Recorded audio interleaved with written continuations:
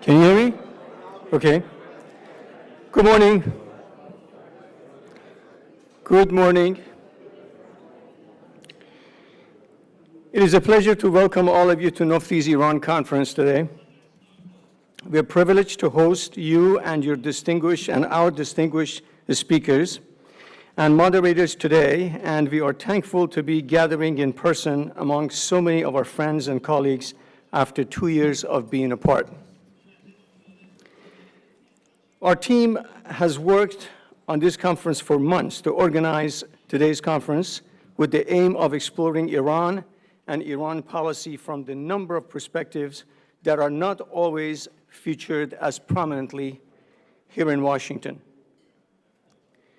Today we have a unique opportunity to hear about the many social and political currents defining Iran, the regime role in the social and political currents defining Iran, and the regime role in the region, how the media covers Iran, what the United States can do about all this, and how the Iranian American community can mobilize to engage on these important issues. NUFDI is focused on mobilizing an engagement of the Iranian American community, a vibrant community of millions of successful and dedicated individuals. We carry out our mission with some core values and express views of the vast majority of our community in mind. Among those most critical are opposition to appeasement, our opposition to war with Iran, and our support for the third path of supporting human rights and democracy, which guarantees Iran territorial integrity. Many of you have played an important role in NUFDI's growth in the past 2 years. As we relaunched our organization and have worked to become the forum where Iranian Americans engage in Washington, so many of you helped and guided us. I am most thankful for that, and an immense amount of credit of our growth goes to you. I look forward in hearing today from our participants and meeting each of you. I am now pleased to welcome to the stage Mr. Shahbar Razvan, the chairman of the board of directors. Mr. Razvan.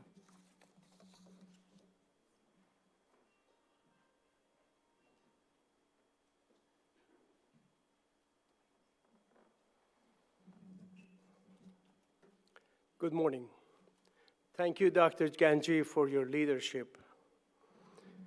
This conference is an important milestone in our history, and on behalf of the board, several of them are here today, and thank you for being part of it.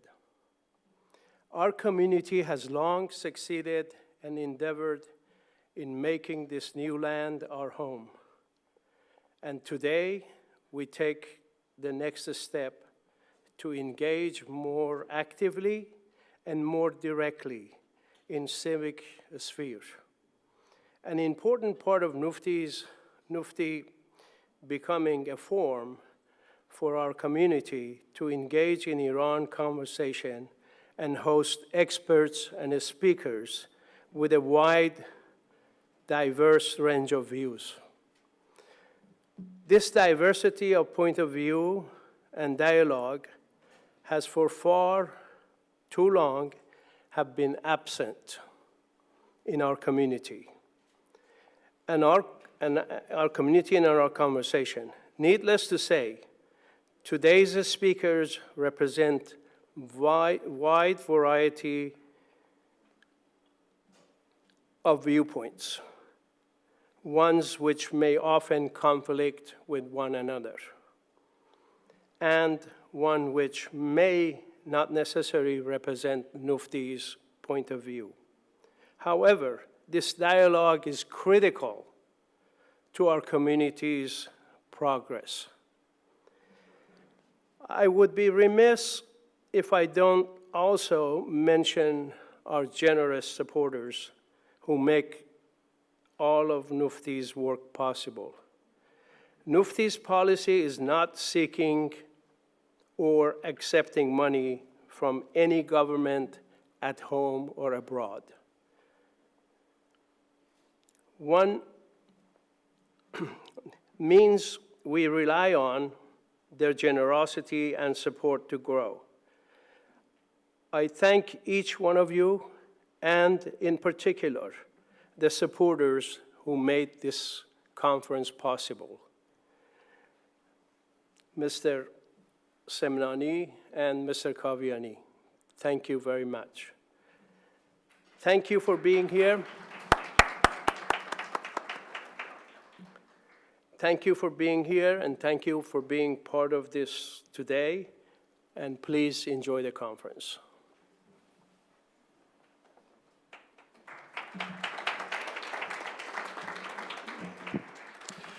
Good morning, everyone. It's a real pleasure for me to be here alongside my colleagues and with so many friends here in this room, from leaders in government service to Washington's most respected Iran and foreign policy experts to truly dedicated and tireless advocates. Indeed, an unannounced part of today's program will be the unique opportunity to hear from 3 leading activists from inside Iran who have recorded special messages for this conference, which will play throughout the day. We also thank the many members of the Persian language media and the international press who are here covering today's event and who will stream parts of it live into Iran. Working with so many of you over the past 2 years has been a true honor and privilege, and I'm thrilled that so many of us are gathered here today after 2 years of Zoom events and conference calls to finally be in the same room and fight over the last bagel at the breakfast bar. Iran policy to me and to NUFDI represents one area where American values and American interests are uniquely aligned. For us, the breadth and diversity of today's speakers and their viewpoints are an important part of showing just that alignment.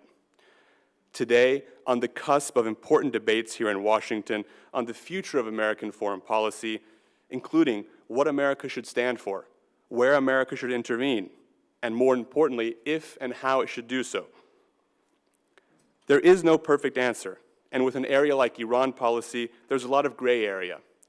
But today's gathering of experts and activists can bring us one step closer to establishing a new direction for that Iran policy that set firmly in America's values, guarantees our interests, and supports the cause of freedom of a people crying out for help.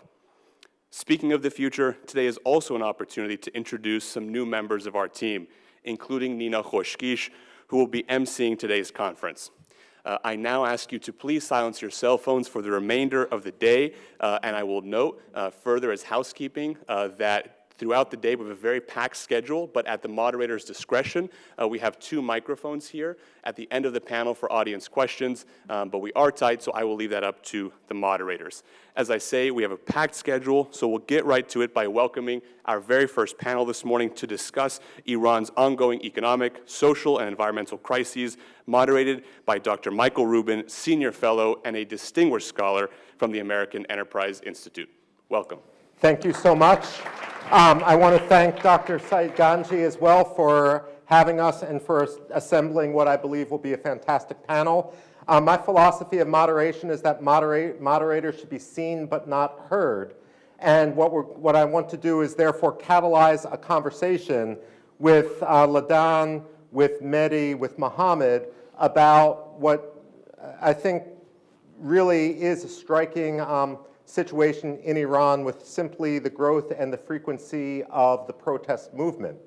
Now, my first trip to Iran was in 1996, and in 1999, when I went back, of course, Iran at the time had erupted into massive nationwide protests, the largest protests in 20 years, and then we had protests in 2001, 2009, and now it seems that protests, Ladan, are happening every year, if not every month and every week. And so is my impression correct that we really have an increasing rapidity and frequency of these protests? And if so, what's really behind it?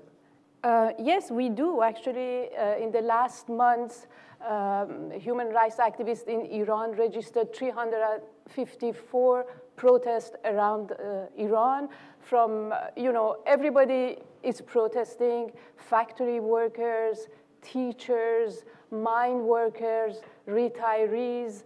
I mean, there is no social category that is not discontent. And these daily protests are not noticed by the world. But then every now and then, every year, every 2 years, you see paroxysmal episode like 2017, 2018, like 2019, or the water protest in Khuzestan last summer, and recently in Isfahan. These are huge protests that point to bad governance and endemic corruption. But why now? I mean, why the frequency now? Mohammed, is it because of the economy? So before I answer your question, a couple of things. Everything that I say are my personal opinions, and everything that I quote here are based on publicly available data. The only question is that how to put them together. So about the economic point of view, let's actually keep in mind that in year 2000, the nominal income of Iran per person was equal to the average of the world and that of the Middle East. 22 years later, Iran has stagnated, while the average for the world and for the Middle East has grown. So at the point that Iran was the average country in the region, now it is not the average country anymore, and this is continuing. It has a meaning. It essentially means that the average worker who entered the job market 20 years ago essentially has seen no improvement in their lives for almost a generation. And the job seekers who are actually entering the job market do not see a prospect of, let me actually step back. Some of the social contract that we have with our societies is that children are supposed to be better off than their parents. That is, based on available data, not true for the majority of Iranians. I do not say that nobody is getting better off, but definitely the majority do not see an improvement over their lifetime. So as a result, that type of frustration can lead to social unrest. Whether it is the only reason, probably not. There are other factors, but that definitely is a contributing and major factor. And we'll delve down into those other factors, but just going back to you, Ladan, what does this mean in terms of the legitimacy of the regime, not only the political legitimacy, but of course the religious legitimacy as well?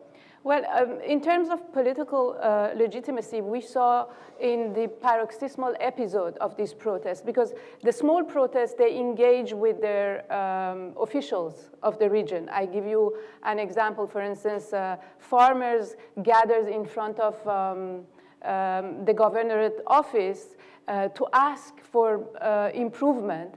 But then, at some point, they bring a cow, and they chant, "If you can't manage the country, this cow will do better than you." The issue is that, and you hear also this in the slogans chanted during the larger nationwide protest. They say the mullah should not be involved in politics, religion and politics should be apart. Basically, all the slogans that are, they pay homage to the founder of the Pahlavi regime, they demand a secular republic or a secular regime.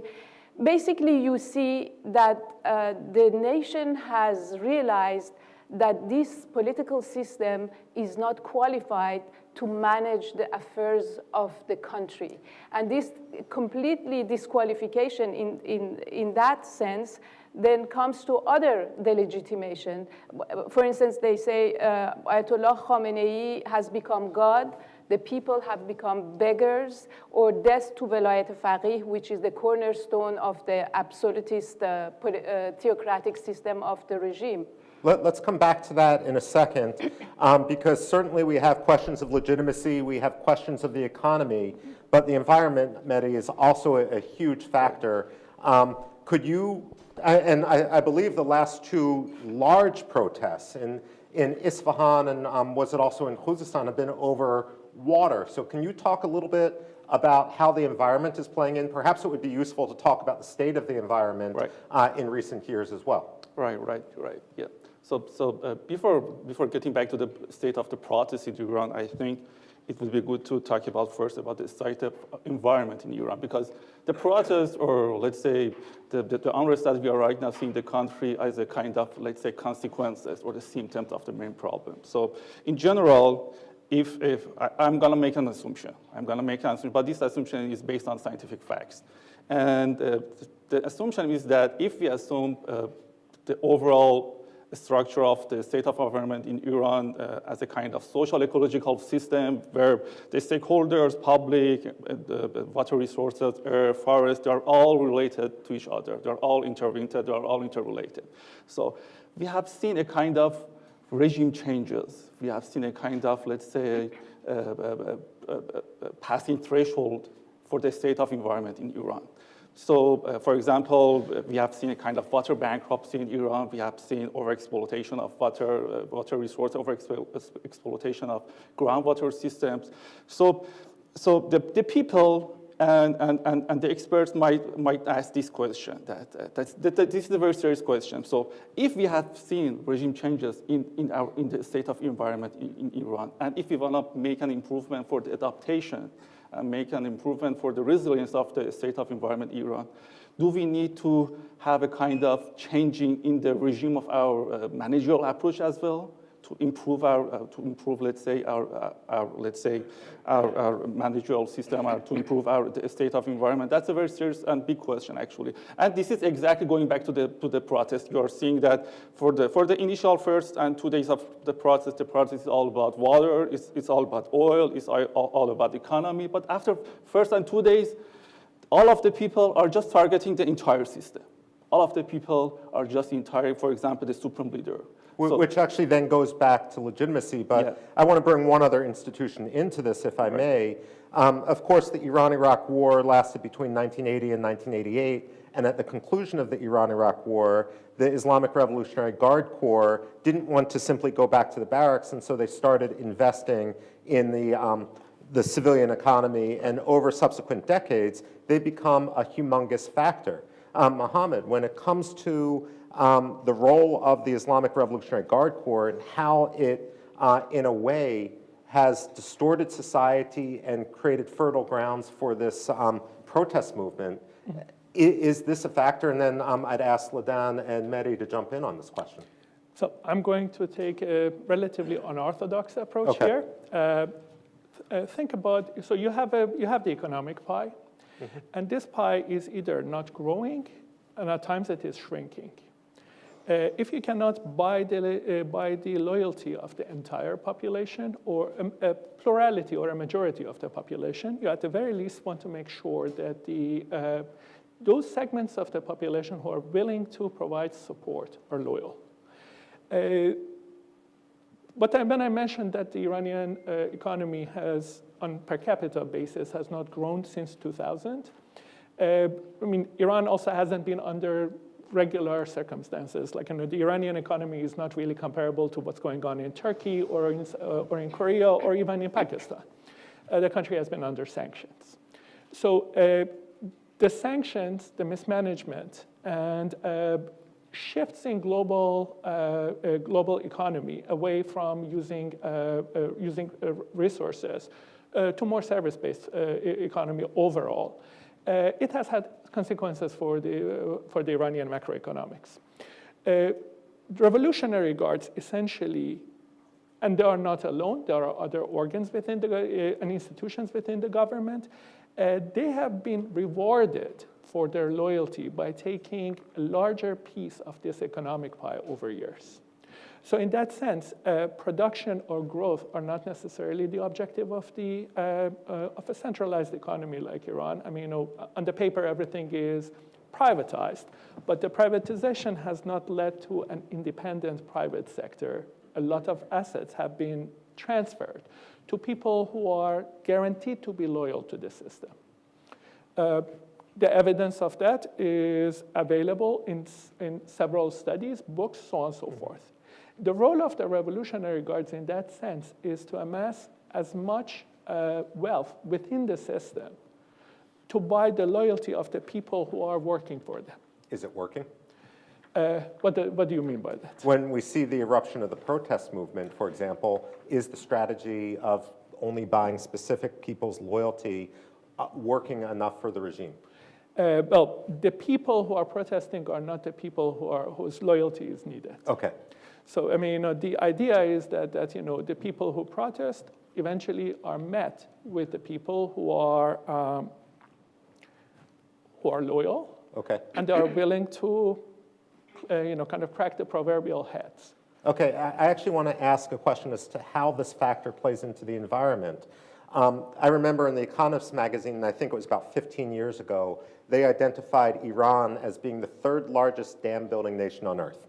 And of course, most of the construction for the dams, if not all, is through Khatam al-Anbiya and the economic wing of the Revolutionary Guard. So how does this dam building impact the management of the environment, and in turn, how does this lead to or impact the growing protest movement? Mohammad Reza made some very good points, actually. So the overall structure of the political system in Iran is rooted in some ideological policies. And it's rooted in this constitution. For example, in 2 articles, you are noticing that those articles are mentioning or emphasizing on self-sufficiency in food products, or for example, in agriculture products or something like that. So when you wanna, let's say, you wanna cut independence cut dependency from the other countries, for example, from the Western countries or from the Eastern countries, the first thing that you are reaching out to is your resources. It's your internal resources. So if you want to control your internal resources, which included, for example, water, which included your oil, the first thing is, for example, creating some structural mechanisms. And the first structural mechanism that can be considered is interbasin, for example, water transfers, or, for example, constructing dams. This is why, as you mentioned correctly, Iran has been considered as the third overall in the world in constructing dams, in the number of constructed dams. But eventually, we are talking about nature. We are talking about the environment. Somewhere and sometime, all of this process would backfire, such as what we have seen, for example, in Isfahan. You have transferred all of the, for example, water from Khuzestan, from Charmal, Bakhtiari to Isfahan, and you increase the resources in Isfahan. And what happened there? You didn't. Let's say, first of all, you didn't put a valuation or pricing for your water. You didn't engage the people in the destination. You didn't engage people in your decision making for transferring water, and the people in Isfahan and the agriculture sector in Isfahan thought that, yeah, there is a kind of, let's say, cheap water and there is a kind of abundance of water. So the agricultural sector has been extended significantly in the past nearly 20 years. So what happened there? You are right now seeing, for example, in Isfahan is a relatively not totally dry province. It's a relatively dry province, but right now seeing cultivating rice, for example. I don't blame let's say the farmers in Isfahan. They have been, let's say, they have been provided with those water, and they have been said that, yeah, we want to cut the dependency from the other countries, and you need to do that. You need to cultivate more because we need to be self-sufficient in our food products. So, I mean, but is it just distortion because of subsidies, or is there something else going on here? Yeah, because the core of the problem is that first you have an ideological system. Okay. This ideological system, which is once again, we are not talking about the authorities in charge. The thing that I'm going to say right now might be a challenge for some people, but we have some good authorities in Iran right now, even in the past few years. But the overall structure of the country, the overall structure of the political discourse in the country, so leads those authorities to make some bad decisions. Mm-hmm. We have seen some improvements in Iran. For example, we have seen some improvements for the Lake Urmia during the past 8 years. It was not for the Restoration Committee of Lake Urmia, there would be probably no Lake Urmia right now. But definitely, it might have been just an exception. The overall structure of the country leads to overexploitation of the water, because of the non-democratic and ideological political system that we have. I'm going to interject here for a few things. First of all, the role of price distortions matter. People react to the incentives given to them. Then you also have to consider the fact that there are some socioeconomic decision-making going in the background for various reasons, including what Mehdi mentioned, the articles in the Constitution that demand autarky, large state of autarky for the economy. Food independence and food production independence is a paramount issue for the government. Among many countries in the world, Iran is one of the few that still sticks to economic planning. So every 5 years, they announce a 5-year economic plan. And this planning is actually not done in consultation with the private sector. It is a very top-down, ministries sit around and make decisions. It goes to the supreme leader, right. And the supreme leader essentially tells you what he wants to see in these economic plans. One paramount constant for over 20 years, and probably much longer, is the supremacy of the agricultural sector over other sectors. Mm-hmm. So in successive 5-year economic plans, it has been mentioned that the agricultural sector and providing employment within the agricultural sector should be prioritized over other forms of development. Okay. I actually we've opened a number of cans of worms, and there's a lot we can talk about. But when it comes to distribution of resources, when it comes to structural issues, when it comes to specific grievances, and what it takes to unite disparate groups in Iran around a single cause, one topic we haven't heard about in this conversation yet involves women.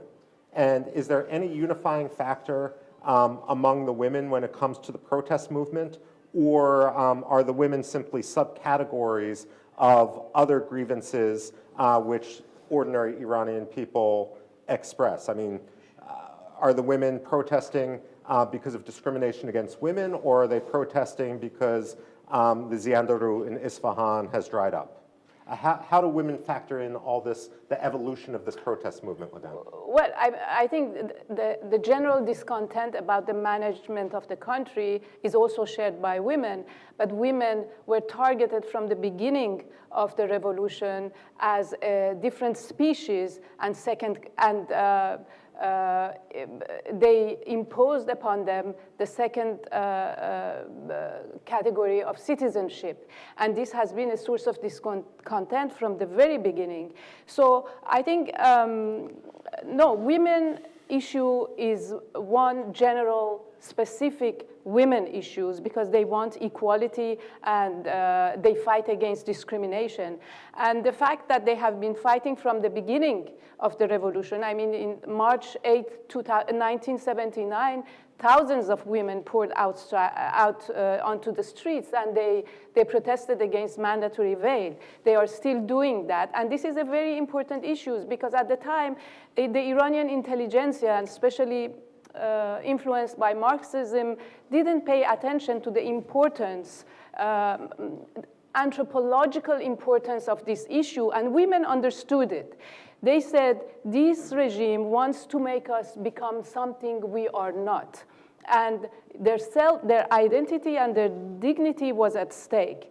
And over the years, I mean, they have been battling. If you compare the images of Tehran in 1980s with 1990s, and now you will see that it's like a huge tide, silent tide, that is pushing back the regime in order to define who they are within the public space. So what women have done, I think, at first, like the other protesters, they engaged the government. In the 1990s, they tried to improve the condition of women. They gave in about the veil. They wore their scarves, and they said, we want reform of the divorce. We want the reform of other laws that are discriminating about the women. But the government doesn't answer. So at some point, the disqualification came with the campaign that was launched with My Stealthy Freedom page, when women said, okay, so we are going to act, we are going to proceed in civil disobedience where we can and individually. And they have created a movement that is really endangering the regime, because in one space they started to use, in a very subversive manner, the virtual public space. The digital revolution provided them with a public space. They had been pushed away from the public space. In 2005 and 2006, they demonstrated in the streets, and they were pushed aside by violence. So what they did, and I think my view is absolutely genius, they said, okay, we are going to take a picture of ourselves without the veil, and this is within the physical public space, but because we cannot do that in public space, we will transform the virtual public space into the real public space. So for the first time, we realized that they created a parallel public space that is immune from police assault. And their image could be kept up and alive. So what they did with My Stealthy Freedom, I think it's really philosophically very important, is that they vanquished the regime narrative about women. So whoever now think of women in Iran, they know that there is another narrative, and this narrative is online, and they can see it. And from there, they started to go to the conquest of the real public space, physical public space, and that was the White Wednesday campaign. When they came out, they wore a white scarf and took it off and stopped to see what happens. That was a real physical civil disobedience movement. And from there, when they were assaulted, they launched My Camera is My Weapon, and this was a sort of declaration of peaceful war against the regime. Say, you are fighting me, I'm fighting back. Naming their camera the weapon is also showing a war, a peaceful war against the regime. And from there, which is very important, one of them took up, stood up on this utility box, took up off her scarves, and made a statement to the public. So a civil disobedience that may have gone unnoticed by other citizens became a statement that was noticed not only by all Iranian society, but the whole society. I'm going to ask, because our conversation is going in that direction, about social media, about communications. As Ladan probably knows, way back when I had less gray hair and actually more hair total, I had worked, my doctoral dissertation was about the Telegraph in Qajar, Iran, and so I've always been fascinated with communications. But one of the advantages of being the substitute moderator is I get to ask you questions from left field, which I haven't prepared you for as I prepare myself. And one of the issues I was looking at just in the last couple days, when I was looking at the population pyramid of Iran, I noticed something. I think 74% of Iranians were born after the revolution, which certainly makes me feel rather old. And if we add into that the people who had no memory of the revolution just because of their age, we actually have 85% of Iranians don't actually remember what it was like before the revolution. What I want to ask generally on this issue to all three of you, and just feel free to jump in, is how does this change the discussions and the dynamics of the legitimacy of the regime, which in our earlier conversation, Ladan had brought up? And the fact that we're no longer dealing with a protest movement of people that remember what it was before the regime. We just have people who have only experienced the regime who are now taking into the streets protesting. How does this dynamic change, and what's this mean for the future of Iran? Okay, I'll go first. Okay, please. Yeah. And being an economist, I have to shoehorn an economic angle into it. Okay. So one thing which, as you mentioned, the vast majority of Iranians do not have any physical memory of how Iran was before the revolution. And the government, as you know, anybody who goes through, the majority of people who go through the educational system the books that they read are the only narrative that they have for the majority of their life. That broke down with the growth of social media, and it led to a couple of stark issues. It is a little known fact, even for the experts, that roughly between 1955 and 1972, Iran actually experienced one of the highest growth rates in the world. The country started very poor, but it developed quickly. And at the point of the revolution, actually, it was, in real terms, at a point that it has not surpassed since. So Iran today is substantially poorer than it was 2 generations ago. And it was not an issue that was felt or experienced by the people, the majority of people who were born after. However, with social media, it suddenly became tangible that our parents or our grandparents could actually take vacations without too much of a pressure on the budget. We were actually one of the leading countries in the region. We were substantially richer than some countries in the neighborhood that are now richer than us. This contrast, this knowledge that not only we fell down, but we haven't been able to stand up, is actually very present in the memory of particularly younger people who did not even experience the period of relative prosperity in the 1990s. So in that sense, I think that it is driving a lot of resentment or unfulfillment that they feel about the current state of affairs. I believe that you agree with that, right? Yeah, and what I want to just intercede here is, does the impact of memory, whether it's real, whether it's myth, come into play when it comes to the environmental issue and the cognizance of the environment looking backwards? Right. Some people, specifically the young people, might ask that. So we were a country that initiated or created the Department of Environment. That was the first Department of Environment in the Middle East in 1971, which was just 1 year after creating or developing EPA, Environmental Protection Agency, in 1970 in the United States. So from that standpoint, why right now we are here? So I'm not talking about that. So if the previous regime right now was in charge right now, so there would be no problem, everything would be fine. That's not absolutely true. We still had some problems. But people might think that, specifically the young people might ask that. So I believe the Iranian people are super smart.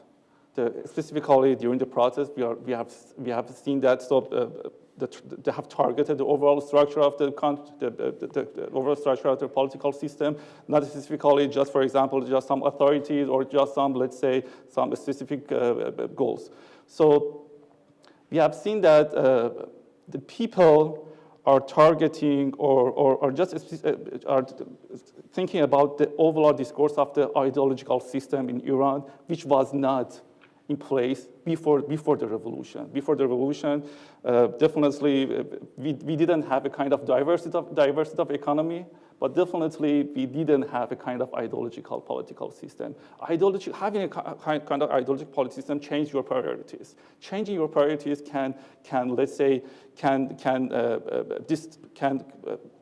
distract, or let's say cannot construct constructive foreign policy with the other countries. When you do not have a constructive foreign policy with the other countries, definitely it would affect your economy as well. When you're affected with the economy, you're putting more pressure on your resources, including water.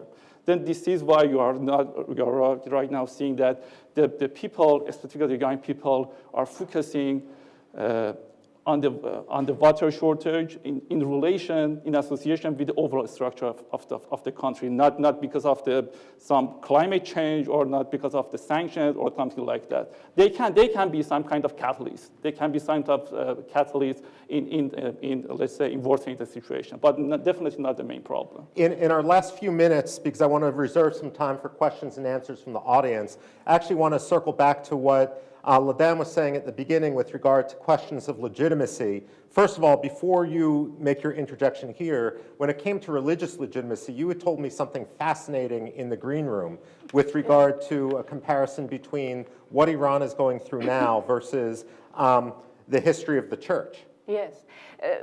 The question of, when we see the disqualification of the regime in the protest, there are also, along with this and in parallel, tectonic cultural changes that are taking place.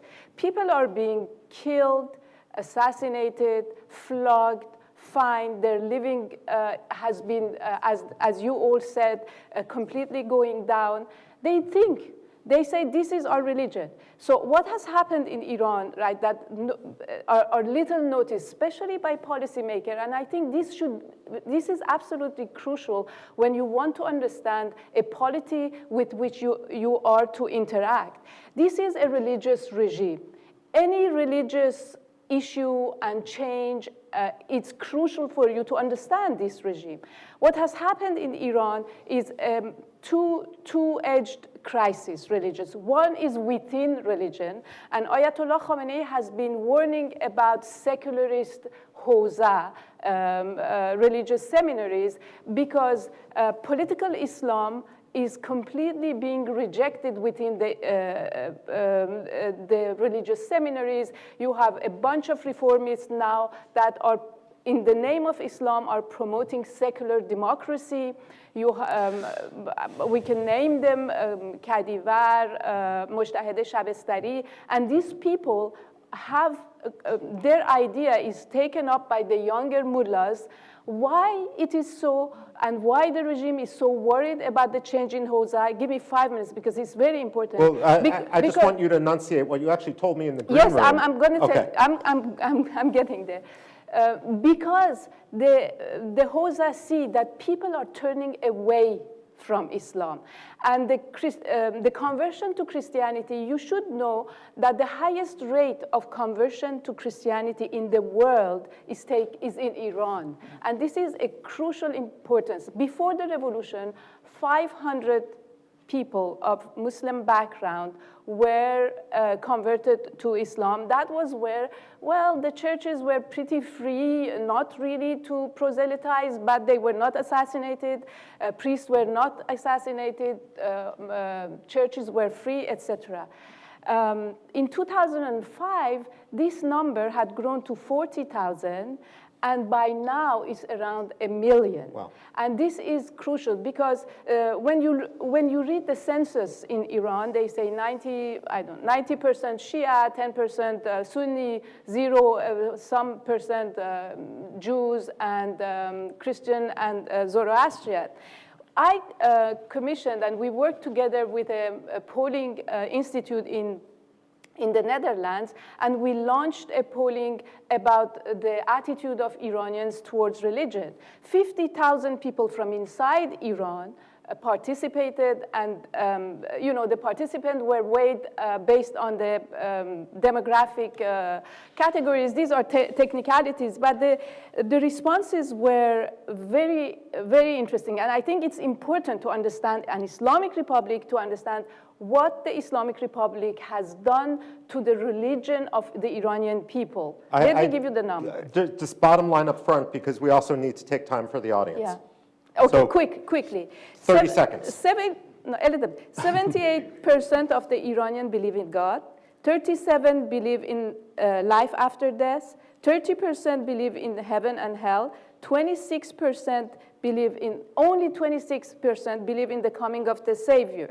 Now, around 20% don't believe in anything, but more crucially, 32.2% identify themselves as Shia Muslim, 5% as Sunni Muslim, 8.8% identify as atheist. And this is amazing cultural and anthropological change. 1.5% Christians, which corroborate the number by the Christian Church. 2.7% define themselves as humanists.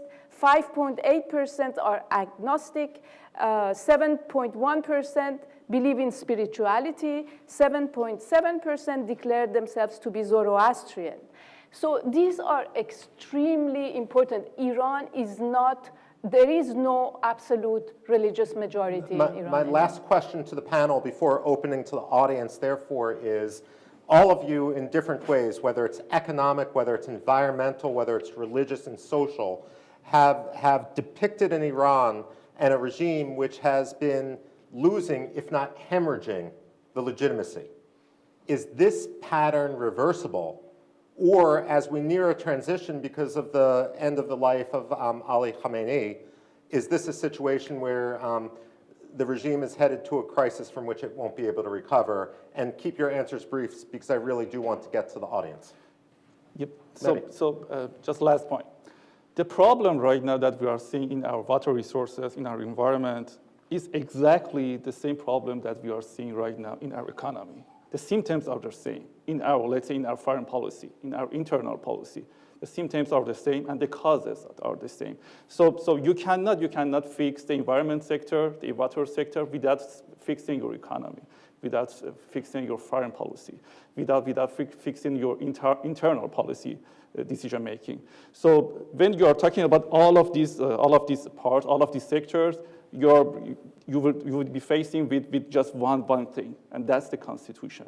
So after that, you want to see, so if I need to, let's say, have a kind of ideological system, not democratic system, non-diversity economy, what would it be then the next step? The people might ask this question from themselves. What would the next step? Can we do that through the current constitution from the current political system or not? Do we need reforms? Do we need further things rather than reforms? That's the main question that needs to be addressed. Lots of questions. What's your take on this? So generally speaking, when economists talk, you do not hear them being Cassandras about the environment. I'm actually going to play that. Certain trends, if they continue for long enough, may not be reversible. Okay. And the problem that, the abuse of the environment in Iran has gotten to the point that if there is not serious course correction, unfortunately, you may see irreversible damage.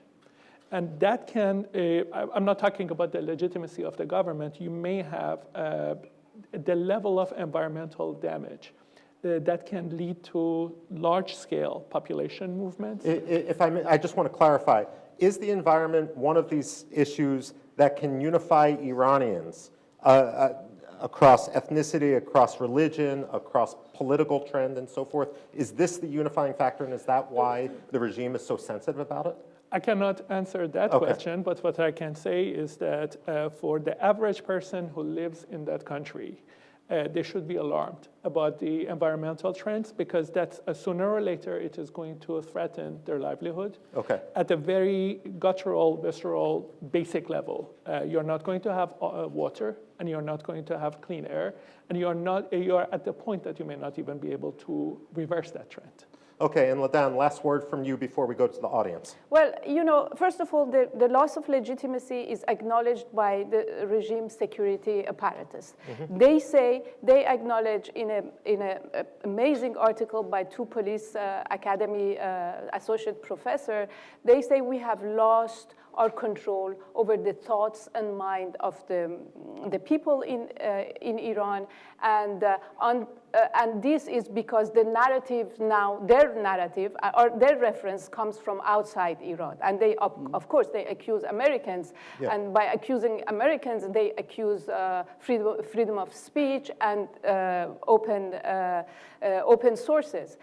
So what they find is they can't find a solution because it's what they are is what they are. And the only solution they find is censorship and violence. And that's violence we saw in 2019 when they gave the order to, first of all, to cut off the internet and to shoot to kill demonstrators. So if you want the unifying issue is in Iran, to me, against the background of economics and environmental crisis, is that people do not believe in this regime anymore. And they know that this regime is not appropriate for their lives. This is the unifying regime. The other is the perception and empowerment of the people around a project.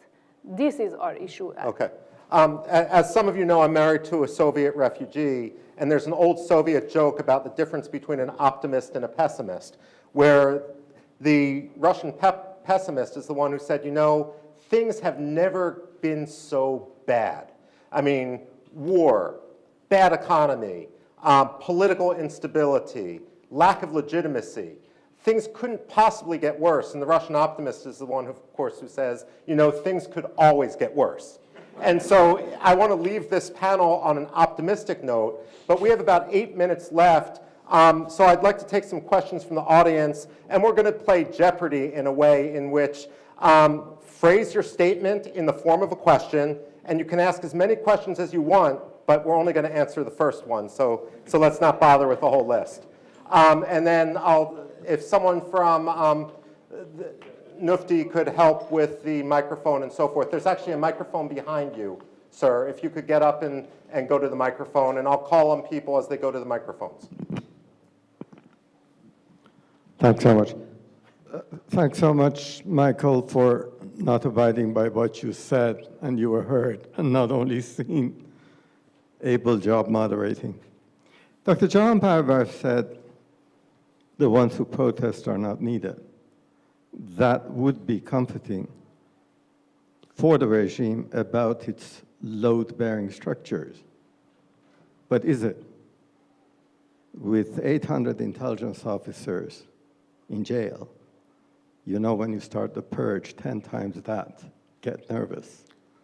With events happening in Iran, from assassinations to the nuclear sites, to stealing of very confidential documents safely guarded, does that mean that those who are protesting are not the ones who are needed? Does that not mean that the termites are beginning to devour the load-bearing structures of the regime? Okay, thank you. And I'll ask for Mohammed to answer this as the next person who has a question goes up to the microphone. Okay, so definitely the stability of a regime is not my area of expertise. What I can tell is that from the point of view of what we see, the actual trends taking place, the government has prioritized the loyalty of people who are willing to support over the well-being of the people who are maybe not unlikely, but their absolute loyalty is in question. That we can see, and that that's what I reported. Whether it is something that is buying the loyalty of the vast majority is needed, I cannot answer that question. I'm going to throw the same question to Ladan about the general stability of the regime, especially, I mean, I remember in, I guess, December 2018, 2019 timeframe, there were pictures online of people tearing up, members of the Besieged tearing up their identity cards and so forth. So could you comment on the same issue? And again, if there's any other questions, please head toward the microphone. You know, there is an image that I think what is happening in the Islamic Republic is pretty much comparable to the Soviet Union, right, where the cadre of the regime didn't believe in it anymore. They were there only, or they didn't believe it. And there is an image that is very revealing. And this is when Ahmadinejad came to power, he had this social security or public safety project that was to clean up the corruption of the people. Yeah. And police was attacking people, parties, or everything. And the man who was in charge of this project was caught organizing a prayer, collective prayer, where he was praying and prostitutes naked were praying behind him. And this video was sneaked out and the man was eliminated. But for a man who is in charge of the morality of the public to do this, it shows you what is the state of the ideological loyalty of the people. I'm not talking about their financial or pecuniary loyalty. Okay, next question. If you could also identify yourself as you ask the question, sure, it would be helpful for the audience. Sure. I'm Mohammed Yazdi from Voice of America. Maybe I have a question about the water bankruptcy in Iran. Recently, we have seen many articles about climate change. they try to portray climate change as a main reason of water bankruptcy in Iran, and try to even find relationship between this recent flooding in the south of Iran with other countries.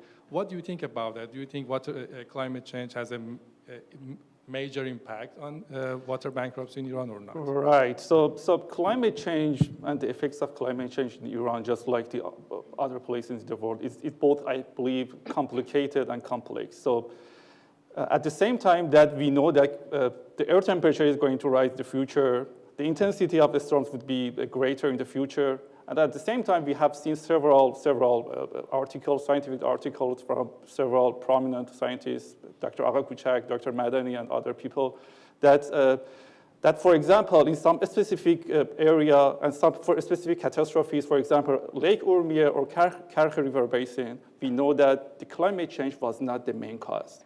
The main cause was mismanagement due to the overall political system that we have, due to the political, let's say, to make it better, to the political governance that we have.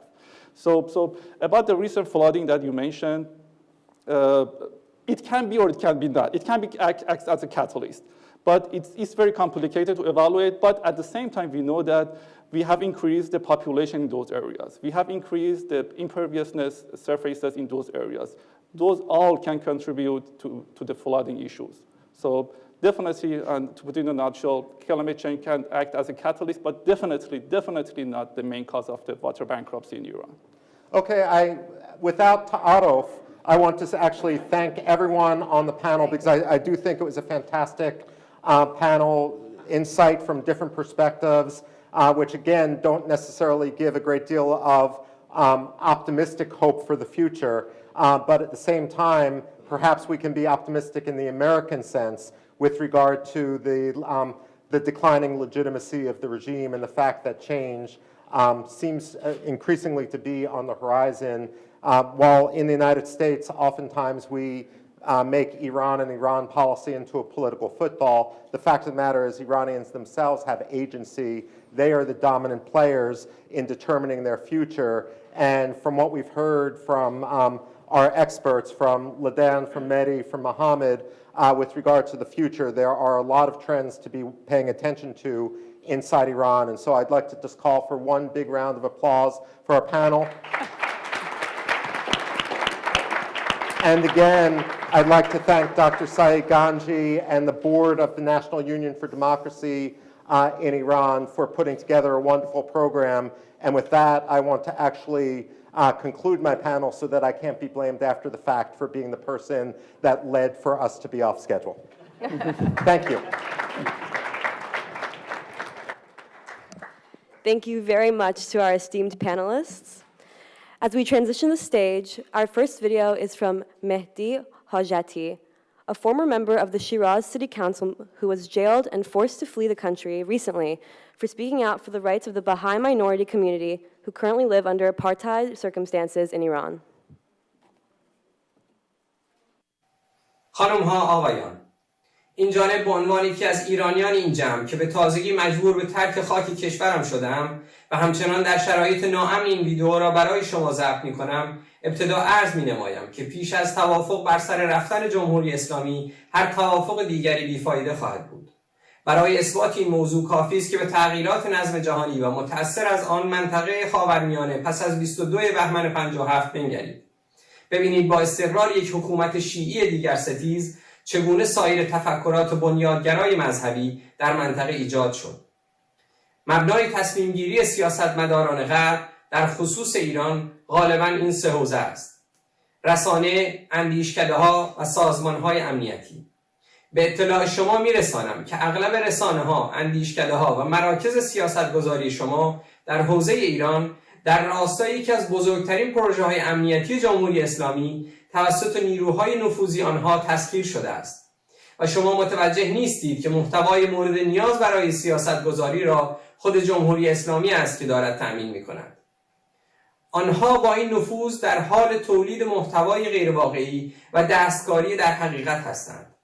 آنها در تلاشند روایت ترسناکی از تغییر سیاسی در ایران به شما القا کنند. مثلا بگویند در نبود جمهوری اسلامی کشور ایران شبیه عراق یا سوریه دچار جنگ قومی یا مذهبی می شود. به شما اطمینان می دهیم که هر رسانی یا اندیشکده‌ای چنین چیزی را القا می کند، مستقیم یا غیر مستقیم در خدمت پروژه امنیتی جمهوری اسلامی است. آنها تمام حقوق، آزادی و امنیت را گروگان می گیرند تا بتوانند باقی بمانند.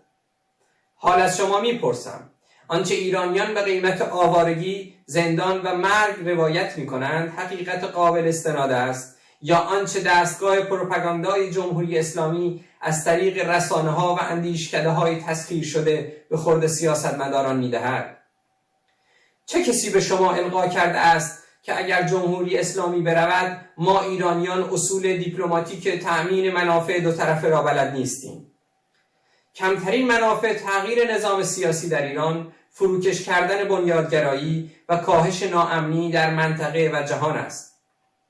آنچه در ایران دیدم این است که جامعه آماده رزمی پایان دهنده با حکومت است و تغییر سیاسی در ایران قطعی خواهد بود. جامعه ایران نیروی انسانی مورد نیاز این تغییر را در دل خود پرورش داده است. نیروی انسانی که هم آمادگی تغییر سیاسی را دارد و هم توان اداره ایران را. این افراد همان طرد شدگان 43 سال گذشته هستند که با چنگ و دندان برای بقای و ارتقاء خویش کوشیدند. این سرمایه انسانی را شما هرگز در محاسبات خود نیاورده اید. ما نه سرباز شما را می‌خواهیم و نه پول شما را. ما تنها سیاست شما را می‌خواهیم. سیاستی که تا به امروز تلاش غیر عقلانی سیاستمداران غربی برای جا دادن جمهوری اسلامی در نظم جهانی بوده است. شما باید خیزش‌های مردمی ایران را بپذیرید و آنها را به رسمیت بشناسید. شما از همراهی جمهوری اسلامی دست بکشید، آنها میان مردم باختند.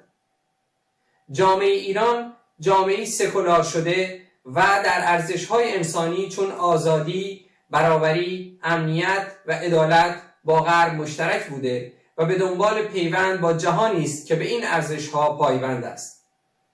حال انتخاب با جامعه جهانی است که خیزش‌های یک جامعه سکولار را همراهی کند یا حکومتی بنیادگرا و واپسگرا را. هموطنان من در ایران با شما و یا بدون شما از تلاش برای تغییر سیاسی دست بر نخواهند داشت. برای رسیدن به حکومتی نرمال می‌کوشیم و به جمهوری اسلامی پایان خواهیم داد. پاینده صلح و آزادی، پاینده ایران.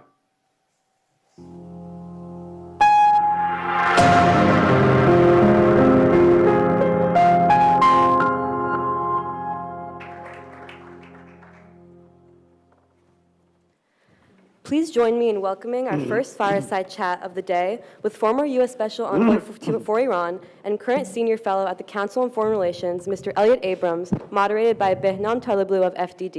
Welcome.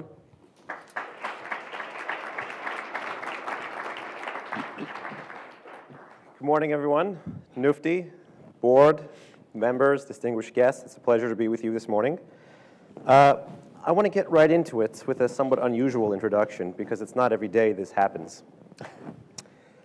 In July 2014, Iran's Supreme Leader Ali Khamenei had a meeting with government officials. Meeting was on the record, meeting was public. And in that meeting, he said he agreed with an American analyst. I believe he called him a commentator, even though our guest's background is much more distinguished than that. And he paraphrased the commentator's blog posting, which I recommend you check out after, saying that, and agreeing, that reconciliation between Iran and America is possible, but it is not possible between the Islamic Republic and America. That person was our guest this morning, Elliot Abrams, former maximum pressure czar of Venezuela and Iran at the State Department in the previous administration, and really veteran across multiple posts in the U.S. government in the past 4 decades. Sir, how does it feel to have Khamenei agree with you so publicly? As long as that's the only time. That's okay. Did he spell my name right? That's I usually have that problem, even in the Persian press. You got at something pretty deep there, this difference between Iran and Islamic Republic. It's a difference that many in the diaspora know. It's a difference I kind of strive to accentuate in my own personal and professional life growing up both in New York and here. You've seen 4 decades of US government policy towards Iran, towards the Islamic Republic. Who got it right? Which administration, at what point in time in the past 4 decades did you really feel like Washington and Washington elites and administrations really understood the chasm that exists between Iran and the Islamic Republic? I don't think we've ever gotten it exactly right. The problem has been that we've focused on one aspect or another. And it starts in the beginning, in '79, when the focus is, of course, hostages. Frequently, it has been, let's say, for the Obama administration, the nuclear file. On occasion, it's been better than that. I think in the Trump administration, we did try very hard to get hostages out, and we got some out. And I would remind you, just because it looks as if we're about to pay billions of dollars to get 4 more people out, we didn't pay anything. And yet it was possible to get some people out. There's generally been much too little focus on human rights, on the human rights of Iranians. And I think that's been a big part of the problem. That is that because of the focus on nuclear issues, we've tended in a very kind of what people would call a realist or realpolitik approach to view Iran as a black box. So you're negotiating over nukes, you deal with the regime. And you forget about the fact that actually there's a country there, you know? There's tens of millions of people there who are being repressed by that regime. So maintaining the balance is really very hard. I think you see this. Here's an example. Contrast the Israeli view and the Gulf Arab view. The Israeli view is that, you know, the critical factor is the nuclear program. Much less so for the Gulf Arabs, right? Who don't think that Iran is going to drop a nuclear weapon on Iraq or on the Emirates or on Saudi Arabia. Although missiles are being fired with more regularity. Missiles are. So this is now the conventional issue. It's the issue of the Houthis. It's the issue of Shia militias in Iraq. It's subversion and conventional attacks. It's not the nuclear program primarily. So everybody has his own silo. That's been the problem. And we have not had a, what you might call a unified theory of how to deal with Iran that deals with terrorism and conventional attacks and the nuclear program and the human rights issue. It's really been, I don't think we've ever gotten that exactly right. I want to get back to the nuclear question kind of being this persistent 800-pound elephant in the room in a bit, but let's start backwards actually here with your service in the administration. I like to classify the Trump administration's Iran approach as somewhat counter-conventional wisdom in DC. Traditionally, as Elliot was saying, the Iran threat was like a wedding cake. There's this basis for which the US-Iran enmity exists. There's the hostage-taking, there's terrorism, missiles, military, and the levels go up and up and up. But kind of like what happened with the nuclear issue, the more people focused on that top layer, the one you save for your next anniversary if it hasn't expired, people got to pay attention to the nuclear issue and forgot about this architecture of the threat, and that became the major source in the room. But the administration, I think, by decertifying the deal, by talking much more publicly about human rights, by disproving the myth that you could support human rights, you could support people who are protesting publicly and not have it be counterproductive, kind of turned that wedding cake into a pancake, flattened it, and it said it's all or nothing approach. Yet still, it eschewed the concept or the language of regime change. Why was that? Or was it intentional to say the problem is holistic, but the solution is only tactical? I think the problem is partly just language. That is, if you say regime change, people think you mean war. If you say regime change, they think, oh, Saddam Hussein, I get it. Hundreds of thousands of American troops. My answer to that has always been, do we want regime change in Iran? Do you want regime change in North Korea? Do you think the people of North Korea would be better off with a different regime? Sure. I mean, how could you not, considering the nature of that regime? To me, the point is obvious about Iran as well. Have the Iranian people ever been asked whether they want the Islamic Republic or a democratic government? Would they be better off? Would their neighbors be better off? Would we be better off if there were a democratic? Sure. So, I think Reagan had this right with respect to the Soviet Union. He didn't create a war. You remember Margaret Thatcher said Ronald Reagan won the Cold War without firing a shot. But his goal was obvious. It was the end of the Soviet Union. It seems to me that's the approach we should have with respect to Iran. It's not to threaten war. It's not to invade. But it is to say we stand with the people of Iran in their desire for hopefully peaceful change to a democratic regime. I mean, to say the alternative would be to say, oh, we think it's fine that this vicious and brutal Islamic Republic dominate the people of Iran forever. Why would you say that? How could you morally say that? So I think you have to explain what you mean by regime change. You don't mean war. You mean allowing the people of Iran to determine their own future. And I think that's something that many from different communities of concern in DC want. They may not be able to articulate it as well. But what you said reminds me of a quote that I was scribbling down before we came up here.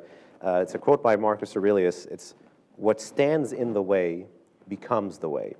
Is there any chance, given all the different communities of concern here, we have people who focus exclusively on democracy promotion, we have advocates, we have analysts, we have lawyers, we have doctors, but we have people who also do military stuff, people who focus exclusively on the non-proliferation side.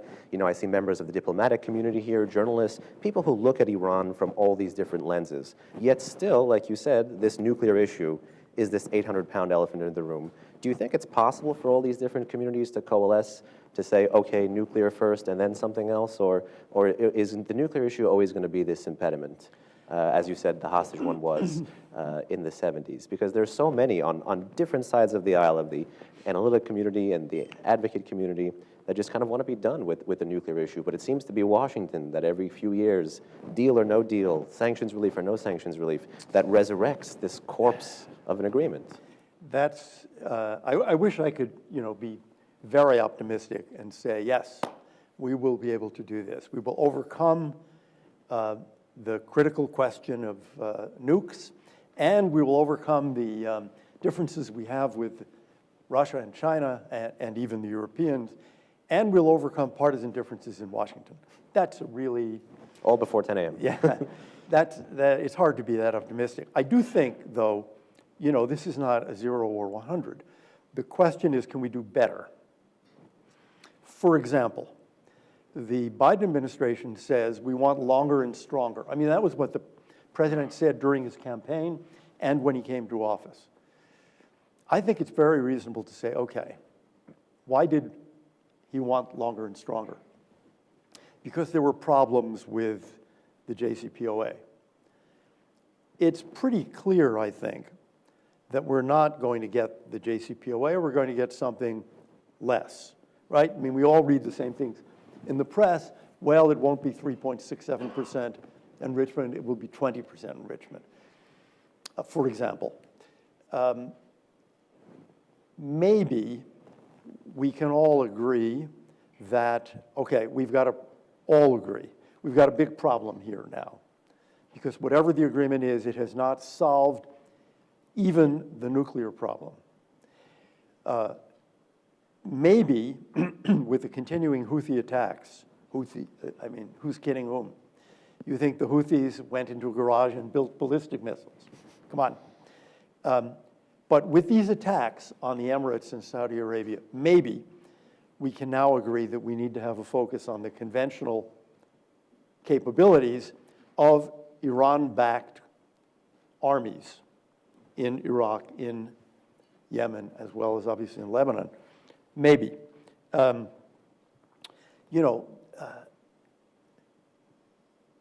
We can do better if we try. I really fear the partisan problem here. That is that, here's the problem of arms control agreements. And this, you can go back to 50 years into the Cold War. When you negotiate an agreement, it's very unlikely that you're going to say, okay, I have just negotiated this agreement, and it's really no good. I'm sorry, it's the best we could do, but it's no good. No, what you do is you defend it. And this happened throughout the Cold War. People would negotiate an agreement with the Russians. It would be criticized. I used to work for Senator Henry Jackson, who criticized the SALT Treaty. And the people who negotiated defend it and say, no, it's very good. We're going to see that, I'm afraid, with any agreement with Iran. Basically, Democrats will defend it and Republicans will attack it. It will be partisan. You'll have a couple of exceptions. We saw that already with Senator Menendez and Senator Cardin. But basically, it'll be partisan. Plus, the British, the French, and the Germans will defend the agreement. And candidly, the New York Times will defend it, and the Washington Post and CNN will defend it. And Fox will attack it. I mean, let's, be realistic. C-SPAN? Yeah, maybe we'll see. So the problem then is, you get into these, are you for it or against it, divisions, rather than saying, look, it's imperfect. Whether you think it's the best that could have been done or not, there's a lot not covered. From this point of view, my own view is we would be better off without an agreement for one reason. The dangers would be clearer. Everyone would agree, okay, now we have to face up to these dangers. The problem with an agreement is that, again, the people who signed it will claim, well, no, we've solved a big part of the problem. We will not have solved, even if you believe we have made progress on the nuclear front and we have delayed a nuclear weapon, if you believe that. What about missiles? Nothing. What about support for terrorist groups? What about intervention in Iraq, Yemen, Syria? What about the Iranian people? What about the human rights issue? Again, I think there will be, unfortunately, very sharp partisan divisions on this. So it's hard to be optimistic. The conference began earlier today with my friend Cameron talking about this coherence or this linkage between strategy and values. And I'm not just saying that because I'm an Iranian American, I'm saying because I believe it. I believe US foreign policy need not decide between idealism or realism on Iran, that there really is a linkage between what's best for American strategy, American national interests, and America's vision of what the Middle East could and should look like, as well as what the Iranian people want, the kind of government they deserve, the century-long quest for representative government. But is there, what you mentioned as a corollary to that is that the US is expressing its concern, its fear with Iranian power. Is there something to be concerned about with Iranian power, or is it how Iranian power is manifest? So, it's this, look, it's this regime. Even on the nuclear front. If you told me that for whatever reason today, the Canadian government had announced that it is going to become a nuclear weapons state, fine, I don't care. Who is threatened by this? No one is threatened by this. The problem is not Iran. The problem, we go back to the quote from Khamenei, the problem is the Islamic Republic. The people of Iran never voted to support Houthi attacks on the Emirates and Saudi Arabia. The people of Iran never voted in a referendum. Should we have a policy of death to America, death to Israel? So, this is a clearer case. There are cases where you can actually wonder. Well, I'll give you a case. If you look, there are pretty good relations. Here's an example. Jordan and Israel, relations are actually improving. Electricity, water. But the polls make it very clear that that does not have popular support. It's too bad, but it's a fact. It's a fact. I mean, these are polls over, decades. This is not true in the case of Iran. In the case of Iran, would there be tensions with Iraq?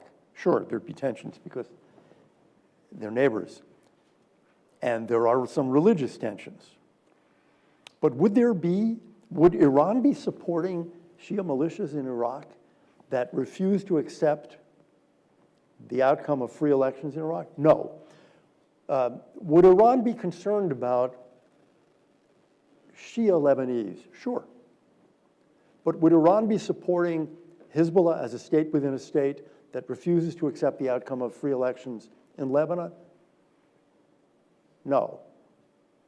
If you think about Iranian foreign policy, not the Islamic Republic's foreign policy, Iranian foreign policy, would there be rivalries in the Gulf? Sure. Sure there would. But there would not be the kind of hostilities that you see today, not with neighbors and not with the United States. And you would see, I think, it's perfectly reasonable to believe that Iran would want nuclear power. The Emirates does. The Saudis do. As we all move toward efforts at green energy, of course, it would be a perfectly reasonable thing for Iran to want nuclear power and to insist on having some arrangement, for example, with nuclear fuel suppliers, Russia, the United States. But nuclear weapons? No, that's not Iran, that's the Islamic Republic. That's a good point. And even in iterations of protests, I know we heard some voices from inside Iran as we were preparing for our panel. In iterations of protests, you've heard commentary from 2009, not Gaza, not Lebanon, my life for Iran, more recently, 2018-19 to present, forget Syria, think about us, forget Assad, think about us. I think it's clear the Iranian people would have a fundamentally different nationalist, not Islamist, definition of their foreign policy ways, means, and ends. And I know some in Washington believe that, but ultimately still that hasn't, caught up with the pacing thread of, oh my God, what are we going to do about the nuclear issue? No, I think that's right. And I think, again, I think in a certain sense, Reagan was the model with the Soviets. That is, there was really strong support for the human rights movement in Russia in those days. Again, it doesn't mean conflict. It doesn't mean war. But in this case, again, this is so much a stronger case, actually, because we do have a sense of what Iranians believe and what Iranians want. And as you said, it's tragic. It's a 100-year struggle for democracy, for human rights in Iran. And it's, almost the entire 20th century. And it continues, in waves now under the most brutal repression, where the regime, when tested, has tragically proved itself willing to kill significant numbers of citizens to stay in power. And they deserve more from us. And by us, I mean every democratic country, Europe, the free world, to use an old Cold War expression, and the United States. And it's not that we're doing nothing. I mean, let's not accuse ourselves of that. But I mean, here's an example, broadcasting. Iranians listen to a lot from outside the country. There are polls, and they show that American broadcasting is not so great. For example, BBC seems to have a better audience in Iran. When did we find that out? We found that out about 25 years ago. I mean, I remember these discussions in the Bush administration. I remember these discussions in the Reagan administration. Surely we can do better. We invented this stuff, right? We invented Hollywood. It ought to be possible to have much better, meaning much more effective, news and public affairs broadcasting. It's not terrible. People in Iran listen and watch, but why isn't it the best in the world? Why isn't it constantly improving? Yet we don't seem to be able to achieve that. And we don't look at the UN, Economic and Social Council, Human Rights Council rather. Where's the focus on Iran? Very, very little is said and done in these international fora. European Parliament's better, still not as good as it could be and should be. There's a lot more that could be done. And, you know, it was actually Condoleezza Rice who once said, democracy is never imposed. Democracy is achieved. It's dictatorship that's imposed. So we're not trying to impose anything on Iranians. Those of us outside in the United States or Europe are only saying, let Iranians decide their own country's future. And I think as they move to try to express those things, you know, you mentioned that in more and more recent waves, they're getting literally turned on with weapons of war by the Islamist authorities in Iran. I remember in 2019, the Aban protests, there was a 6-7 day internet blackout. Yeah. And with my friend and colleague Saeed, you know, we wrote an article about America and the need for a protest policy playbook. I want to ask you, you know, in those 6 and 7 days when really the internet was cut off and it was hard to get images out of Iran, it was hard to get videos out of Iran, it was hard to get messages into Iran. Over 1,500 people were killed in that short period of time. It wasn't just, to borrow from the Washington Post, democracy that died in the darkness. It was the Iranian people that were dying in the darkness. Has that experience taught the U.S. government anything about the need for a protest policy playbook so that the U.S. is never again caught flat-footed on this kind of issue? Because I think the one thing that is clear is that there will be another. There is more protests coming. And is Washington ready? Probably not. Partly because people change, right? You move from administration to administration. So some people who've learned lessons leave. There is more. I mean, we thought about ways to do more, high-tech ways to do more. You know, talking to the major high-tech companies. There were some ideas we had that were impractical because Iran is such a big country. You know, there are places where, think of natural disasters. There are some times when, for example, you can put balloons over a place for internet access. But you can't do that if the government is opposed to it and will shoot them down. Sometimes you can do it along the borders, of course, but then you need the agreement of the neighboring countries. And of course, Iran is a big country. In little countries, you put things along the borders, you can cover the whole country. Not so in Iran. We thought about things like that. And there are people in some of those major companies, you know the ones I mean, who are thinking about this.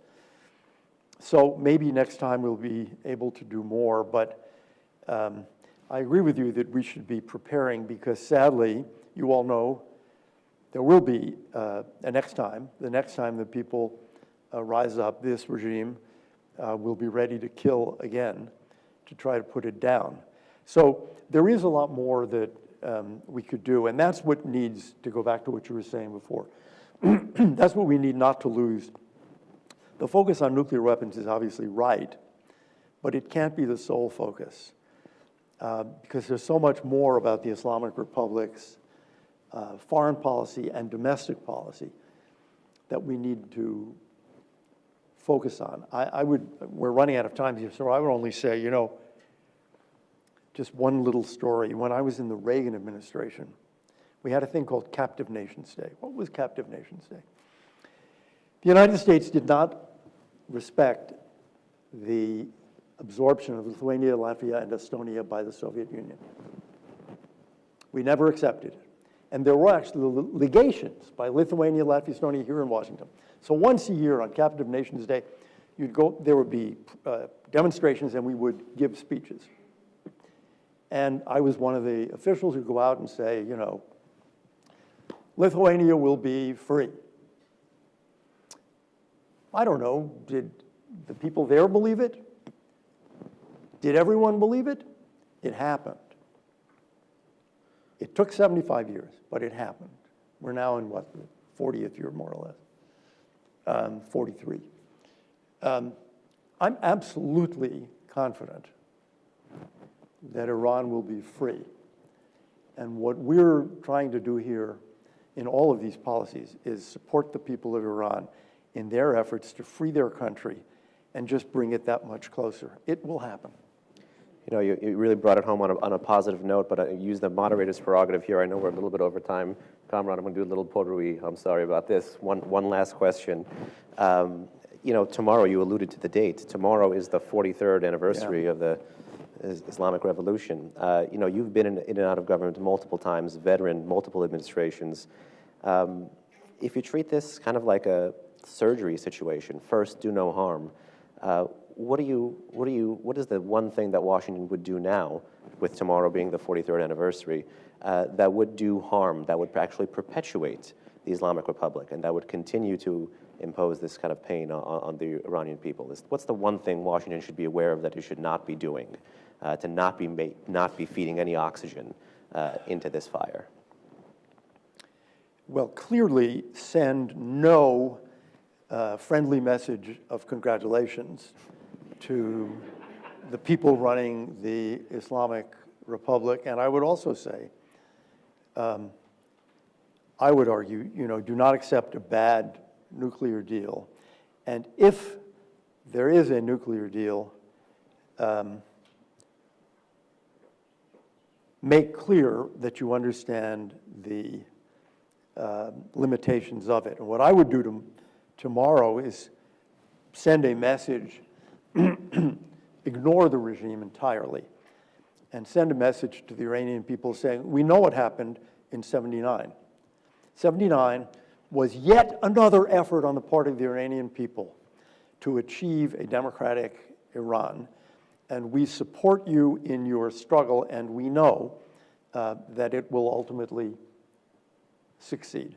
That's the message that should come from the United States. I would say one other message. I was looking yesterday at the 2012 message of President Obama on the Iranian nuclear program. And tomorrow or whenever, I think, maybe it's on the announcement of a deal or no deal, I think it would be great if President Biden would say exactly what President Obama said, which was, I don't have a containment policy. This is almost a quote. I don't have a policy of containment. I have a policy of denying Iran a nuclear weapon, and I will use any form of American power, including military power, to achieve that goal.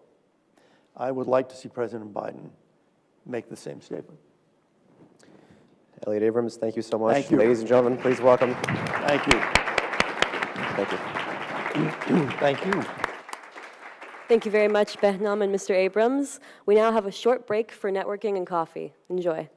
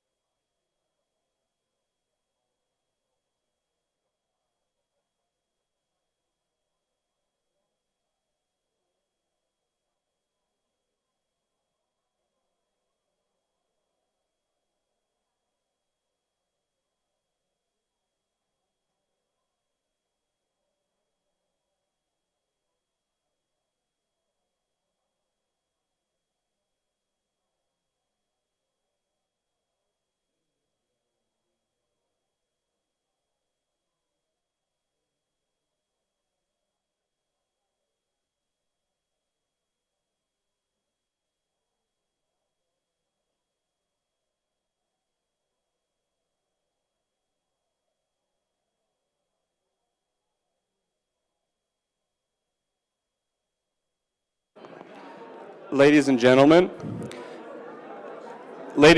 please take your seats.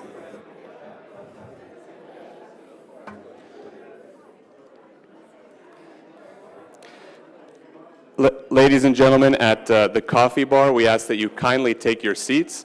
This is one panel removed from lunch. I know we're getting hungry and thirsty after so much knowledge, but we ask that you please take your seats.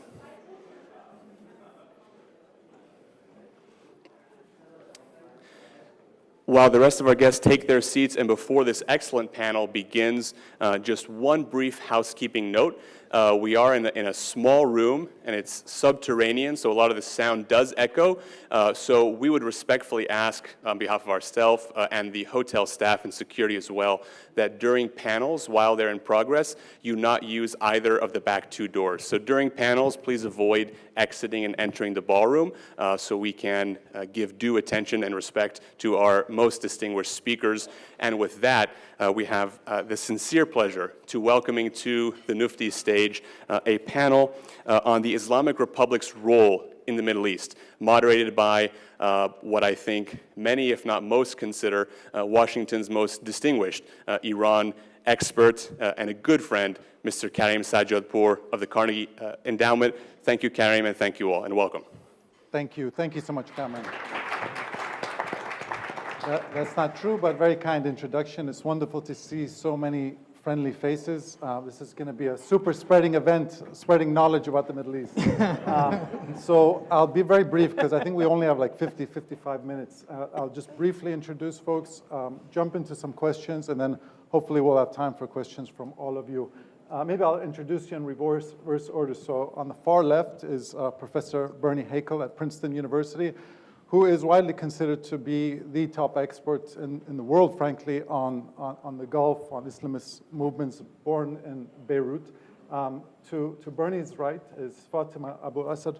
She is of Yemeni origin. She's affiliated with the Middle East Institute. Joel Rayburn is in the center. He was the right-hand person of General David Petraeus. He served in Iraq. He served in Afghanistan. His most recent job was Deputy Assistant Secretary for the Levant. He managed Syria policy during the Trump administration. West Point grad, but also has a PhD in history, so he's both an officer and a gentleman. And to my left, my old friend Haneen Qadar from Lebanon. She was also raised in Lebanon. Her affiliation is with the Washington Institute for Near East Policy.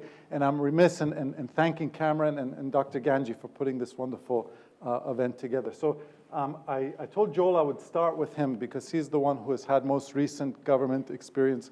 As I mentioned, he spent really the last 2 decades of his life looking at Iran in the region, both up close, serving in Iraq and Afghanistan, but also from Washington. And I'm wondering, Joel, if you can just kind of reflect over the last 2 decades, what are the patterns you've seen in Iran's regional strategy in Iraq and in Syria? And I guess an added part to that is that there is now this conventional wisdom that Iran won, Assad won in Syria, the Shia militias have prevailed in Iraq.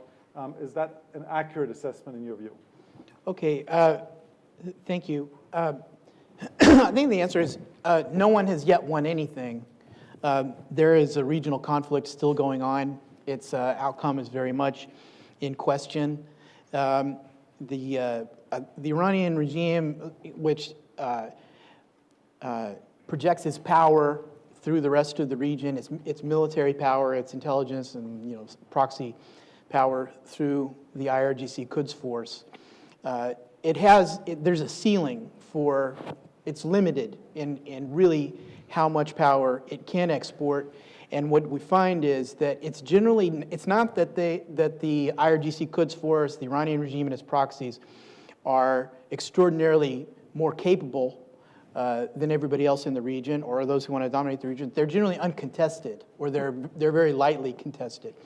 And that's because I think people have policymakers for a long time now have missed, they've failed to take account of what is a concerted Iranian regime strategy to consolidate hegemonic control of the rest of the region in a very specific way. I don't mean sort of conceptually, But they have been executing for several years now a concerted strategy to reach through Iraq, Syria, and Lebanon and consolidate control of a largely proxy axis through the northern Middle East so that they can reach the Mediterranean and exert influence in the Mediterranean.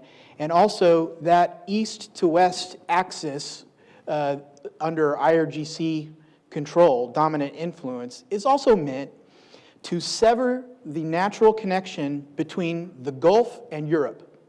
The Iranian regime wants to cut and be able to control the relationship and the trade routes between the energy producers of the Middle East and the energy consumers of Europe and the energy consumers of the Far East.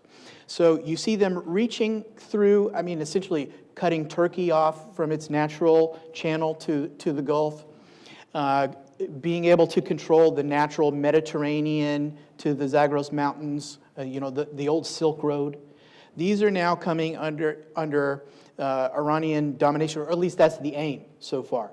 And that is why the Iranian regime for several years now has been trying to establish strategic outposts in Iraq, Syria, and Lebanon that they can use to deter and to project a new threat to the rest of the region. I think what they would like to do with these strategic outposts is to create a kind of North Korea versus Seoul type of dynamic where there's constant existential blackmail going on.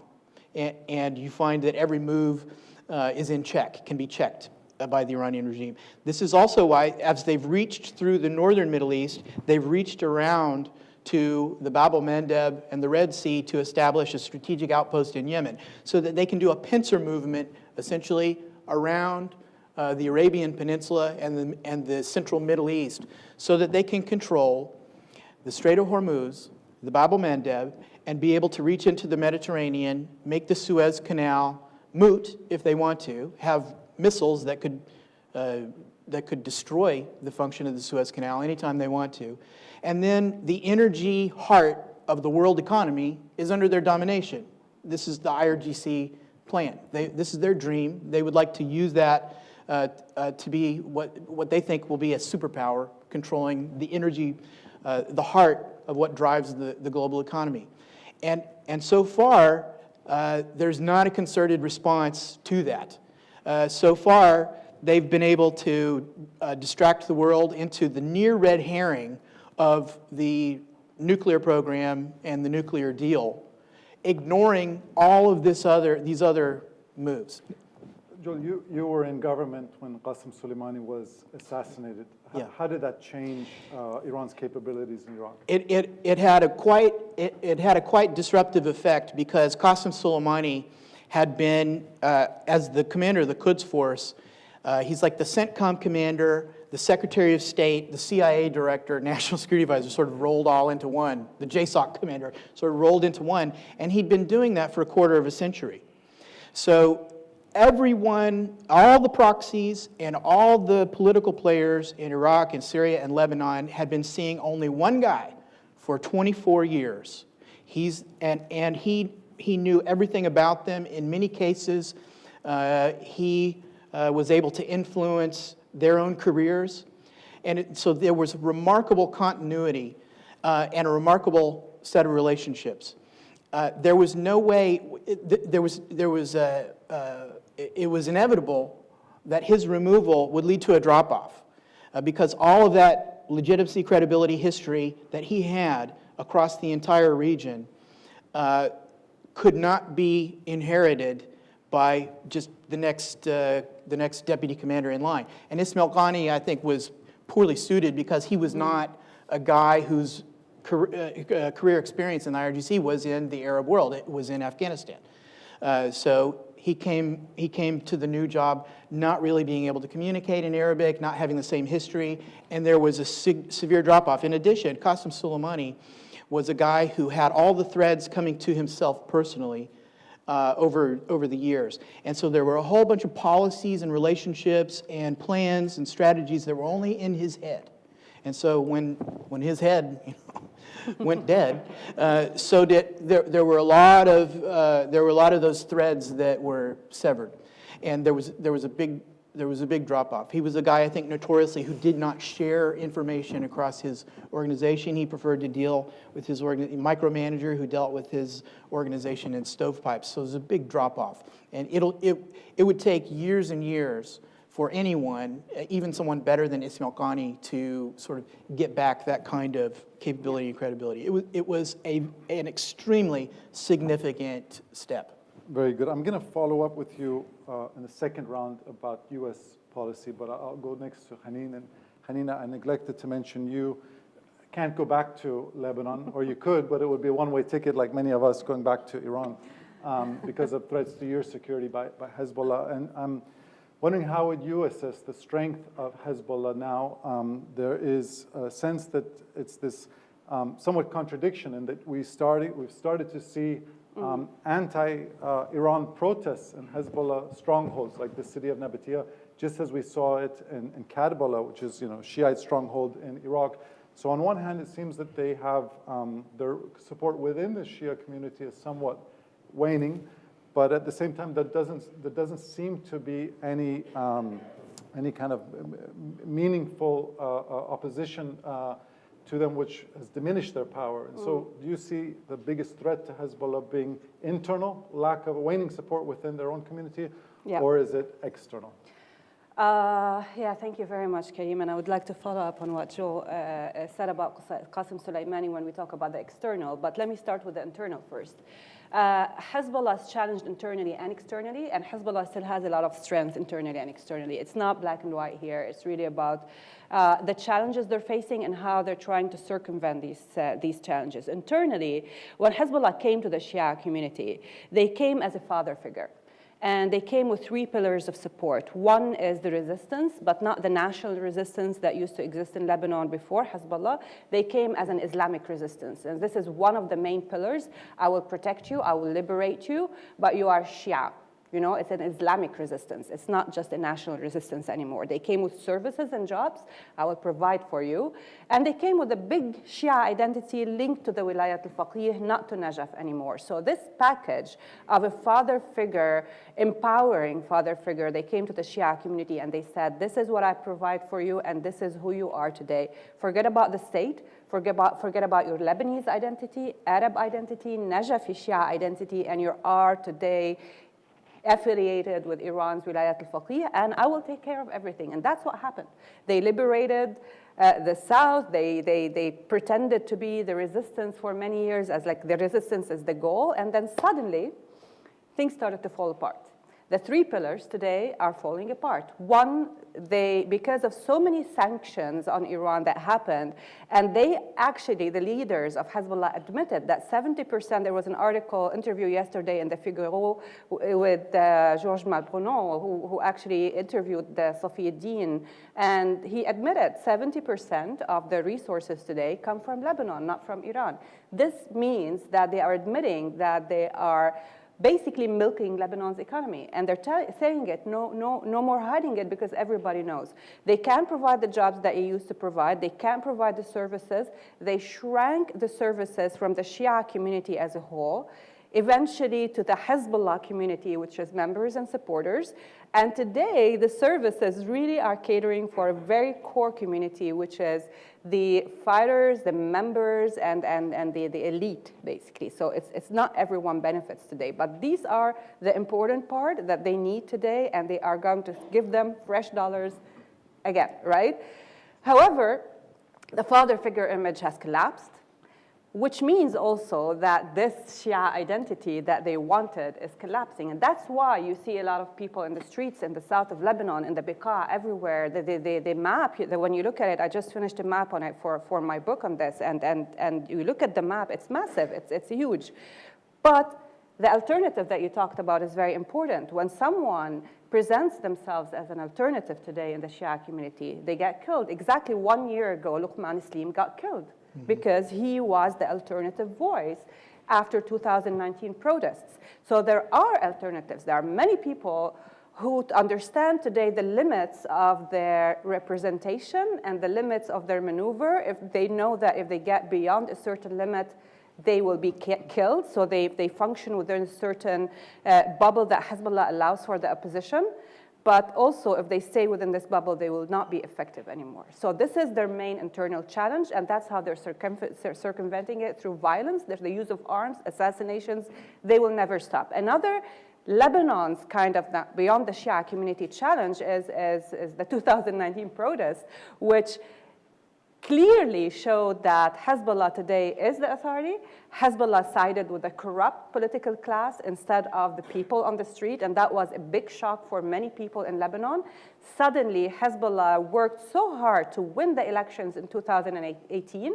They became the authority. They started to decide who does what. 1 year later, Lebanon collapses. This says everything. Externally, just to move quickly, I can talk about this for days, but I'll stop here. Externally, I think Qasem Soleimani is a big example here. Not only their weapons need to be refurbished and renovated, like you hear in Lebanon suddenly weapon depots exploding by themselves because they're expiring. And today, Hezbollah, the threat of the weapons today is much more efficient than the weapons themselves. You know what I mean? It's becoming more of, like we have the weapons, you have to listen to us, but we can't really use the weapons because we don't want conflict with Israel. And that's why they haven't been retaliating at all to anything, because they know they don't have the capabilities, the same capability. Qasem Soleimani actually in a way ruined Hezbollah. They had Ahmad Maghniyi, who was assassinated, and then they had Mustafa Badreddin, who was killed by Soleimani himself. And when Mustafa Badreddin was removed, Soleimani came in hands-on and said, I am your commander. Instead of really bringing someone to replace Badreddin like Ahmad Maghniyi and doing something to have someone to, he should have understood that he's not indestructible. So what happened is that when Qasem Soleimani died, there was no one as a military commander for Hezbollah. Militarily, they don't have anyone. Anyone. Qani, again, is not a Hezbollah military commander. So what Qasem Soleimani did, he removed the commander. They didn't replace him he replaced him with 4 junior ones, which is not enough. And he became the commander, and then he died.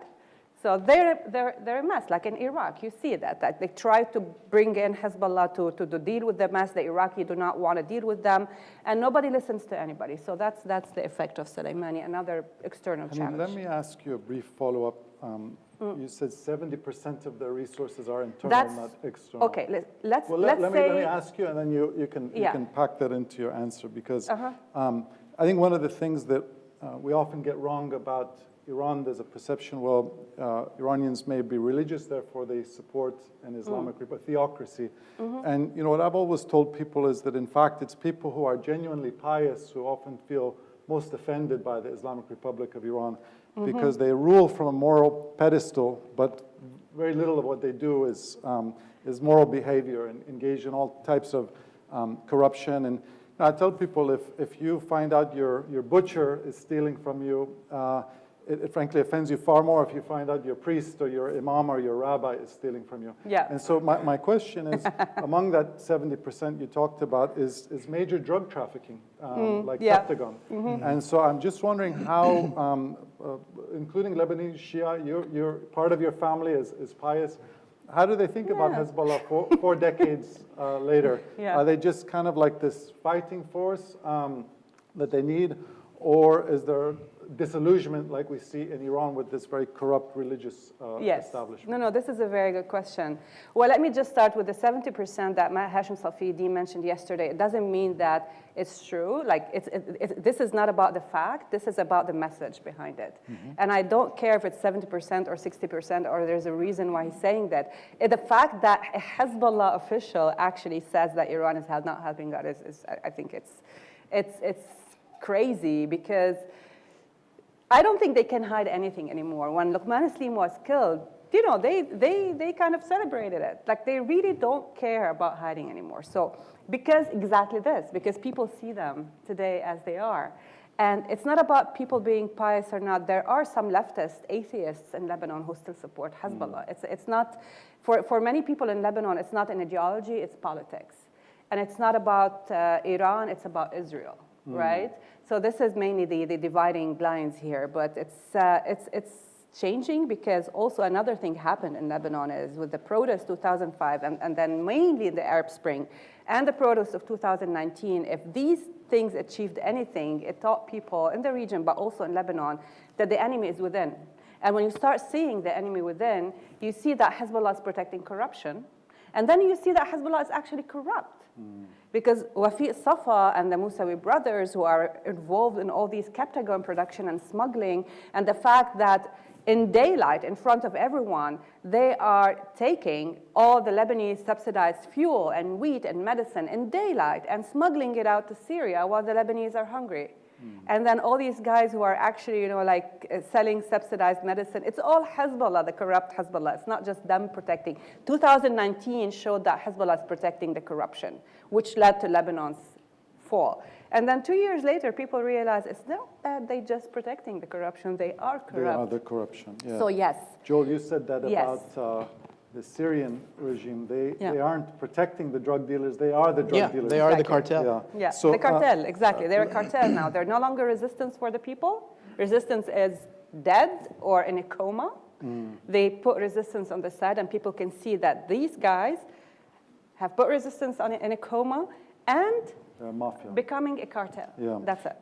Fatima, I'm guessing that a lot of people in this room have partied in Beirut before. I'm guessing very few have partied in Sana'a. And I suspect, if I had to just make a guess, that less than 1% of Iranians have probably ever set foot in Yemen. So there's a lot more knowledge about other parts of the region than Iran's role in Yemen. And I should have said from the outset that you look at Iran's influence in the region, and it essentially has primacy in 4 failed or failing states, right? Lebanon, Syria, Iraq, Yemen. You could add to that Venezuela as well. And so there is a pattern we see here. And I guess what I'd like you to do, Fatima, is start off a little bit broader and describing what the Houthis, the Iran-Houthi relationship. There was a perception when I first started doing this work a while back that Hezbollah could be peeled away from Iran. I think everyone now realizes that's a fiction. Is that possible in the case of the Houthis? Could the Houthis be potentially peeled away from Iran, or are they a client the same way Hezbollah is essentially an arm of the Revolutionary Guards? Thank you, Kareem. It's a struggle because still in Washington, D.C., some policymakers will tell you there's still no relationship between Iran and the Houthis, which is flabbergasting given the amount of piling evidence that has been seen throughout the years. So, since the conflict erupted in 2015, when the Houthis marched into the capital of Sana'a, there has been this sense of denial. And this basically stems from the fact that the Houthis have been in conflict with the government of Yemen since 2003. And Hussein Badruddin al-Houthi, who was a former member of parliament, protested the political corruption of former President Ali Abdullah Saleh. And, he was a well-respected scholar in the Zaidi community, and I'm sure, and Zaidis have some relations to Shia. So in a sense, many Sunnis see them sort of like on the border of Shiism, but also many Shias see Zaidi on the border of Sunnism. So they're somewhere in between, and in a sense, they were never really acknowledged as a Shia community until really recently. And it's something that, pious Zaidi scholars will tell you that they're not necessarily Shia, but they're seeing that they're becoming more Khomeinist with time. So in 2003, Hussein Badruddin al-Houthi intercepted the President Ali Abdullah Saleh motorcade, challenged him, and after skirmishes, he was killed by President Ali Abdullah Saleh, and the movement was continued going on. His father carried the banner, and after that, his brother Abd al-Malik al-Houthi became sort of like the supreme leader of the movement, and continued fighting under his name in like 6 brutal Saada wars that, when I was living in Yemen, we would hear about, but they were somewhere over there, just remote. At that time, of course, there was some evidence of Iranian and Hezbollah's support for the Houthis, but it was always dismissed because no one trusted the former President Ali Abdullah Saleh.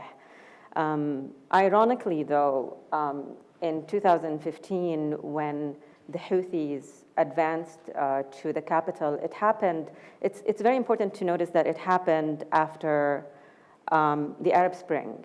So 2011 was the wave of Arab Spring. Yemen was one of the countries that wanted to see its president fall. And there was a peaceful transition of power where Abdurrabbu Mansour Hadi claimed or was the consensus candidate. And then there was a national dialogue process whereby all the parties, including the Houthis, came to the table to discuss the future of the nation. But of course, Houthis, seeing the chaos that ensued in the capital, seeing that there was a political vacuum that was there, they thought this is the perfect time for them to impose their agenda and seize power. But the irony here is that they've allied with Ali Abdullah Saleh in order to do so. So to see Abdul Malik al-Houthi shake hands with the person who killed his brother tells you a lot about the ideology of the movement. It doesn't exist. It's not about ideology. It's not about political expediency, but it's much more about really serving someone else's agenda. They're extremely strategic, and that alliance. When you say serving someone else's agenda, whom do you mean? It became clear from that point on that this is a regional play. Whose agenda? The Islamic Republic's agenda, I just pretty want much. to spell things out for you. Because one of the things that people have noted about the Houthis, I certainly have noted that among the slogans, death to America, death to the Jews, death to Israel, but death to Baha'is. You don't have that many Baha'is in Yemen, right? And so that for me was just kind of a telltale sign that, yes, the ideology is coming from elsewhere. Yeah, absolutely. I mean, when you said earlier on, it's kind of like the pious people in the community that become offended. And it was basically the co-founder of Shabab, the Believing Youth, Muhammad Azan, who was a friend of Hussein Badruddin al-Houthi. They established the Believing Youth together. He's now in self-exile in Jordan, but he was the person who kind of felt offended by the slogans that came out. He said, this has nothing to do with what Zaydism is. It's nothing that we want to teach our community, because essentially Hussein Badruddin al-Houthi wanted to preserve the Zaydi faith, fearing the Wahhabi encroachment that was coming from Saudi Arabia, especially in places like Sada, where it is the center of Zaydi faith. So seeing that a lot of the Yemeni kids were, going into Sunni or Wahhabi tendencies, they've developed this institute in order to preserve their faith. But unfortunately, it was, after visits of al-Houthi to Iran, came back with this ideology that is completely focused on fighting political corruption, and by that it means Zionism, President Saleh's alliance with the Gulf states and with the United States. Hussein al-Houthi, the founder, had studied in Qom, I believe, right, in the seminaries of Qom in the 80s. I'm mindful of this timeline, this clock that's staring at me. I wanted to follow up, Fatima, and just kind of reiterate what I asked you. Maybe you can just spell it out, that in your view, if we consider Hezbollah an arm of the Revolutionary Guards, we consider the Assad regime, the Shia militias, an arm of the Revolutionary Guards, is that how you also see the Houthis, or is there a chance that somehow they could be, you could create some fissures there? Plainly, it's impossible. Like, plainly, the Houthis cannot survive without Iran's support. There is common ground. There are so many factors. There's trust. The Houthis completely trust the Islamic Republic, and that's something that has been cultivated, throughout the years, throughout persistent, consistent support from the Islamic Republic since '79. Then, second, they're completely enamored with the Islamic Revolution's idea.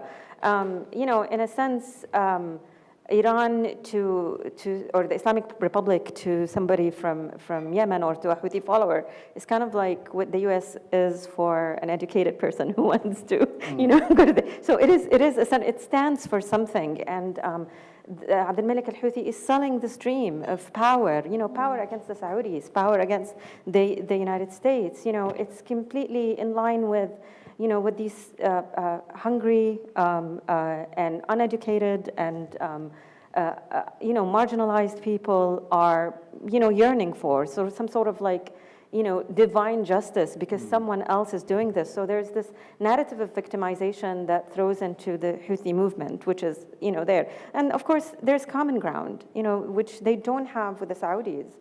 The common ground, whether it is in, feeling that their ideology is compatible, and it's in so many ways, they've become just much closer. And of course, given the relationship with the IRGC, given the relationship with Hezbollah, you can,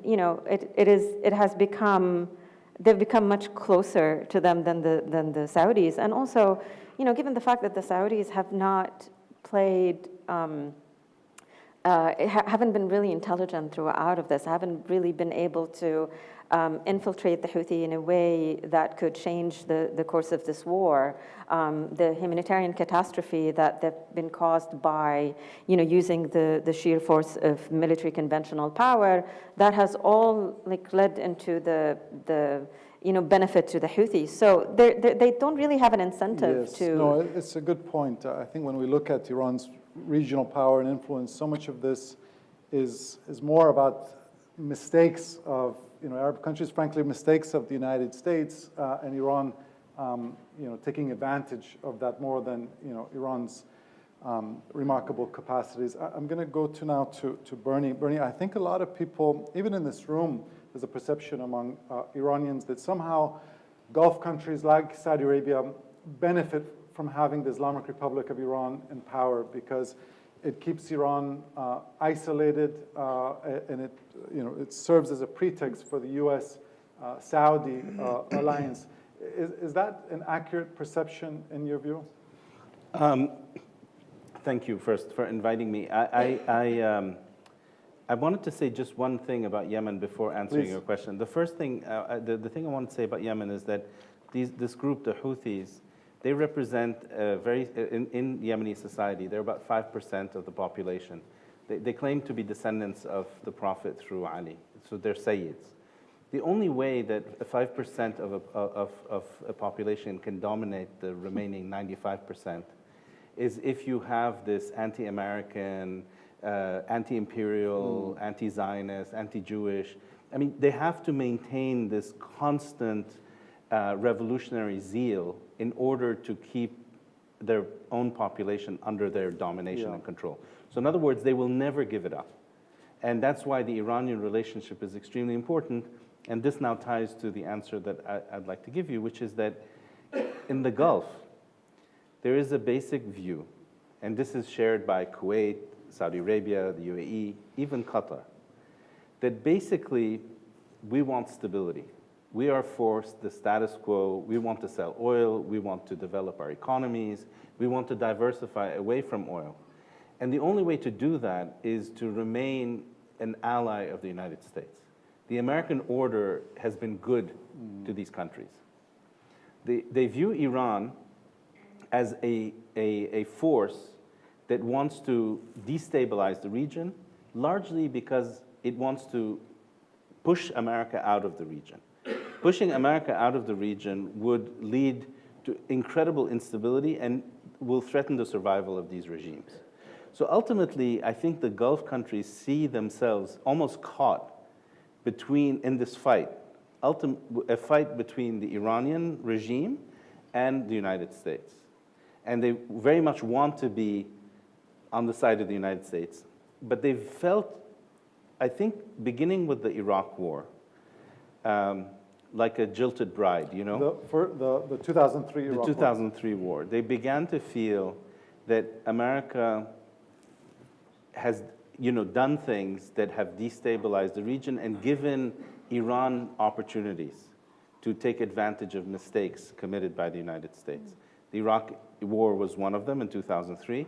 And then after that, you had the siding of President Obama with the Muslim Brotherhood against Mubarak in Egypt. Then you had the idea of pivoting to China, to the east, and abandoning the region and giving Iran, the regime in Iran, the kind of space. Obama, famously said in an interview with Jeffrey Goldberg that, the Iranians should, share the region, right? So this was heard as America wants the regime in Iran to dominate the region. And so they feel jilted, they feel abandoned by the US. And as a consequence, and this focus on the nuclear and not on the bigger picture, which is the strategic picture that was very aptly already presented here. So their worry is this pincer movement that was talked about before. They're less worried about just the nuclear issue. But the Iranian regime has been extremely clever. And in fact, they've taken a page from the book, the playbook of the Soviet Union. Because if you remember how the Soviets played the West in the 1970s and 80s, they found constituencies in the United States and in the West that supported their position. The most important of these constituencies was this anti-nuclear constituency. And the Iranians have again cultivated this group in America and in Europe.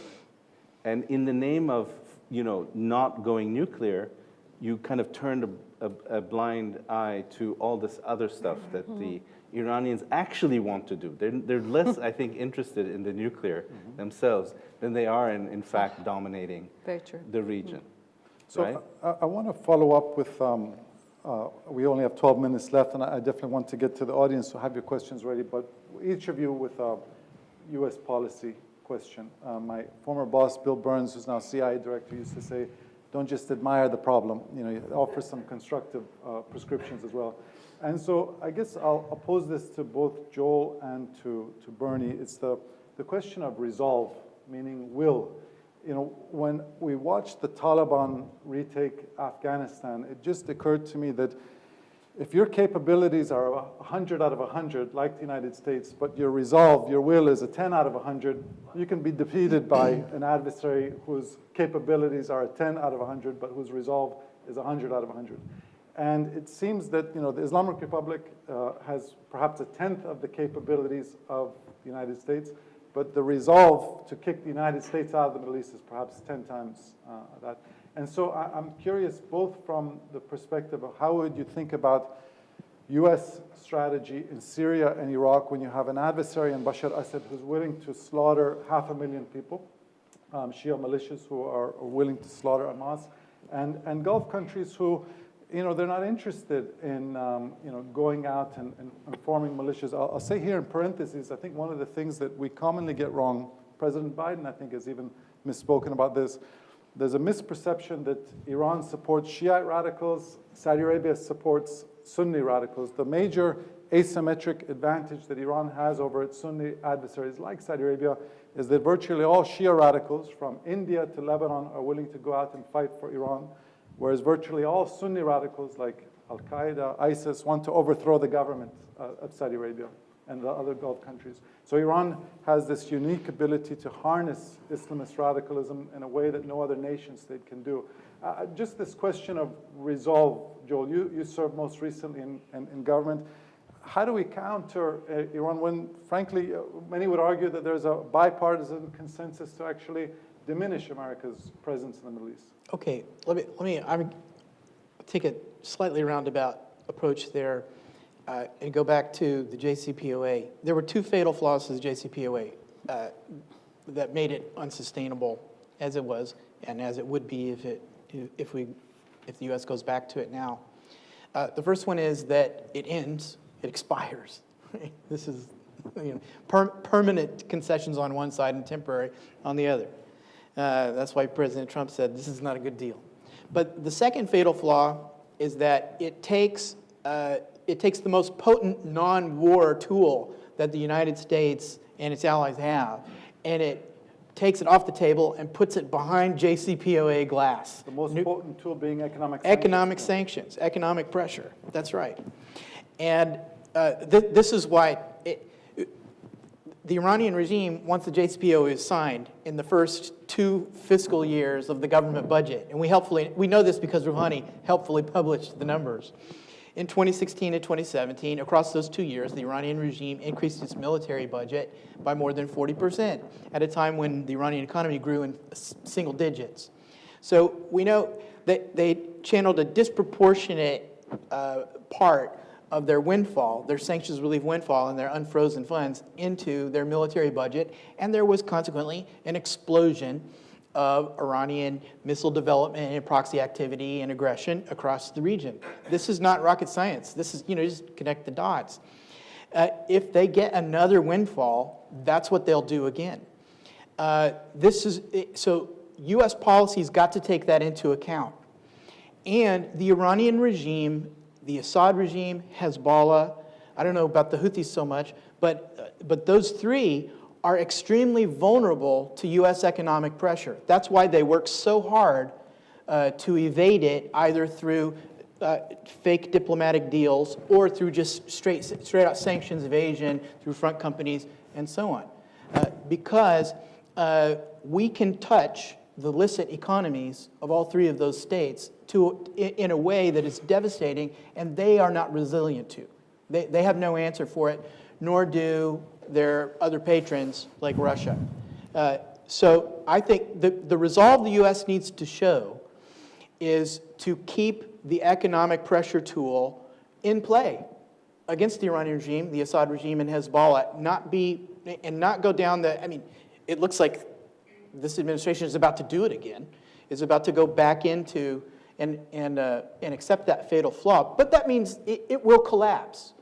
It looks like if they're going to reach a deal, the kind of deal they're going to reach is one that's going to collapse of its own weight, because Congress, the U.S. people, and eventually Europe and East Asia are not going to tolerate the idea of Iranian hegemonic aggression across this vital region with no economic pressure response. And be left with only two extreme responses: war or surrender. It's not a sustainable approach. It will collapse of its own weight, and that's what then smart policymakers and thinkers should recognize that now.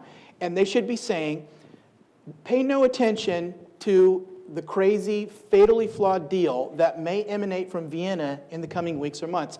Let's do mature, rational thinking about what will have to come on the other side of that deal's collapse, because that is what is going to happen. I think there's going to be a conversation later, perhaps, about JCPOA. But Bernie, I spent a year in Lebanon as a Fulbright scholar, and for me, one of the big takeaways of that year was that it takes decades or centuries to build a place and weeks to destroy it. And I see this now with, these Houthi drones targeted at the UAE. And I'm just wondering, you know well that these places, like whether it's the UAE, Dubai, Saudi Arabia, they're trying to be global economic players, part of the G20. They call their vision 2030 versus Iran's vision 1979. Yes. How do they contend with Iran, with an adversary that's willing to do things like launching drones and missiles at civilian targets or oil centers like Saudi Aramco? So my worry, my principal worry, and it's the one that I think will concentrate the minds of American policymakers, and it's one word: it's China. Because the way the Gulf states are moving now is to basically say, well, okay, if you, the United States, are not able to provide the protection and the cover, we're going to diversify our armaments. We're going to start buying drones not just from China, but also actually Turkey. The Turkish president is about to visit Riyadh any day now. So I think that what they're doing is they're starting to think of China, and China has already positioned itself in the region. It's in Djibouti. They have a base, ostensibly to fight piracy in the Gulf of Aden. So this is the sort of slow but sure kind of move, and their oil is principally sold to East Asia. It's not being sold to the United States. So there are these interests that align, and I think it's very, very important for the US to understand that what's happening in the Middle East, and it really involves China and also involves leverage over China, because the power that will control those supply lines of energy will ultimately not just have a stranglehold over the global economy, but also a stranglehold over East Asia. Yeah, no, very good observation. Fatima and Haneen, I'll ask Fatima actually quite specific question, which is was news reports this morning that the White House is considering redesignating the Houthis as a terrorist organization. And I know I don't like these concrete, direct questions because nothing in life is 100 to 0. But what do you see as kind of the relative benefits and relative costs of that potential designation? And Hanina, I'll leave my question to you a little more broad, which is, if you were sitting down with Jake Sullivan, what would you suggest to him as a U.S. strategy vis-a-vis Hezbollah? We don't have time for that. Well, we try to be brief because we have a lot of audience members hungry to ask questions. So, Fatima and Hanina. So, briefly on the designation, which I don't think the Houthis are going to take seriously because it doesn't really harm them that much. But I think it could be very beneficial to members of Congress, honestly, who have been sympathetic to the Houthis without any reason to. Some of them call them, sort of like freedom fighters. They don't understand what the Houthis are doing in Yemen. They see them as indigenous people, and they have this kind of sympathy towards them. And I think, having the former administration to have designated them as terrorists, and having the Biden administration as well to designate them as terrorists will bring everybody on the same page in terms of what is the intention of this group. And I think there will be a lot of benefit just in terms of like refocusing U.S. Foreign policy on that front. I know a couple of weeks ago, I was interviewed about this on a Saudi-based channel, where I've had certain reservations, and not necessarily just because of the humanitarian impact, because with such a designation, there's going to be a lot of disruption in humanitarian assistance, but also maybe, how do you really differentiate between a Houthi and a non-Houthi? At the end, they're all Yemenis carrying the same passport. And I worry about what does this mean on the Yemeni citizen, and how will they be impacted if there are, for example, any sanctions that would be levied, et cetera. Having had a Yemeni passport at one time in my life, I know how difficult this could be for just like an average Yemeni citizen. So there are certain concerns, but I have to say, just having voiced that on Saudi TV, I had people from the Yemeni community come back to me and saying, you're wrong. There are benefits to having them designate as a terrorist organization. Please reevaluate your position, because they are terrorists. they have been brutalizing Yemeni people. It's completely bewildering how anybody can have sympathy for this movement that has been recruiting kids of 7 and 8 years old to go and fight in the wars. They levy taxes. They're, doing or conducting just a brutal campaign on Ma'rib and other cities where they've advanced uncontested for the past couple of years, and also kind of like really unnoticed by international media. So when Saudi Arabia, has an airstrike that can kill 20 or 30 people, that generates headlines.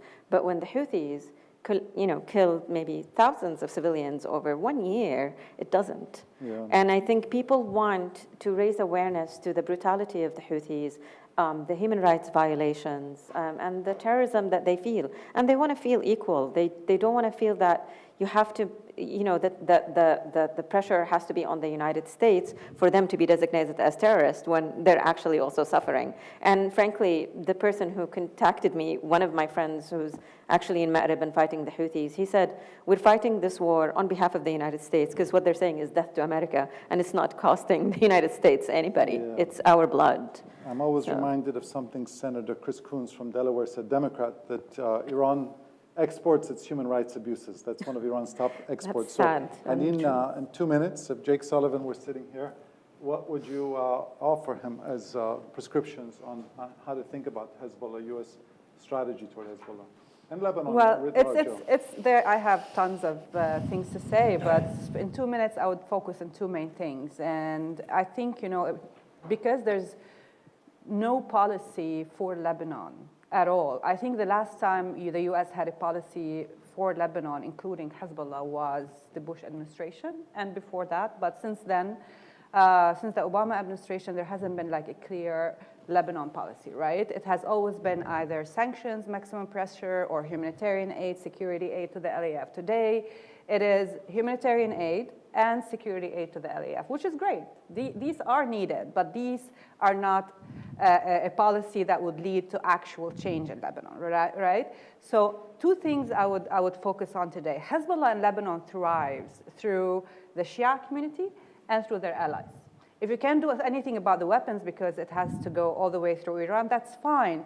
But the only thing that would really bother Hezbollah is it is allies, okay? Alliances can be sanctioned. Hezbollah's sanctions can be effective in a certain way, but at the end of the day, their economy is cash economy. They don't go through banks. They don't really need that kind of pressure, but their allies are all freaked out about sanctions. And today, this administration is doing still sanctions, but not about allies. It's more about corruption, right? It has to come back. This sanctioning allies of Basil and others need to come back because today the elections is coming and they will be pressured by the street. And today you can see that if someone is sanctioned by the US, their business community will freak out. And this brings me back to the next level. The Hezbollah also thrives through their business community and thrives through the Shia community, but their core community really is the business community. And if you want to sanction allies and go after allies, it's not just sanctions, right? There need to be a policy that includes sanctions. Sanctions is not a policy, it's a tool. But if you really want to go after allies, if you really want to go after Hezbollah, you have to corner them through their allies, and you have to corner them through their business community and the Shia community. And this is where stop focusing. It's not about this administration. It's not about any administration. It's about the international community in general.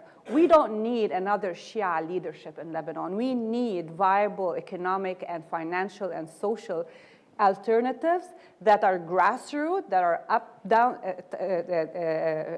from the grassroots all the way that will create a certain leadership. It cannot be top down anymore. This cannot be the alternative that we need in Lebanon. They're going to be killed. Work with the Shia community, create an alternative that is viable today, and corner Hezbollah through the business community and their alliance in Lebanon. Weapons can be dealt with from another perspective, but this has to be done. It cannot be only humanitarian aid because that will always be taken advantage of. Thank you. Dr. Ganji, can I open it up? I know we're out of time. Yeah, okay. Supreme Leader says yes. So if you can take the microphone, just briefly introduce yourself. I hope there's couple of questions, yes, I think there's, maybe we go to the microphones if you can briefly introduce yourself. And this wouldn't be an authentic Iranian event if we didn't start late and finish a little bit late. Hi, my name is Ali Kimiyai from American Middle East Coalition for Democracy.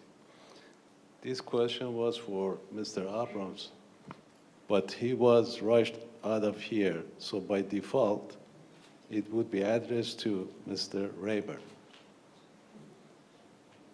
Iranian people had 3 chances to get rid of the regime in Iran.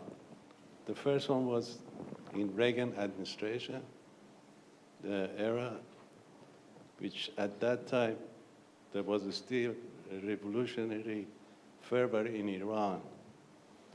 And also the administration was busy taking down the Soviets.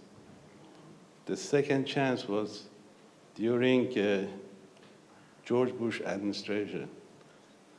That was a major disappointment when all indication was to attack Iran, and majority of Iranians prayed for it. But the attacks were made to Iraq and Afghanistan. The third chance was during Trump administration.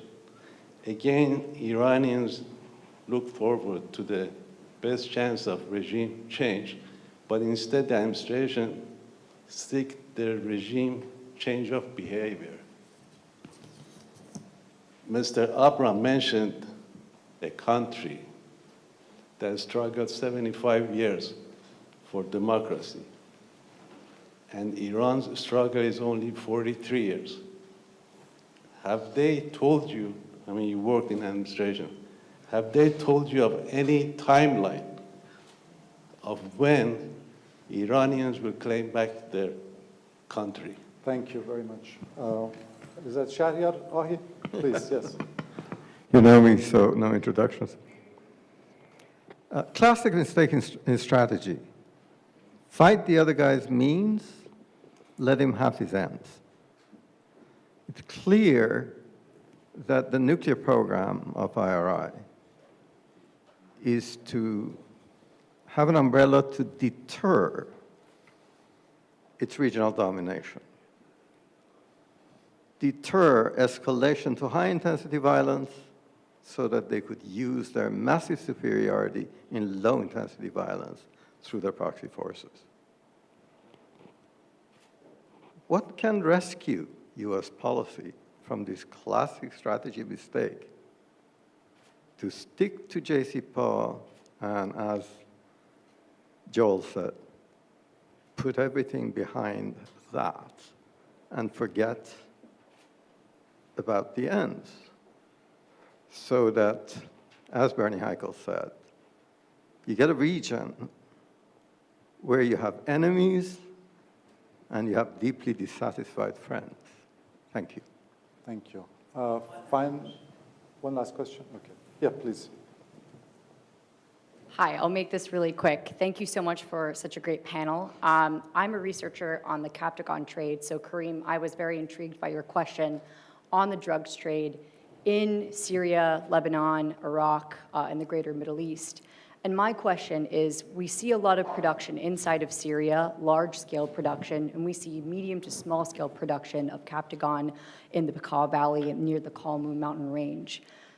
We also see a lot of facilitation from IRGC-affiliated groups between that border region, and also likely facilitate this drug trade into the Persian Gulf and new markets outside of the Middle East. So how do you see that role emerging in this in 2022 and beyond, especially as either an official or unofficial policy of the IRGC? Thank you. Can you do it in 30 seconds? Please, because lunch is next, so you're going to Sure, know very everything. quickly. I remember in 2017 having a conversation with Senator Ben Sasse, and at the same time having another conversation with back then Paul Ryan. There was an understanding that one of the biggest problems that the U.S. is facing is the regional shadow of the Islamic Republic. And now we know that the last administration left the JCPOA and also killed Soleimani, and Soleimani was very important in that calculation. Now, my question is that we're here on the verge of a new going back to nuclear deal. What is your prediction about what's going to happen if we do that when it comes to Iran expanding its shadow on the region?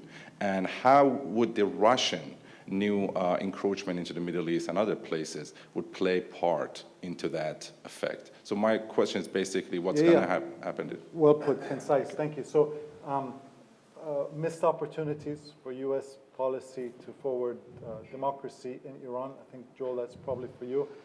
Perhaps all of you can react to, how are each of your countries going to be affected by potential revival of the deal and a cash windfall to Iran?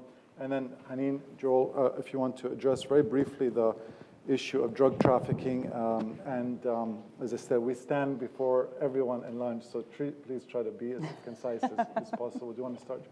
Yeah, I think on the democratic change in Iran, I mean, Bob Gates wrote and spoke about the importance in the pressure on the late Soviet Union of the Helsinki Protocols, human rights, the human rights agenda. And so I don't know why, I mean, the United States, that should just be baked into our policy, is to do something similar at every opportunity. That should have been the basis of our response to the Green Movement crackdown and so on. That should be at the forefront of our policy. In terms of, I mean, there is a timeline for regime change in Iran, and that's the longevity of the dictator Ali Khamenei, who's been a dictator for this is his 33rd year. He's 82 this year, or 83, 82. He's not going to live forever. He's not going to live much longer. There's going to be some kind of change. There's going to be a leadership transition in Iran, and the Iranian people, that'll be an opportunity to see if there can be a change for the good. Thank you. Yes, in terms of the deal and the revival of the deal and its effect on Lebanon and Hezbollah, I think Hezbollah is looking at this in the sense that the Iranian cash flow to their coffers would resume. Of course, this is not going to bail Lebanon because Lebanon today is different. You know, it's a collapsed state, and they cannot just get Iran's money and bail Lebanon out. They're going to have some internal problems, but at least they will be able to use that hard currency in order to fund the elections that are coming, fund some of their allies, fund some of the Shia community that have been disillusioned of their distance. So it will help them, definitely. But it's not going to be, like a ground-shaking financial upheaval for them, of course. However, and this brings me to the Captagon issue. One of the reasons why they have upped the Captagon production and smuggling, and they have moved from their image from its resistance to a cartel, because they needed the money, right? So if the Iranians started sending more money and to satisfy their their expenditures and what they need, they might actually calm down on the Captagon production and the drug smuggling and everything, so that because they need to go back to their image as a resistance, non-corrupt movement that is clean and political. So this new image of a cartel and drug mafia is not good for them. So if they can get some money from Iran, probably they will calm this down. So this depends on what's going to happen in Vienna. Their policy in Lebanon will... Those are related. Are related, yeah. Fatima? I'm thinking, actually, if it doesn't happen, if the deal doesn't happen, then when you see consequences on Yemen, because that has been the pattern in the past where when the U.S. leveraged sanctions on Iran, you saw the Houthis react by blowing up ships in Fujairah and other places. So they have been a very expedient tool for the Islamic regime in that sense. A friend of mine pointed out to me last night, that these Houthi attacks on the UAE are happening at a time of ostensible de-escalation. We're talking to them in Vienna about doing a deal and de-escalating. What happens? If this is de-escalation, what is escalation? That's right. Bernie. Yeah, I mean, I think what Joel said and what was said here, which is that, if Iran gets a windfall, it's going to do what it already did in 2016. So we're going to see more non-state actor activity. And there's a limit to what I think countries like Saudi Arabia or the UAE can do they'll harden themselves as much as possible, anti-missile, anti-drone technologies and so on. But all it takes is for one skyscraper in Dubai to be hit. Yes. For that entire city and that whole model of economic, financial, openness, trade, and so on, for it to collapse. And that's the sword that Iran and its proxies hold over these countries. Yeah, no, someone pointed out to me that, and I think this is unclassified information, but that one of the missiles that was headed, that the Houthis had sent to the UAE was intended to hit Burj Khalifa, which is the tallest building in the world. It was shot down, but he described it as a September 10th moment that Wow. that would have that profound impact. So thank you all for your patience, for staying over, and please join me in thanking the wonderful speakers.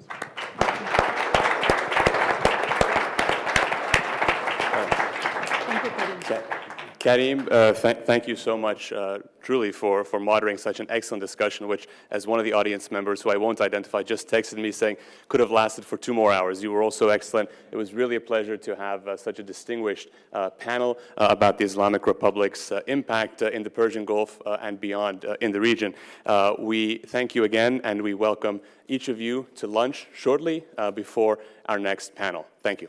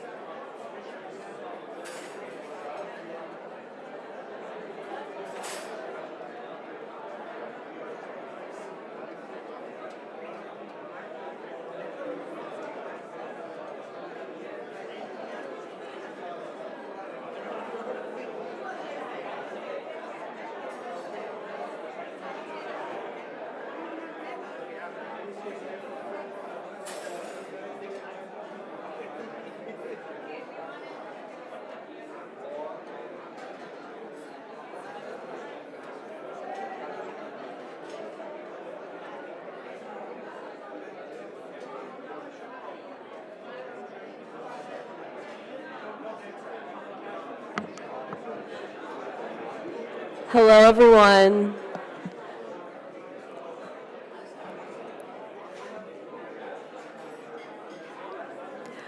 We hope you've been enjoying your meal so far and the conference.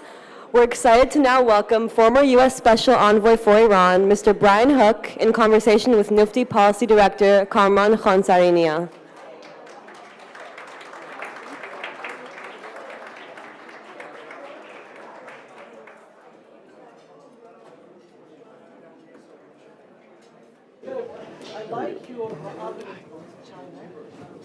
Are these microphones on? Yes? Well, I hope that you all enjoyed lunch, and a sincere thanks to the hotel staff for keeping us all fed and slightly on time here. Not being on time is my fault, but again, thank you all for bearing with us through this day. Mr. Hook, welcome back to NUFDI. Thank you so much for being with us again. It's really a pleasure. You're 1 year out from government service. How are you doing? How's the year been? Happy. Well, I want to jump right in now that you're so happy and try and get some good questions in. You, sir, as I think many of our guests here today, and as so many both Iranian Americans and Americans generally know, did not come from a purely Iran background. You were not, an Iran expert at a think tank. You hadn't necessarily, you'd worked on other areas of policy beyond just Iran. But one comment I often hear, again, whether it's from activists, folks inside the country, our community here in the foreign policy establishment, is a quote that Brian Hook knew the mullahs better than anybody. You identified them, and you were right on in your assessments, in your analysis, and the way you spoke about them, and you put a pretty fine point on it once, and I won't name the institution or the individual involved, when you responded to a question and said that you care a lot more, pay a lot more attention to what Ali Khamenei or the former Qasem Soleimani do than what Mr. Zarif says. So while many in this town are sort of focused on, the most recent coffee bar that Zarif gets his latte from, you were focused on some other things. How did you identify this regime and the mullahs so effectively? Nice of you to say, and it's really good to be in company with everybody here. Appreciate all the work that you do, Cameron. I did start working on Iran, I think it was back in 2006, and I was the lead negotiator on the UN Security Council working for then Ambassador John Bolton. And we put in place a multilateral sanctions regime against Iran. And so that was my first exposure to it. And we did 4 or 5 Security Council resolutions, 1737, 47, 1802, a couple others. And that was my experience. And the Iranian mission to the UN is there. We had confined their activities during the Trump administration to a smaller radius. Yes. The embassy, because the embassy Iran uses, as you all know, Iran has a history of using its embassies as diplomatic cover to conduct assassinations around the world. And we have a mission at the UN. It's a propaganda wing of the regime. And when I would listen to the Iranian permanent representative of the UN, whoever it was at the time, I knew what the facts on the ground were in terms of Iran's nuclear program. And he would make these claims that Iran only seeks a peaceful nuclear program, which we all know is not true. And maybe we can talk about the Iran deal a little bit later.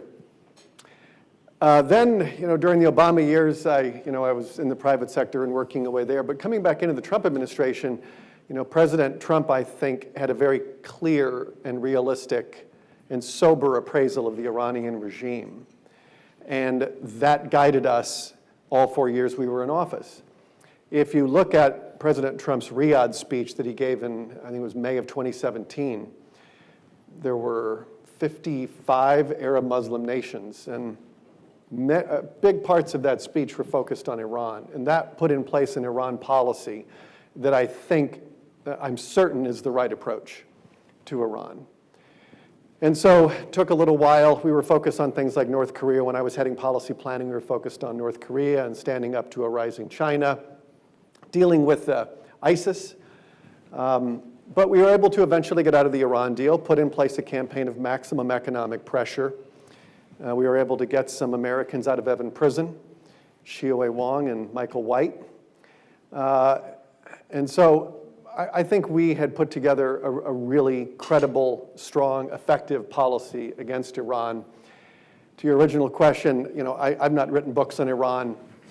I read books on Iran, you know, but I benefited a lot from the work of people like, you know, Karim Sajipour and Ray Takei, Haneen, you know, her understanding of Lebanon, you know, with Hezbollah, Joel Rayburn, Jim Jeffrey, Elliot Abrams. You know, I've benefited enormously, Mike Pompeo. There's so many really good, smart people who are insightful and understand the problem set. And I was very fortunate. I had a president and a secretary of state that had my back, and I was able to execute a policy with a lot of support behind me.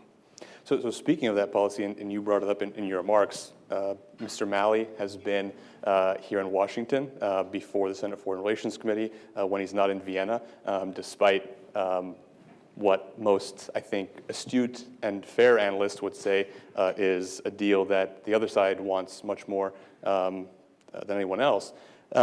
What is your assessment of where we are right now with the JCPOA?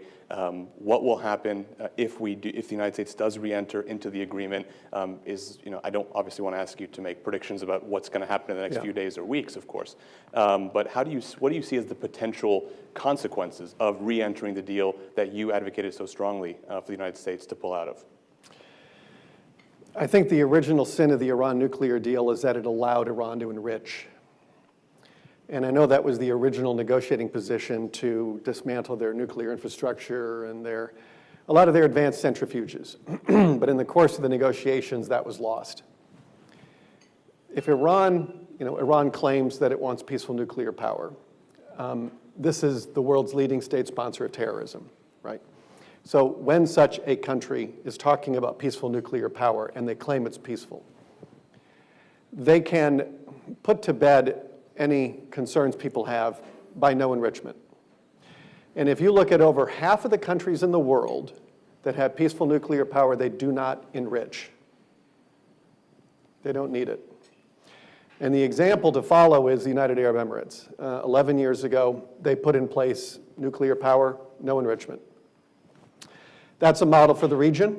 It's a model that we need to really insist on in any negotiation. So when we got out of the Iran deal and Secretary Pompeo put out the 12 demands on Iran, at the top of the list is no enrichment. And anything less of that is going to set off an arms race. So imagine if you're in office, you come into office in the Trump administration, you remember when we were in the Bush administration, we negotiated the deal with UAE, no enrichment. Then we have a new Iran nuclear deal, which allows enrichment. And then you come and you're working around the region, and you're talking with other Arab nations about, hey, you know, we'd like to sign you up for the gold standard, the no enrichment. And the answer that we got back was, tell you what, we'll take the same deal you gave the Iranians. And once you accept Iran enriching, it's near impossible to say to anybody else, you can't enrich. They can, you can't. That would be hypocritical. So we need to restore the standard. I don't see anything I'm out of office and I don't track these things like I used to. I don't see anything in the current talks in Vienna about restoring it. We should not be defeatist or fatalist about the need to do this. We shouldn't negotiate with ourselves and talk ourselves out of it. We should not be resigned to Iran as a nuclear threshold state. It will change the balance of power in the Middle East profoundly. And so my view on it, the Iranian regime obviously would like to have enrichment. They're at 60%. It's a capacity that is important to them, given the prior military dimensions of the nuclear program. If talking and dialogue worked, we would have solved this a long time ago. You have to put in place a campaign of pressure, diplomatic, economic, all of it. And my view is, yes, the regime would like to have a nuclear program, but it's like in chess. You're not going to surrender your king to protect your queen. And I think the regime needs to understand that this is a non-negotiable issue. no enrichment. And that is where that has to be how all talks sort of are focused around that. You mentioned dialogue. I think it's, in the press in Washington, it's often unfairly said that the Trump administration, that your team did not engage in dialogue with Iran or was opposed to dialogue with Iran. But indeed, you all did engage with a good amount of dialogue with Iran, and I think it was with Iran, not the Islamic Republic. You all engaged so much with the Iranian people, be that the Iranian American community in this country, many of whom I think have met you across the country at town halls you had in Texas, here in Washington and California. You also directly engaged the Iranian people, you, the secretary, the president. But the folks currently in office claim the mantle of dialogue. Why was it important for you all, from yourself up the chain of command, to engage in dialogue not only with, of course, the regime, as one has to for diplomatic reasons, but with the Iranian people, with the Iran, not the Islamic Republic? As I've gotten around the world and met with the Iranian diaspora and studied what's happening inside Iran itself, my conclusion is Iranians thrive all over the world except Iran. And it's a tragedy, given the enormous capabilities and talents and genius of the Iranian people. I remember President Trump in one of his speeches at the UN said the longest suffering victims of the Iranian regime are the Iranian people. And I'm very hopeful about the long-term prospects of the country. Unfortunately, they are under the violent sort of rule of this corrupt theocratic regime. And it does not represent the will of the Iranian people. Somebody like Javad Zarif is beguiling. And it presents a storefront. I will give the mullahs a lot of credit for marketing. They're very good at presenting people. And they also benefit from useful idiots who occupy chairs in some Washington think tanks and some universities in the United States. I won't ask you to name names, but we can can talk off stage. But I imagine the Iranian regime looks at them with some mixture of gratitude, astonishment, and contempt. But the regime is very good at misrepresenting what it really is about. So going back to your earlier question, we just very much were focused on what the Iranian regime did, and a lot of what it does to the Iranian people. And so as I look around the region and get around the region, where you see high degrees of Iranian interference, the regime, that would be in Iran or in any of the countries like Lebanon, Syria, Iraq, Yemen. You see poverty, violence, sectarian violence, corruption, misery, all of these things. When you look at those countries where Iranian interference is at its lowest, you see countries that are investing in their people. It's hopeful, it's prosperous. It's an entirely different offering. So 2/3 of the Iranian people were born after the revolution. And I think they look across the Persian Gulf and they see what's happening in their neighboring countries and want the same thing. And so I'm hopeful over time that the Iranian people will have a truly representative government. They don't have it now. And I just thought it was important for us to support them. Our Farsi media platforms were had some of the highest engagement of any government in the world. And so we spent a lot of time tracking what was happening in Iran, reaching out to them, and doing a lot of engagement. And so I don't know if that's continued. I was proud of it. It was important work to do. Well, but before I go on to the next topic and sort of 30,000-foot view above Iran, because of what you just talked about, you certainly made yourself lots of friends, I think, in the Iranian American community. So many people who are here today, and I'm sure that they would relish the opportunity to thank you. So we all really do thank you for all that you did in your time. Okay.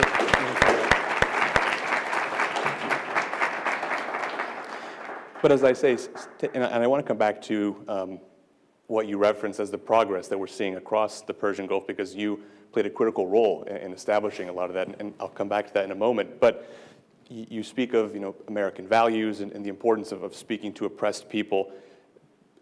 that's not only a debate we're having on Iran right now in Washington, much more broadly. There is a piece written recently in an outlet, which I will not cite, such that I don't sully NUFDI's name here on the stage, talking about how not only should we not challenge or push back on Putin's aggression that we see right now in Ukraine, but even personally to me shocking that we should really not push back that much on China's aggression, or I should say the Chinese Communist Party's aggression. And so we have this rising debate on, I think, what is sort of colloquially called isolationism versus intervention, and how active the United States should be in securing our interests, standing up for our values. How do you see that debate shaking out? You've been out of government for 1 year, and I think it's only intensified since you've left office.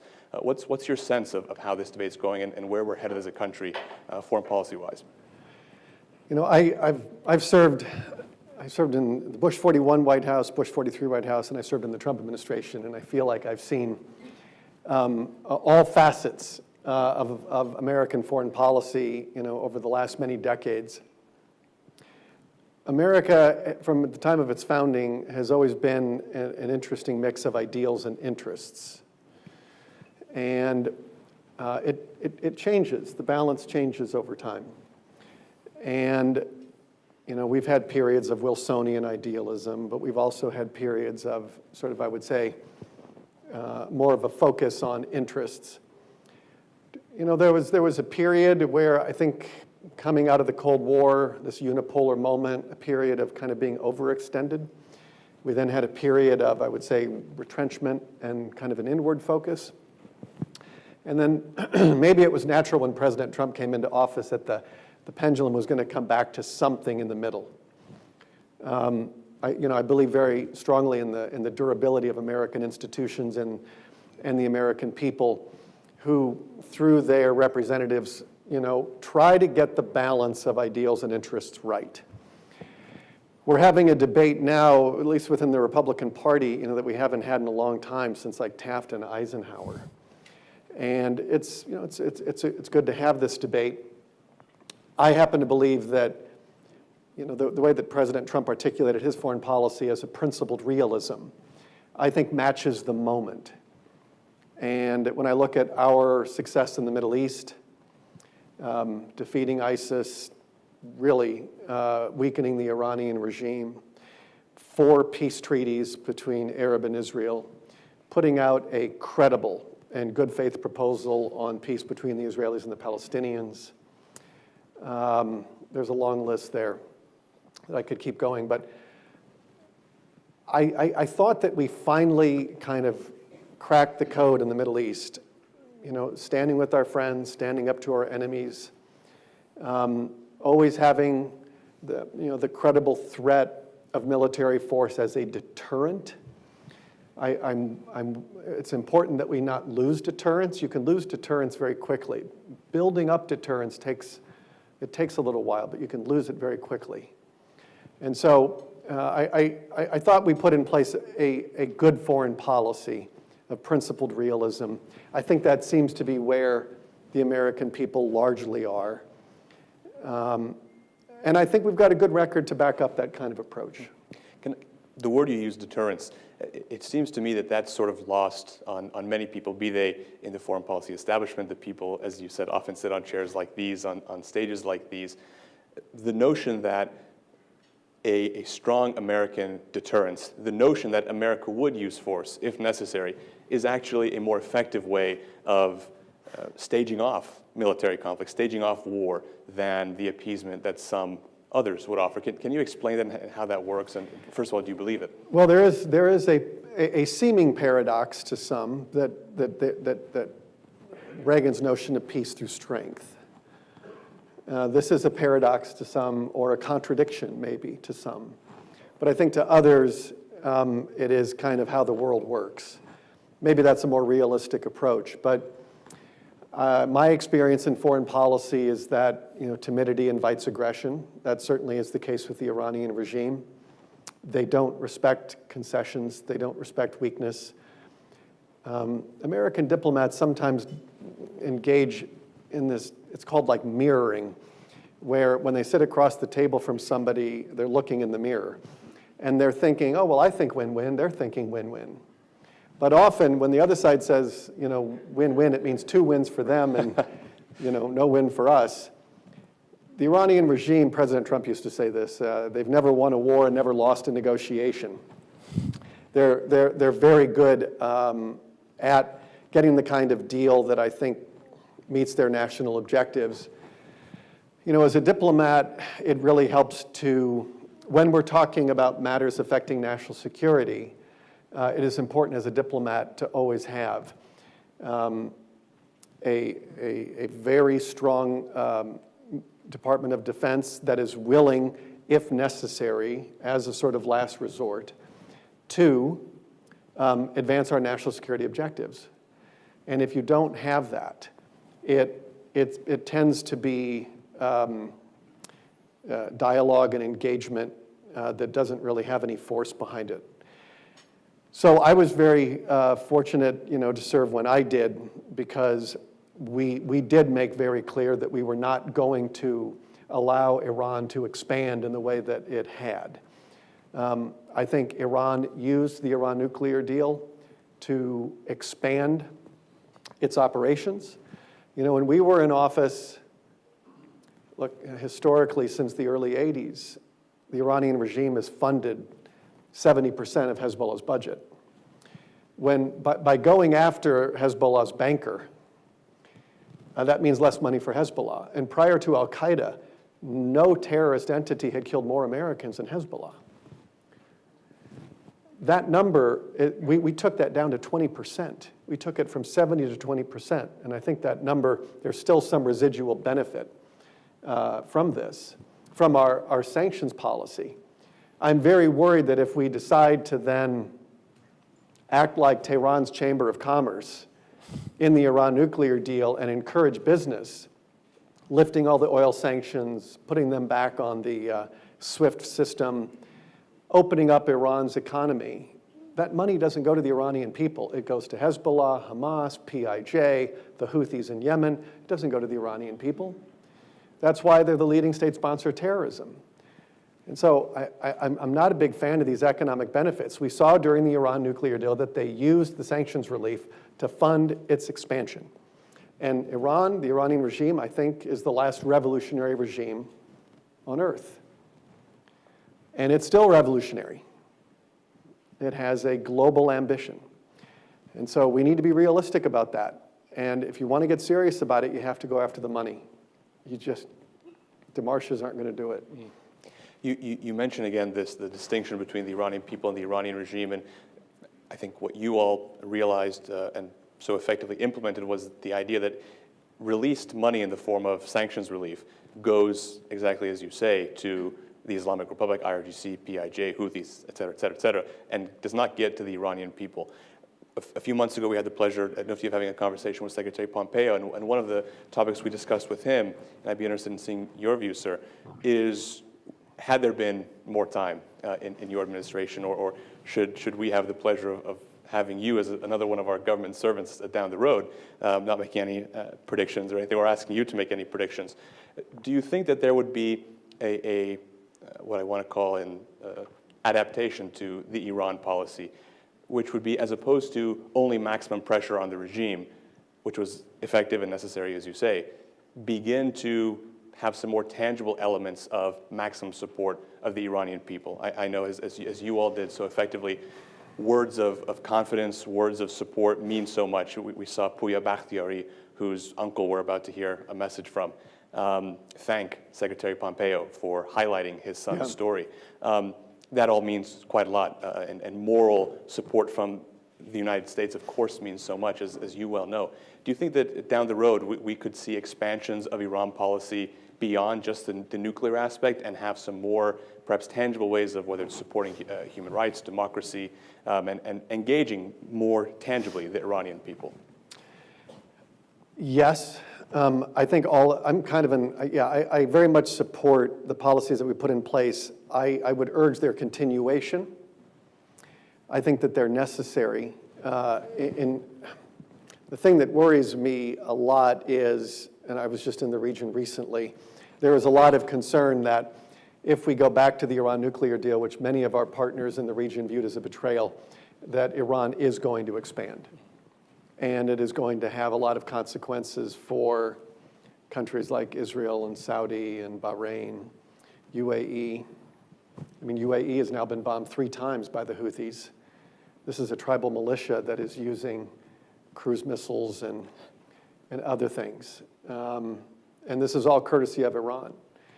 So this is proxy warfare. This is the gray zone that Iran is very good at. So I think it's unquestionably the right policy, the one that we put in place. All I can do is recommend it. You know, elections have consequences. You know, we didn't get a second term. Our maximum pressure campaign only was in place for about 1.5 years. Right. We were, in some ways, just getting started. For the first 6 months, we had to do oil waivers, and then we had about 1 year, and then that was it. But you know, Iran, when we were in office, was facing its worst economic and political crisis of the regime's 41-year history. And honestly, when we're talking about this regime particularly, that is an important thing, because I believe that we were standing with the Iranian people by doing those sorts of things. That's how we support them. And I remember we had protests, it was in November? Yes. Protests in every province. And I asked one of our agencies to do an analysis of what the nature of the protests were. This is when they cut the gas subsidy. And I remember when we put in place our sanctions, the mainstream media and a lot of the commentary, the experts. The experts were all saying that this will have a rally around the flag effect, and that these sanctions, A, are going to be ineffective because we're going it alone. We're not with the UN, so it's going to fail. We proved that wrong in a big measure. And then 2, this would cause the Iranian people to rally around the regime. The analysis that came back, there was not one protest against the United States in November. So our press gets it completely wrong again, and a lot of our commentary got it completely wrong. This is, I think, when you stand sort of with the Iranian people and stand against the regime, the Iranian people understand it in a way that our press doesn't and a lot of our experts don't. And we just have to have a high conviction rate in our strategy and ignore the noise. Indeed, our last panel today is on the media and what do they get wrong about Iran and the Islamic Republic. Yeah. I'll shorten the panel. It's everything. I don't pay any attention to it. As best you should. That's why you look so fresh and excited to be here today. I ignored it when I was in office, and yeah. Well, you mentioned rally around the flag, and I just think it's worth noting, as you say, there were no sanctions. You know, our friends here like Saeed Qasem-Najad and others have monitored these protests and done some really fascinating analysis.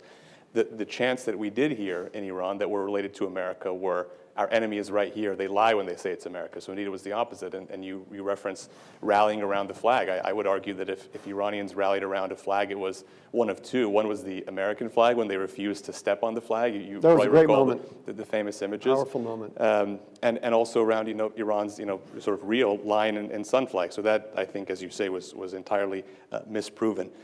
We're short on time, and you've been already incredibly generous. But I want to ask you one final question.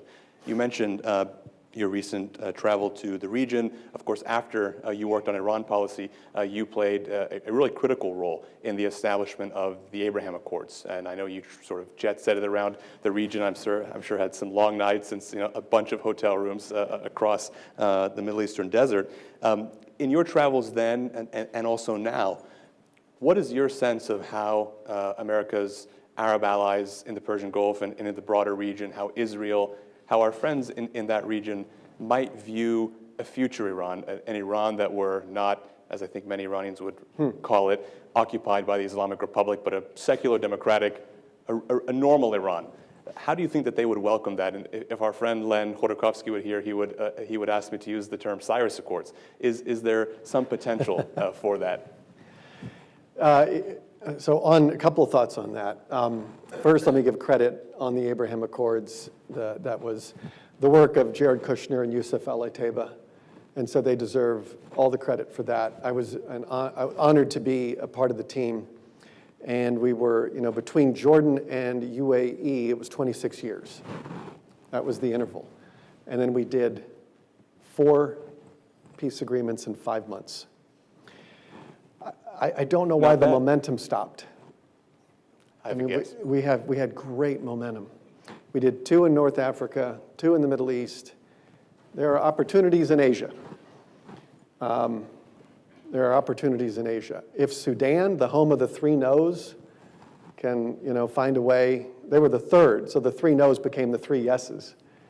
After the '67 war when they all met in Khartoum. So there's a lot of opportunity there to expand membership in the Abraham Accords. This should be a bipartisan issue. This should be a bipartisan issue.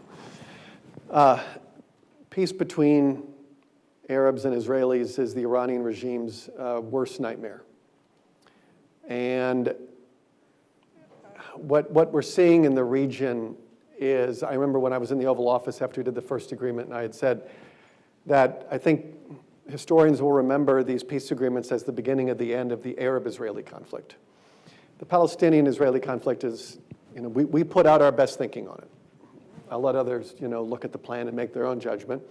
But our partners in the region thought it was a good faith proposal. It was serious. It was credible. We had a number of ambassadors from Arab countries in the East Room with the Israeli prime minister and the president when it was rolled out. So I was proud of the work that we did there. I hope it gets resurfaced at some point. But the Abraham Accords are a defeat for Iranian foreign policy. And I will say this about Iran's foreign policy, is that it did help bring together the Arabs and Israelis in ways that we didn't think possible. Because Iranian aggression against countries like Israel and UAE and Bahrain, we were able, because of our Iran policy, to bring these countries together on a platform to deter a common threat. And that forum opened other doors, other diplomatic doors. And those doors are the Abraham Accords. So Iran's foreign policy backfired because it is just so expansive. And I'm very pleased that after UAE was attacked by the Iranians through the Houthis, that the Israeli prime minister reached out to Mohammed bin Zayed and said, we want to offer security assistance, cyber assistance, coordination, intelligence sharing. That's great. It's a great development. It's one of the many fruits of the Abraham Accords. The economic benefits are enormous. And other countries are going to join. But there's only one country that can facilitate it, and it's the United States. And if we don't do it, there'll be no more Abraham Accords. If we cozy up to Iran, there will be no Abraham Accords. It just ends. So I would like us to put in place, if you have the right Iran policy, you get dividend checks in the mail. But if you don't, it is very counterproductive to a lot of our other objectives in the Middle East. My final question, because we're last, and it's a bit of a follow-up. If the Iranian people, as you mentioned the 2019 protests, they've bravely gone to the streets, they've been shot down, unfortunately. I think most people agree that, like the Soviet Union, at some point, the people will succeed in their mission to have a secular democracy. Are you hopeful for that day? And do you think that the United States, our partners in the region, can at some point, with a different government, reestablish good relations with Iran? I am hopeful. I'm hopeful about the broader Middle East. I think when you look at a lot of the countries in the Gulf, I think that represents the future of, look, we had Pope Francis in the Gulf just a couple of years ago. It's extraordinary. There's a lot of very big things happening around the region. It's changing before our eyes. I was in Saudi recently, and I was talking with a Saudi citizen who said, if you go on vacation and you come back, your country's different.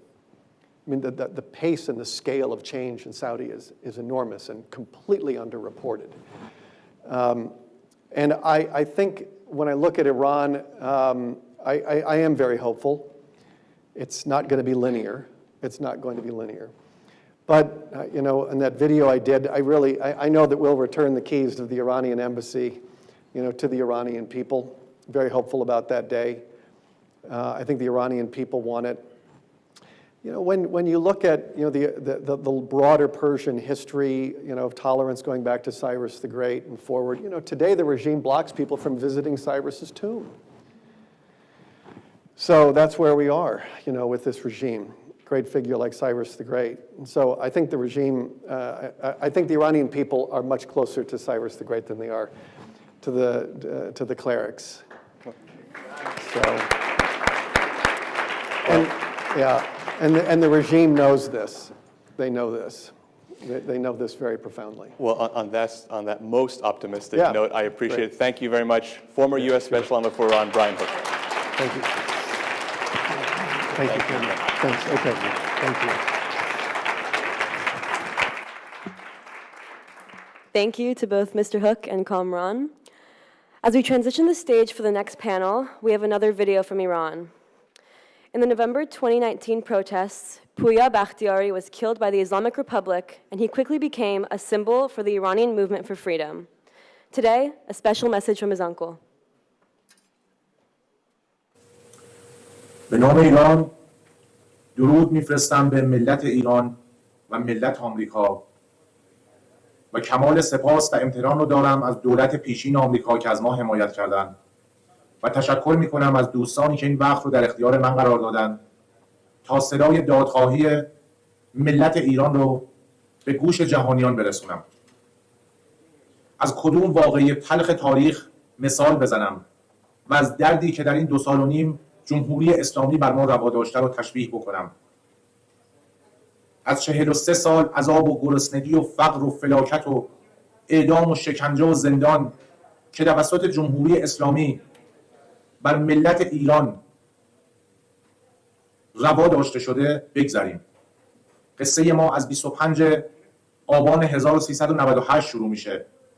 روزی که برادرزادم پویا بختیاری برای یک اعتراض مسالمت آمیز به خیابون رفت. اما هدف گلوله نیروهای امنیتی رژیم قرار گرفت و جمجمه‌اش متلاشی شد. برادرم این جنایت رو فریاد زد و خواهان ایجاد عدالت و محاکمه عاملین و قاتلین این جنایت شد. اما رژیم حامی کشتار و شکنجه تمام اعضای خانواده‌ام رو قبل از 4 پویا دستگیر کردن. امروز برادرم 2 سال هست که در زندان رژیم به سر میبره و تمام شکنجه‌های روحی و روانی رو بر ایشون اعمال کردن. در نبود برادرم تمام حقوق شهروندی، اجتماعی و انسانی رو از ما سلب کردن. هر وقت که خواستن به خونمون یورش بردن.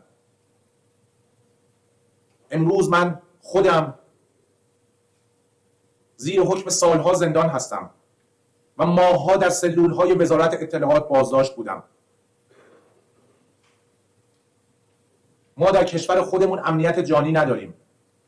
در سرزمین خودمون نمیدونیم به کجا شکایت ببریم، به چه کسی شکایت ببریم، چرا که دشمن ما جمهوری اسلامی هستش. تمام منابع مالی ما رو قطع کردن، اینترنت همراه تمام اعضای خانواده من رو قطع کردن. متاسفانه سازمان‌های بین‌المللی و کشورهایی که حامی حقوق بشر هم هستن فقط شعار میدن. حکومت ایران ما رو مورد تهدید و شکنجه قرار میده تا صدای دادخواهیمون رو خاموش بکنه. کودکانمون رو تهدید میکنن. در این حین بعضی از کشورها از برجام سخن میگن. من یک سوال دارم. حکومتی که این بلا رو سر ملت خودش میاره آیا میتونه تضمینی بده که با جوامع دیگه، با ملل دیگه در صلح باشه؟ حکومتی که پسر رو میکشه، فرزند رو میکشه و پدر رو زندانی میکنه آیا قابل مذاکره هستش؟ چرا در مذاکرات برجام از ملت ایران سوالی پرسیده نمیشه؟ دغدغه ملت ایران سلاح نیست، هسته‌ای نیست. دغدغه ملت ایران نان هست و سفره خالیشان. من نماینده ملت ایران نیستم. من یک فرد ساده از جنس ملت ایرانم، از دل ملت ایران، وابسته به هیچ گروه و حزب سیاسی نیستم. اما امروز صدای ملت ایرانم، صدای ملت مظلوم ایران، ملت دربند ایران که نمیخوان کشورشون فروخته بشه. اجازه نمیدیم ما وطنمون فروخته بشه. 43 سال پیش پدران ما فریب خوردن و به جمهوری اسلامی آری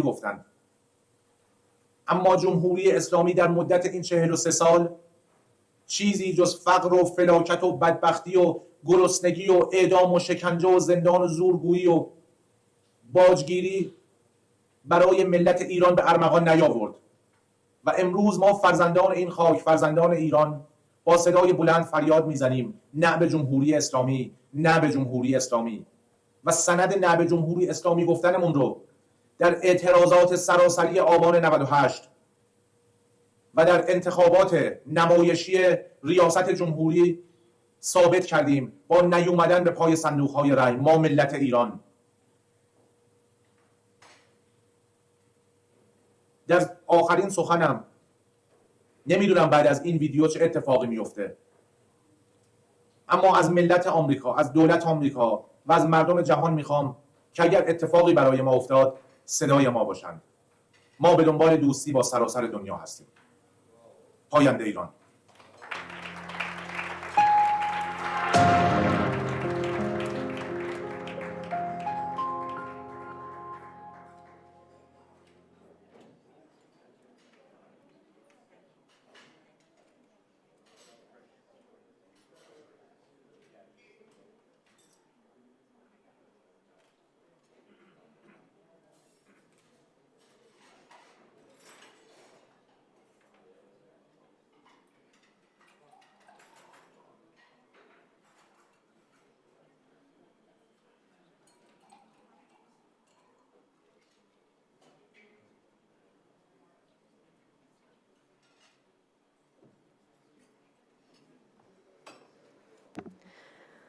We are now thrilled to welcome Nazi Moinian of the Middle East Institute and St. Andrews University to moderate a discussion engaging the Iranian American community.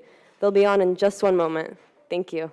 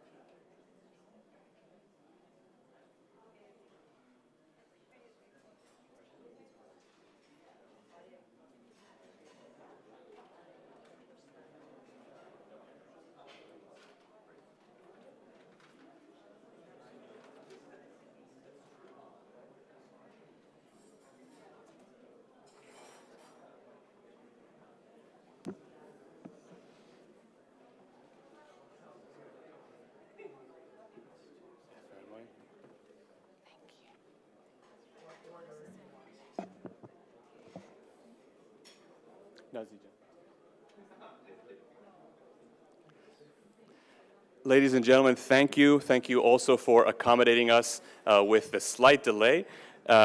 Again, I would just ask that during panels, you not enter or exit through either of those doors so we can ensure that everyone hears properly and we can give due, as I said, respect and attention to our speakers. As Nina said, we have a fantastic panel on the Iranian American community and our engagement here in the United States, and it could not be led by somebody more capable than Nazi Moinian. Nazi, take it away. Thank you. Thank you. Good afternoon. Can you hear me? Okay. My name is Nazi Moinian, and I'm honored to be sharing the stage today with a very, very distinguished group of Iranian Americans. I feel like we've had experts talk about the problems in the region in Iran this morning and early this afternoon, and it's maybe time for some solutions and happy good news and inspiring events and inspiring personalities, and you have it in every field here on this stage, from music to arts to medicine to advocacy for human rights, education. And I'm very proud to introduce to you the distinguished panel. To my immediate left is Mr. Khosrow Semnani. He's an industrialist / philanthropist with a very humble beginning in the United States, arrived in the country with almost no money and made his way up, made lots of money, and decided to give back in the form of a philanthropic foundation, Semnani Family Foundation, with his wife Azadeh. And he will tell us about his very inspiring story. He's also the author of Where is My Oil with Hinckley Institute, and other articles in the same endeavor in trying to bring freedom and democracy to Iran and call out corruption. Thank you, Mr. Semnani, for being here. To his left is Dr. Amir Arsalan Afkhami. When I was reading his bio, the first question I had is there any wall space left for another degree? Because Dr. Afkhami is a psychiatrist and a PhD holder. He's an associate professor with joint appointment in global health, psychiatry, and history. He's also the director of medical student education at George Washington University and the author of an eerily timed book that came out in 2019 that's called A Modern Contagion. It's about the story of cholera in Iran and the socio-political impact that it had in fomenting change. To his left is my good friend Marjan Kapoor-Greenblatt, whom I've known for a number of years. Every time I speak to Marjan, I walk away a little smarter, a little bit more convinced that I should be doing more. And she's truly inspiring. She's a Harvard grad in education. She's the founder of an organization called, its acronym is ARAM. It's Alliance for the Rights of All Minorities. She's also the producer of Humanity, which is an album that compiles the music of underground movements in Iran. And she is an author to many articles that have been featured in Vogue magazine, Ms. Magazine, among others. And to her left is our star musician, Arash Sobhani, that he is by education or an architect. He is a graduate of architecture from Isfahan University of Arts, but he found his voice and his passion in music. The founder of an underground, not an underground, actually now it's a wonderful group of musicians called Kiosk with almost 10 albums, Arash. And he is the producer of Persia's Got Talent. He's also a moderator and an interviewer, a personality on Voice of America, and a satirical news program called On 10. His platform has been advocacy for human rights, freedom, and the voice of oppressed in Iran. So please have a round of welcome for our panelists today. Thank you.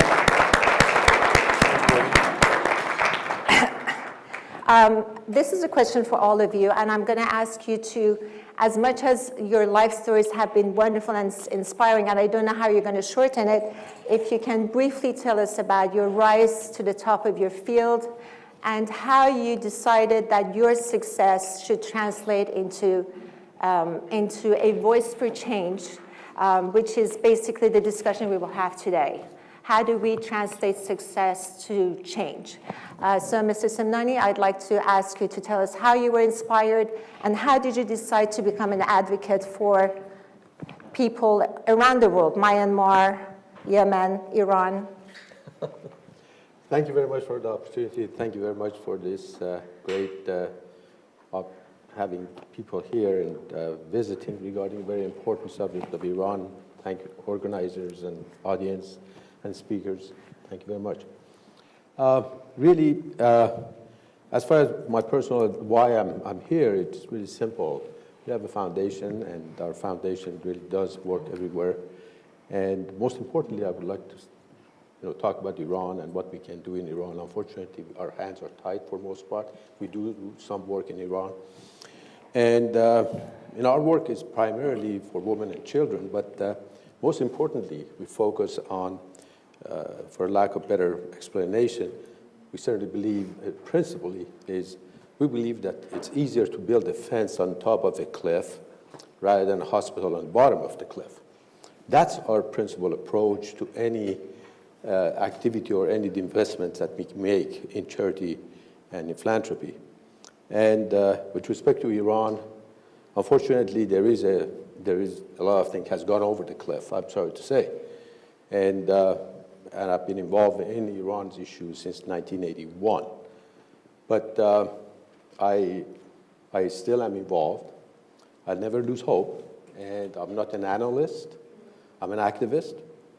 And I believe in really doing what needs to be done in the form of dealing with the cause of the problem rather than symptoms. You know what I'm talking about regarding JCPOA. And these are all symptoms, and we've got to deal with the cause of the problem sooner or later. And that's why I'm here. Okay, we're going to get back to what you see as the cause of the problem, because the problem is so big and the causes are so many. But I'd like to see how you got inspired to fix that problem. Amir Arsalan, how did you get inspired? Tell us about your background a little bit. Sure. And how did you get inspired? Who inspired you? Was there a magical moment where you said, I really need to do this? Well, let me begin by thanking NUFDI for inviting me to be on this panel of very eminent individuals. And Dr. Semnani is a tough act to follow, of course. By sort of calling, I am, as you mentioned, a historian, a physician, a psychiatrist, an educator, and have been involved in policymaking in both the federal level and the international level via the Department of State, and also on the congressional side of things. My inspiration came from defining my own values, really towards the end of my education. It's something that I convey to my students. Define your values, where you want the world to be, where you want your community to be. And based on those values, set a set of goals and get involved civically, whether it's locally on a state level or on a national level. And really that drove me to be an agent of change from an academic side. Early on in my career, I had the opportunity to go to Iraq at the height of the civil war there. I did a needs assessment of the country's medical condition, particularly its mental health condition. This was back in 2007. And I came back, briefed my advisor at the time. Relationships are very important in achieving your mission. I'm sorry, footnote, his advisor was none other than? Abbas Amonat on the historical side, but on the medical side, it was David Hamburg. David Hamburg used to be the president of the Carnegie Foundation, and his daughter, of course, was our former FDA advisor. Iconic people. Yes, iconic people. I briefed David, and David told me, well, you should go and brief one of my former students, Paula Dobriansky, who was Assistant Secretary for Global Affairs under the Bush administration. And from there on, the Iraq Mental Health Initiative was born, which I helped the State Department with, which was funded through the Embassy of Baghdad to stabilize the country, over a period of 2 years at the height of its civil war, based on a realization that we live in a global world, that the medical conditions abroad really affects us here in the United States. I think this is second nature to most of us during the COVID pandemic and our experiences during the COVID pandemic. But in 2007, it was not that clear, and it needed to be articulated. And this was really based on a core value of humanism and globalism that early on I identified within myself. And this is something I convey to my students, to my medical students who who I always tell them, look, it's not as important, you will choose whatever specialty you choose to go into, but the harder job is to define your values and the kind of physician you'll be once you go into that specialty. And that's really the greatest challenge for all of us as advocates and as people who want to get engaged civically. Thank you. I want to come back to humanism and globalism because actually that's the basis of one of my questions, and it's wonderful that you brought it up so we can segue back. Marjan, tell us about your background, what inspired you? I also want to begin by thanking NUFDI for putting this amazing program together. And sitting here, not only on this panel, but also in this whole room, I really feel like I'm among friends with people that really care so much for Iran and for our brothers and sisters there. And I really feel at home. I'm very privileged to be among all of you here today. In terms of what propelled me to begin this work or to do this activism in the area of human rights for Iran, in some ways I began 8 years ago, but I think in reality it was instilled in me since I was born in Iran. Being an Iranian person, it's hard not to be passionate about and patriotic about the country. It's hard not to feel an intense connection with the culture and language and the people. I remember when I was a kid in Iran, and a lot of the problems of poverty were being eliminated, but still there were beggars on the street. And I remember seeing someone on the corner of the street eating, nuno paneer, bread and cheese, a little bit of food that God knows how he had, got to his hands. And seeing us walk by him, he invited us to share that with him, which we of course didn't. But that was the spirit of the Iranian people, a spirit of generosity, a spirit of compassion, and love for one another. And that's really what I have with me in America. And I'm so grateful that I've been able to have this camaraderie and connection with the people of Iran. But also, I was driven by compassion that my family and my religion instilled in me, and and one of the beliefs that I have is that I don't need to solve all the problems of the world. I may not be able to overthrow the regime or dispose a dictator, but maybe actually by handling some of the symptoms, by addressing some of the symptoms, like lack of freedom in Iran, lack of opportunity for women, hunger, femicide, human rights violations, violations of minorities. Maybe if I were able to show the collectivity of all the symptoms, maybe there will be more people who will be inspired to actually deal with the disease itself. So that's really what has driven me. And I started this, my activism about 8 years ago. And I don't see myself, I don't see this as a career. I see this as a partnership. I see this as a calling. You have inspired a lot of people. Thank you for that. Arash? First of all, thank you very much, NUFDI, for putting together this amazing event. As an artist, I should say, it's a cliche, but my passion was music. But as an artist, I wish I lived in a different time or a different, set of circumstances that I could write about love and happiness and joy and things like that. But as a nation, we are facing these crises that's existential, and it's I think it's everybody's. It doesn't matter if you're a cab driver, if you're a doctor, if you're a musician. It's all of our responsibility to take, to realize that you need to do something. You need to, if you're a musician or if you're an artist, what you can do, how you can help is to give voice and focus on the problem that people are facing. So that was my inspiration. I don't think I'm doing anything special. I'm just doing my part. That's inspiring. Thank you for sharing that. Am I right to assume that all of you have a moral compass that you all refer to? You called it humanism and globalism. Moralism has been a bedrock, a foundation of Iranian culture. And to bring that point home, I know many of you know the Iranian scholar Dr. Arthur Upham Pope, who actually traveled to Iran to make sure that he safeguards many of the resources and the cultural institutions that Iran has and expand on it.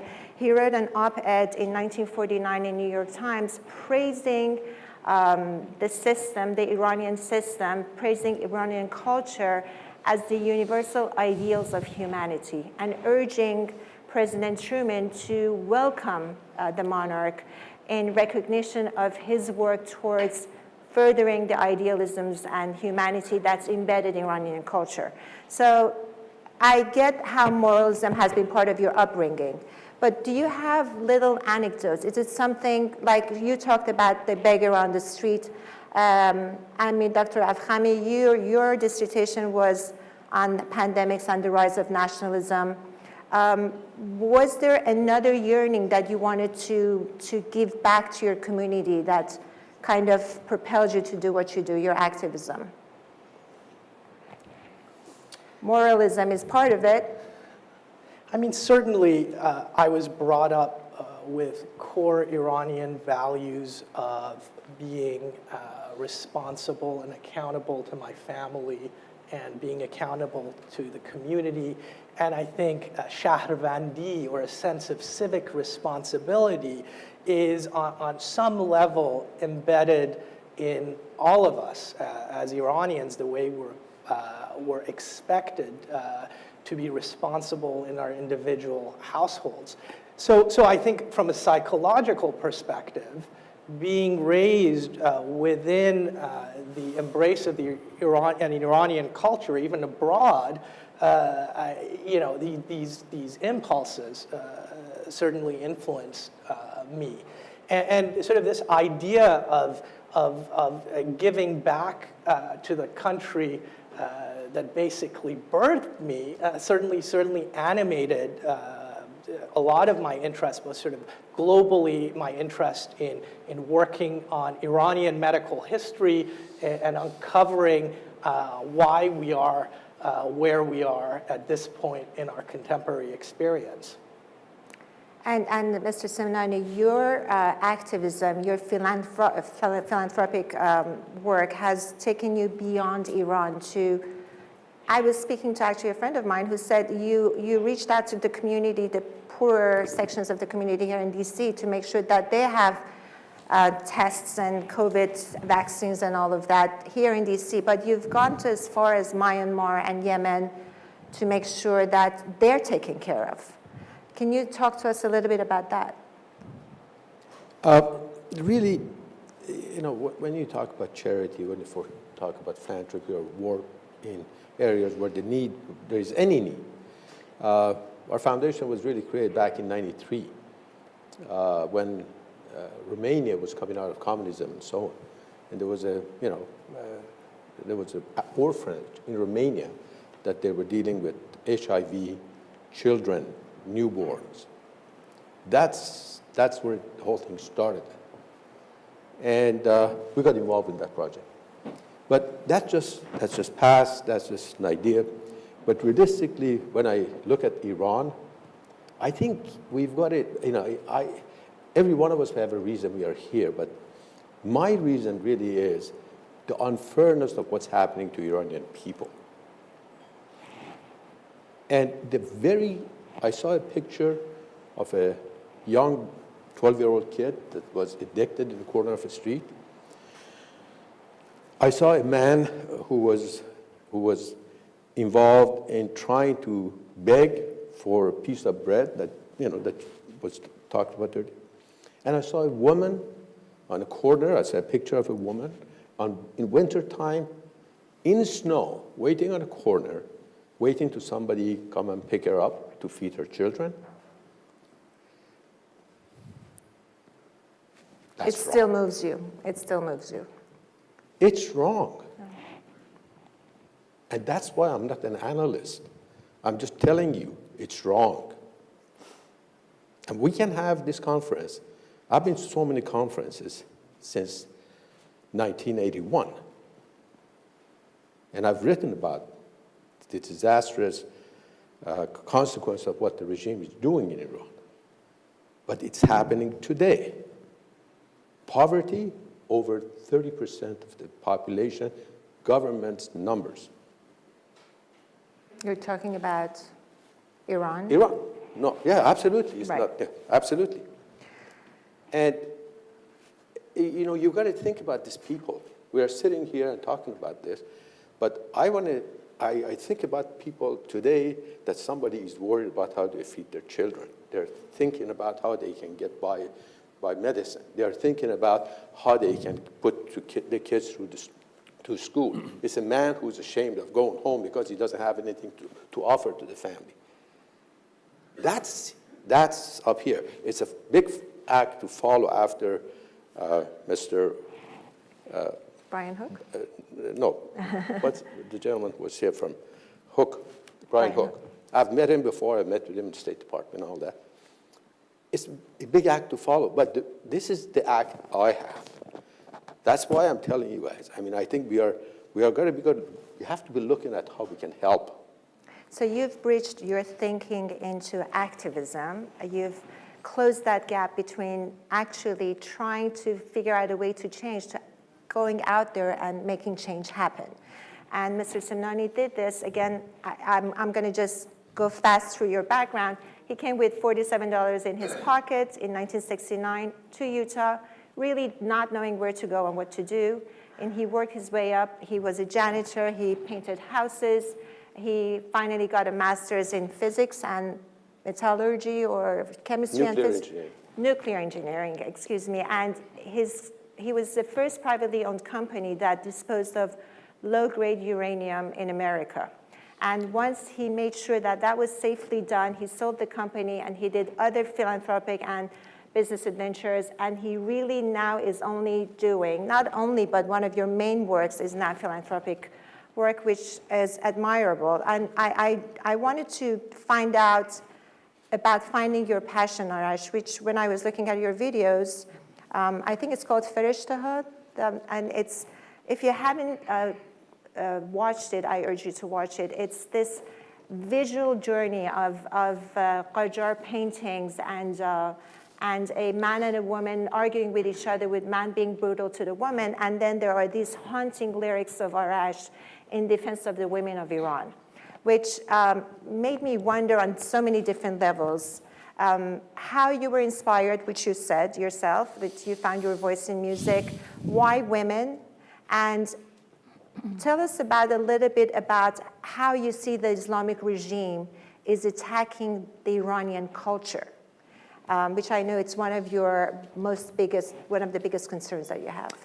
Yeah, it's you know, I had the opportunity to work with a lot of musicians when I was inside Iran, from Mohammad Nouri all the way to other, you know, underground musicians, and I was fortunate enough to continue that outside Iran with other Iranian well-known musicians, to collaborate with them.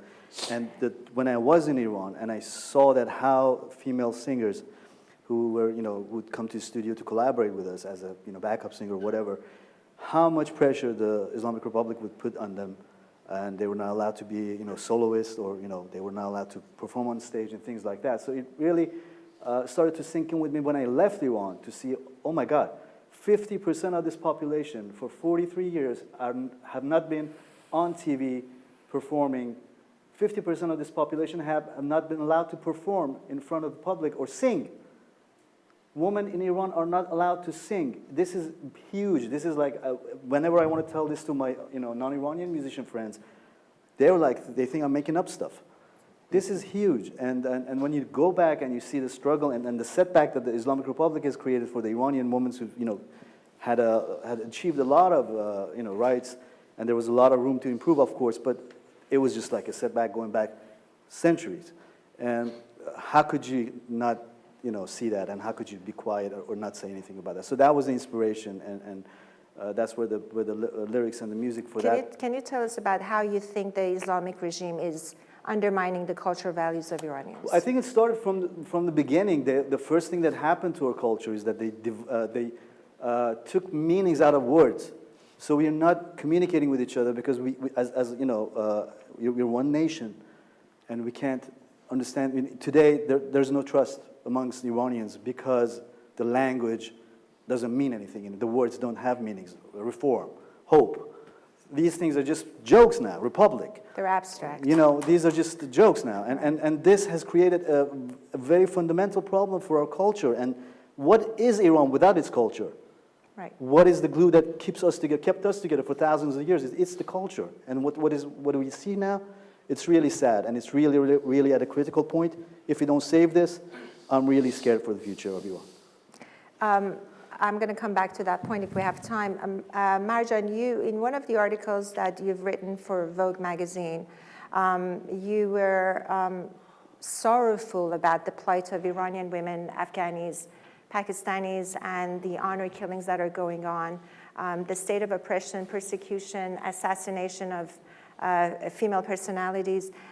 But you were also at the same point critical of the American political administration, political system, for not doing enough to safeguard human rights in Iran and around the world, but mostly in Islamic countries, rightly thinking that the first line of victims in these societies are the women.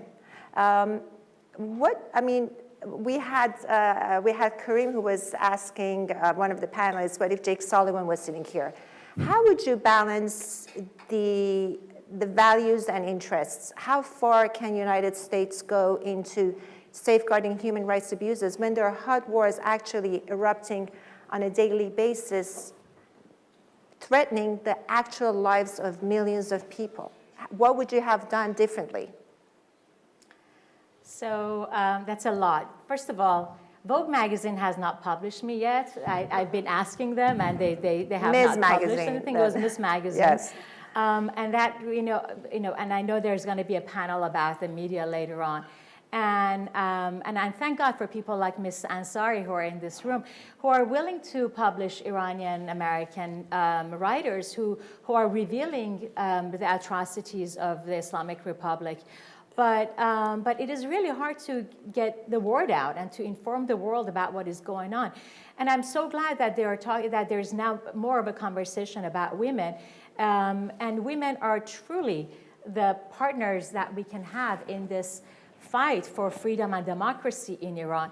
But just to add a tiny bit of a correction, but beyond women, people who are really victimized in this entire scenario of atrocities and nightmare of the Islamic Republic are the children. But they just don't have the voice. They don't have the tools. They don't have the resources to come out and express what is happening. The children who are watching their fathers kill their mothers because fathers are afraid that maybe the mom did something or spoke to someone in an immodest way, they're going to carry that murder scene for the rest of their lives. And there's nobody who is actually talking about what they're experiencing. And this is creating this cycle, to go back to what Ara said, this is creating a cycle of cultural loss, of defiling of our culture that is going to take generations for us to recover from. The children who go and watch execution scenes, they're going to live with those moments, and they're going to think about who are they in the society? Are they the executioner, or are they the person who is with the rope around their necks? These are generational damages, cultural damages that we are going to have to face for the generations to come. But in terms of our government's response to what is happening, or more likely their desire to just turn the blind eye and not even acknowledge what is going on, they have had several justifications for why they allow themselves to ignore these things and let people die and suffer and be humiliated and lose their dignities in the Islamic world, especially the Islamic Republic of Iran, Islamic Republic in Iran. And one of the justifications is that, well, this is part of their culture. This is how they are. The women want to wear the hijab. I've spoken to somebody who says that she feels more liberated and more free to leave her house because she has the hijab now. And they basically find the minority explanation and justifications, which are all coming from the playbook of the Islamic Republic, and they're propagating them. But this again, it goes back to culture and the fact that they see the Iranian people as lesser than themselves. It is not, why did it take so long for Ms. Magazine to publish anything about these issues? Because maybe, I mean, truth be said, Ms. Magazine has been very good at covering what is happening to women in the Middle East. But it is difficult for most mainstream newspapers to remove their cultural bias when they are looking at what's happening to the people of Iran, especially the women. It's well said. Thank you very much for sharing that. Dr. Afkhami, in the light of the chaos in Afghanistan, Tehran Times had an article that 1 million Afghan refugees have already crossed the border to Iran. And that's just the tip of the iceberg. As the escalation continues, as the chaos continues in Afghanistan, we will have more of these refugees finding themselves in other countries. The closest one is Iran, and they bring diseases. They don't have any resources. They will rely on the Iranian regime to provide them, if the Iranian regime cares, to provide them with anything. But with your background of the migration of diseases across the borders, for example, the cholera came from the Indian Delta. Where do you see the Iranian regime going with this problem of migration? How is this resources going to be provided? And do you feel that the tipping point for this regime is the lack of resources? Well, absolutely. I think the lack of resources, but even more importantly than migration, Iran faces a demographic crisis. Can you tell us about that? That's so interesting. There's a baby boom amongst the Iranian population in the 80s because after the revolution, Khomeini famously did away with very sophisticated and successful family planning initiatives that were put in place in the 70s. This created a spike in population. Well, guess what? That population is now in their late 30s or mid 40s or sort of early 40s. And in about 2 decades, this population is going to be retirement age.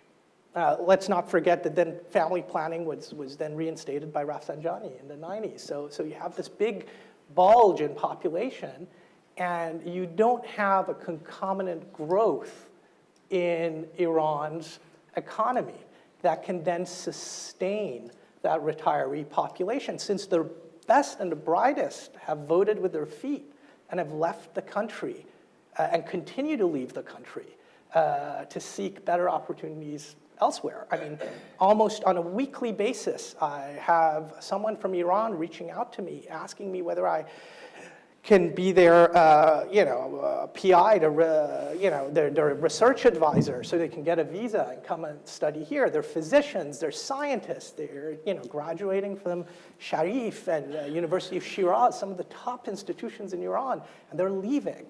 And this, taken together with environmental degradation and the natural effects of global warming, is going to take Iran. Ultimately, it's going to pressure Iran's society, and Iran will meet its tipping point in the next 2 decades, unable to sustain these various global forces. Now, the only thing that can change this, I believe, is a change in the system of governance in Iran. Prior to the rise of Reza Shah, Iran struggled with almost bi-yearly cholera pandemics that killed tens of thousands of Iranians. Over the century, probably hundreds of thousands. This changed with the rise of Reza Shah, with the Pahlavi dynasty, and the establishment of a transparent and effective administration, long before Iran had the world-class potable water infrastructure, purely because of good, accountable administration. Today, Iran lacks an accountable administration, an accountable system of governance.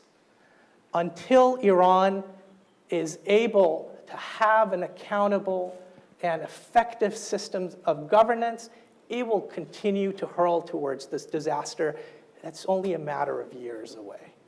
And this disaster will be exacerbated by the arrival of refugees from neighboring countries who have it worse off, probably, if it's at all possible to have it worse off than the Islamic regime, that they'll find themselves on the streets of Iranian cities. Well, of course, you know, the refugee crisis is one factor. Right. But the refugee crises typically ebb and flow over time. And let us not blame refugees for the problems in Iran. After all, in the 1940s, we were the biggest recipient of Polish refugees who were placed in gulags in Russia. They too brought disease with them. Right. Yet they did not destroy our country's infrastructure. No, the point is well taken that the problem with the country rests with the regime, not the Iranians nor the immigrants. Mr. Semnani, I have two questions that really pertains to all of you. So I'm going to try to ask the first one and try to get a quick answer. So I believe, because of my background, that in order for you to have a face and a voice in this country, you need to be represented inside the Beltway. And you need to have a representation that will speak for your values and your concerns. How do we motivate this crowd, the generation that comes next, the children of this crowd, the people that are listening to you on Zoom or any other platforms, to engage in the political world within this country? Well, I'm glad you asked that question. It's just very much to the point. I was thinking about earlier conversations here. We talked about the JCPOA and nuclear issue and so on, and a number of good comments were made, but unfortunately there were no good solutions.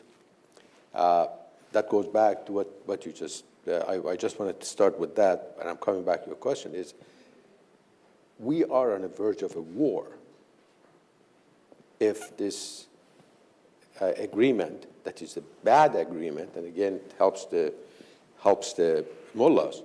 If it's not signed, the next option again is attacking Iran. And you gentlemen, and you mentioned Dr. Afghani regarding demographic and so on. Those are very, very true, and I appreciate that. The only thing that I'm seeing in the very near future, immediate future, is a war. And if that happens, initially, if there are 400 points of operations in Iran that is going to get bombed. And these are people who live there and around it, and they're people that they would be affected by the nuclear release in the region. We have to understand that. We're talking about Chernobyl scale type of things happening, Pripyat scale type of things happening. This is what's in the near future, and Mr. Brian Hook, he talked about it, but really didn't propose a solution. The solution, it has to come from people that we are here, some of us, and about 1.5 to 2 million Iranians that they have to become advocate of protecting Iran in one form or the other.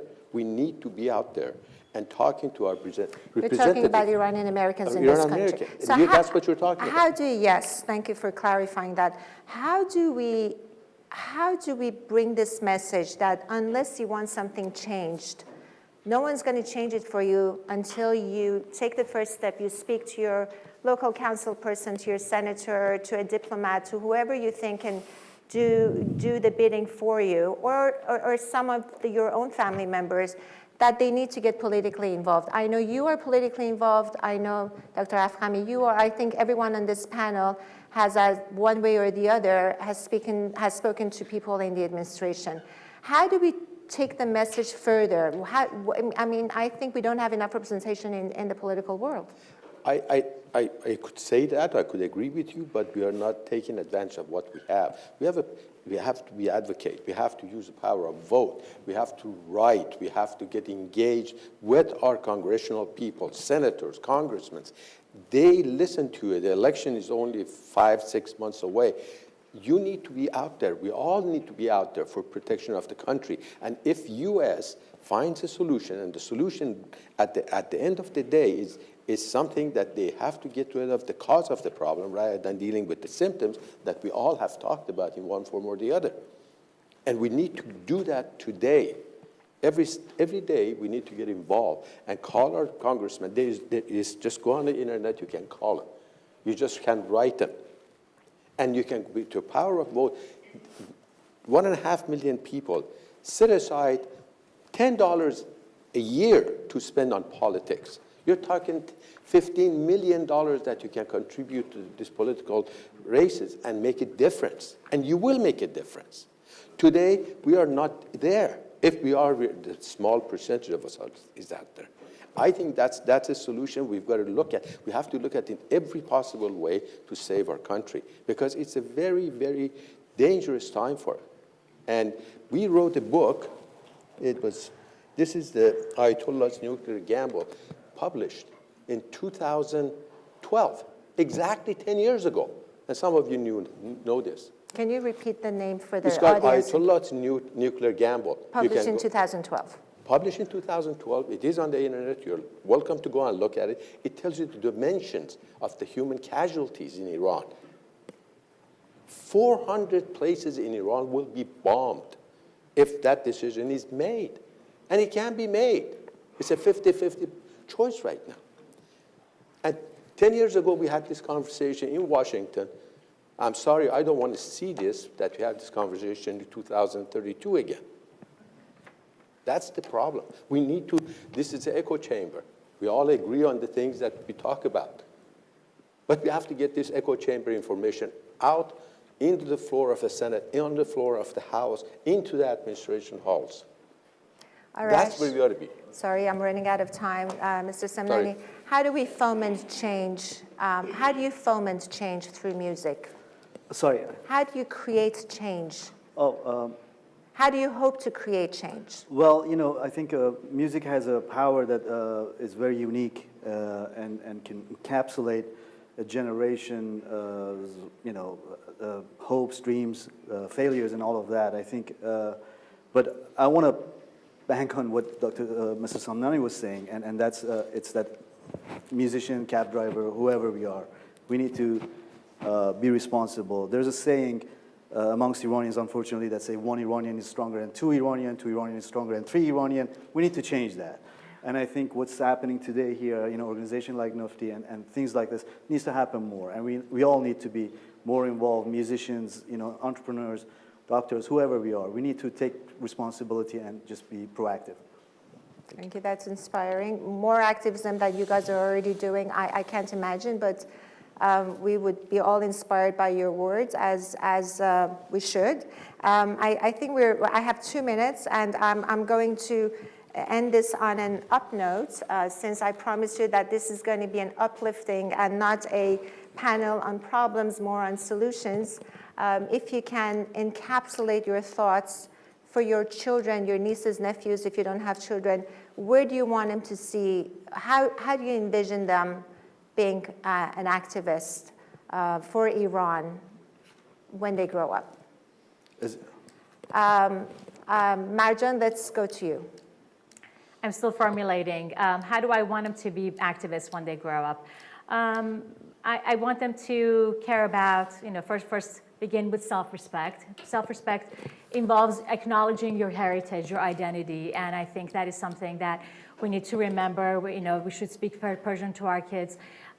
So self-respect, and then respect and contribution to your family and to your country, and really paying us forward. Just don't take advantage of what is around you. Also give back and create opportunities and advantages for other people. That's well said. I like the point on keeping the language. I mean, it's obvious that culture is paramount to everyone sitting on this stage. Dr. Afkhami, you're the father of 2 girls? Two little girls. My wife and I are both policy and politically aware.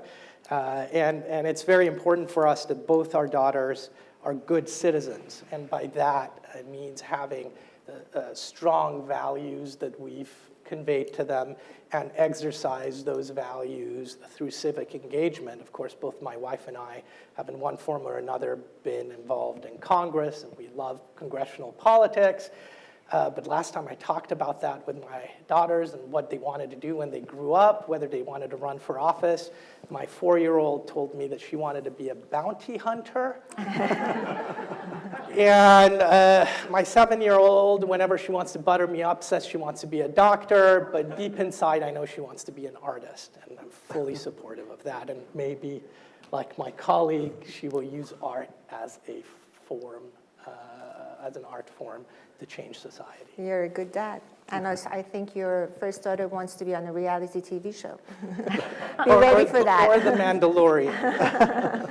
Mrs. Samnani, I feel like we've spoken about this, but I think we spoke about this one-on-one here. So tell us how you have already engaged your 3 sons in political activities or outreach, and how you plan to do more with your family.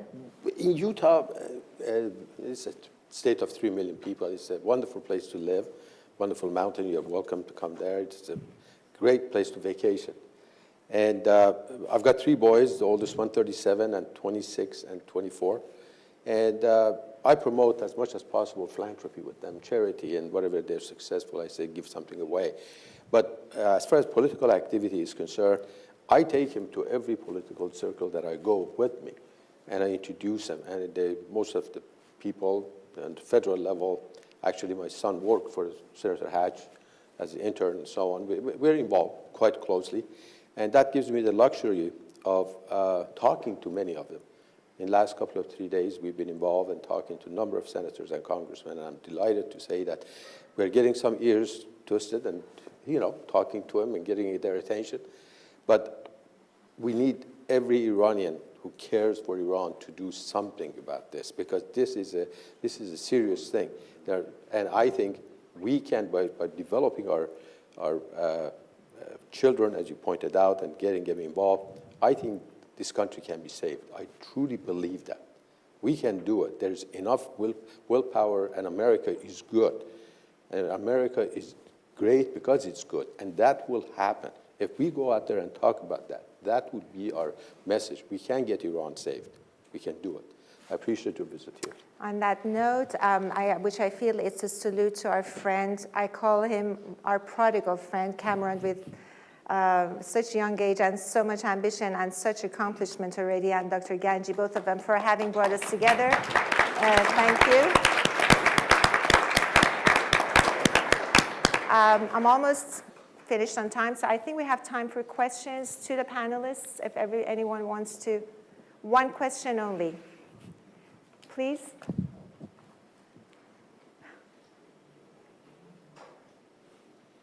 That's Dr. Rahi, right? Dr. Rahi. I know. Very good. Dr. Afhami. Thanks for Mr. being Ahi, here. how are you? There has to be, in medicine, we have disclosures. And in this case, I have to say that Dr. Ahi and I go far, far, far back, even before my birth. So. Anyone who knew your grandfather knows where you get your values from.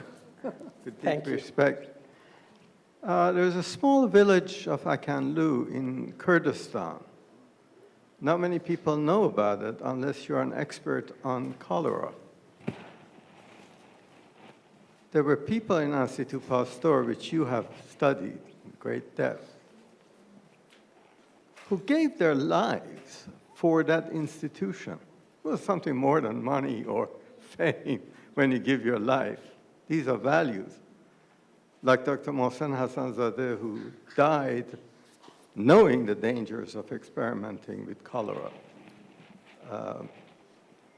How do Iranian Americans or Iranians outside preserve the genetic material of good governance which we have had? Because this is more than having a bureaucracy. This is having institutions dedicated to serve with a set of values. And you can't start it from scratch. It's very difficult. But if you've had it, how do you preserve that genetic material, the history, the praise for younger ones to know we have had such a thing, because for sure, saving Iran tomorrow will require it. Thank you for that question. I think that's where us expatriates come into play. We not only have to be agents of change in Iran, but once that change happens, really hope lies with us, the population who have been vessels for that historic memory, for that set of values that might have been eroded. I don't believe it's lost. I believe it exists in Iran, and you see it with waves of Iranians coming out.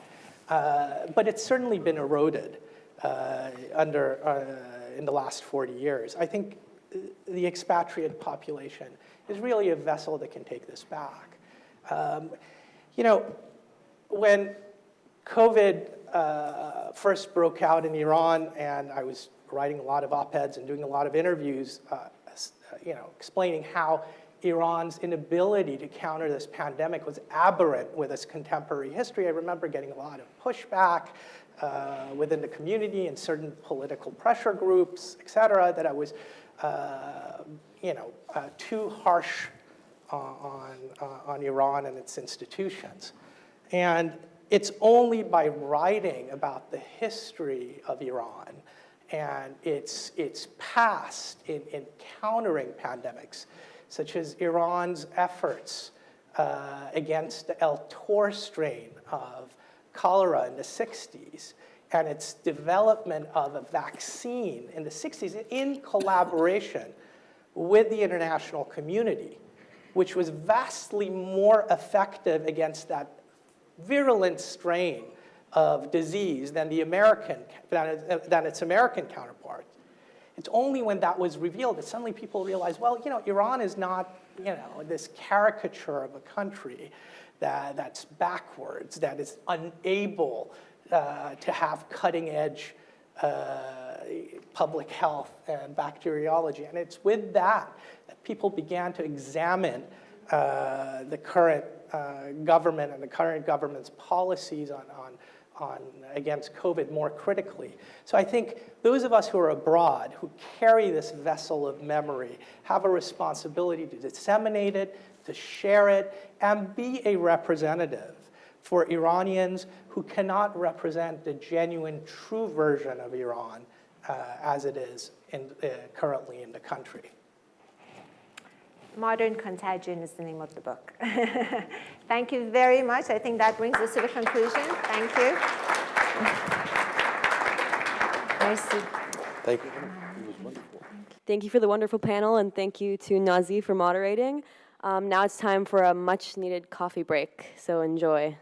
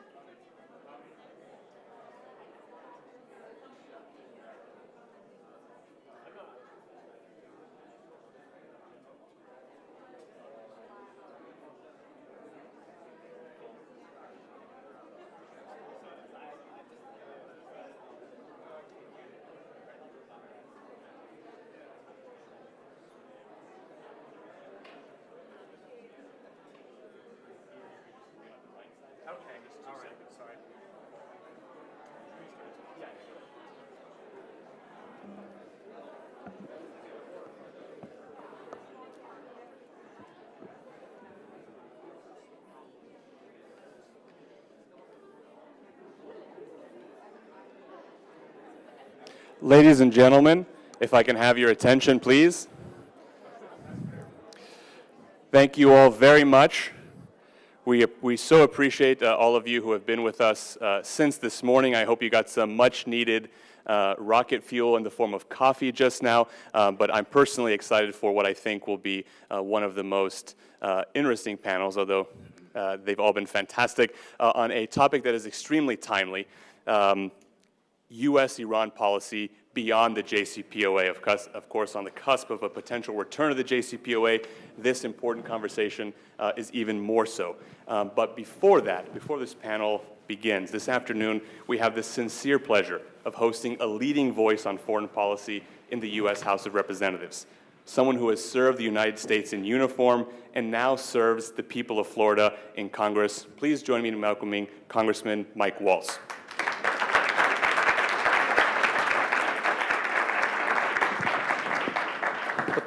Thank you, and I'll try to keep this relatively brief so that we can get to the amazing panel of experts, true experts that we have here.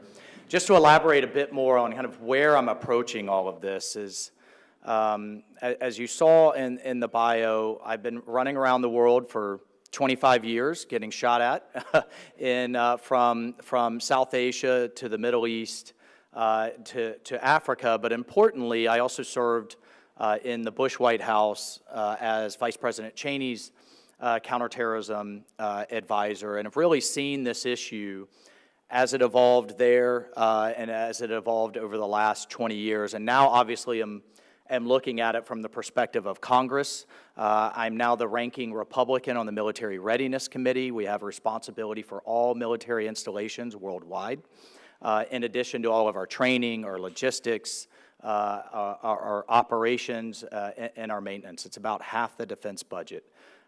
I have never seen a time of instability and of threats to this great nation and to our allies like we've seen unfolding over the last year.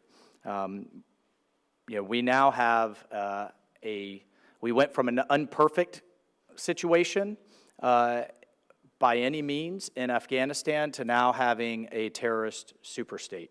And Al-Qaeda and ISIS fully intend to and are developing the capabilities right now as we speak to attack the homeland again. I call it the axis of terror, from Hamas to the Iranian regime to the Taliban Caliphate and to their backers over in Pakistan. We all see what is going to unfold, and I fully believe there will be an invasion.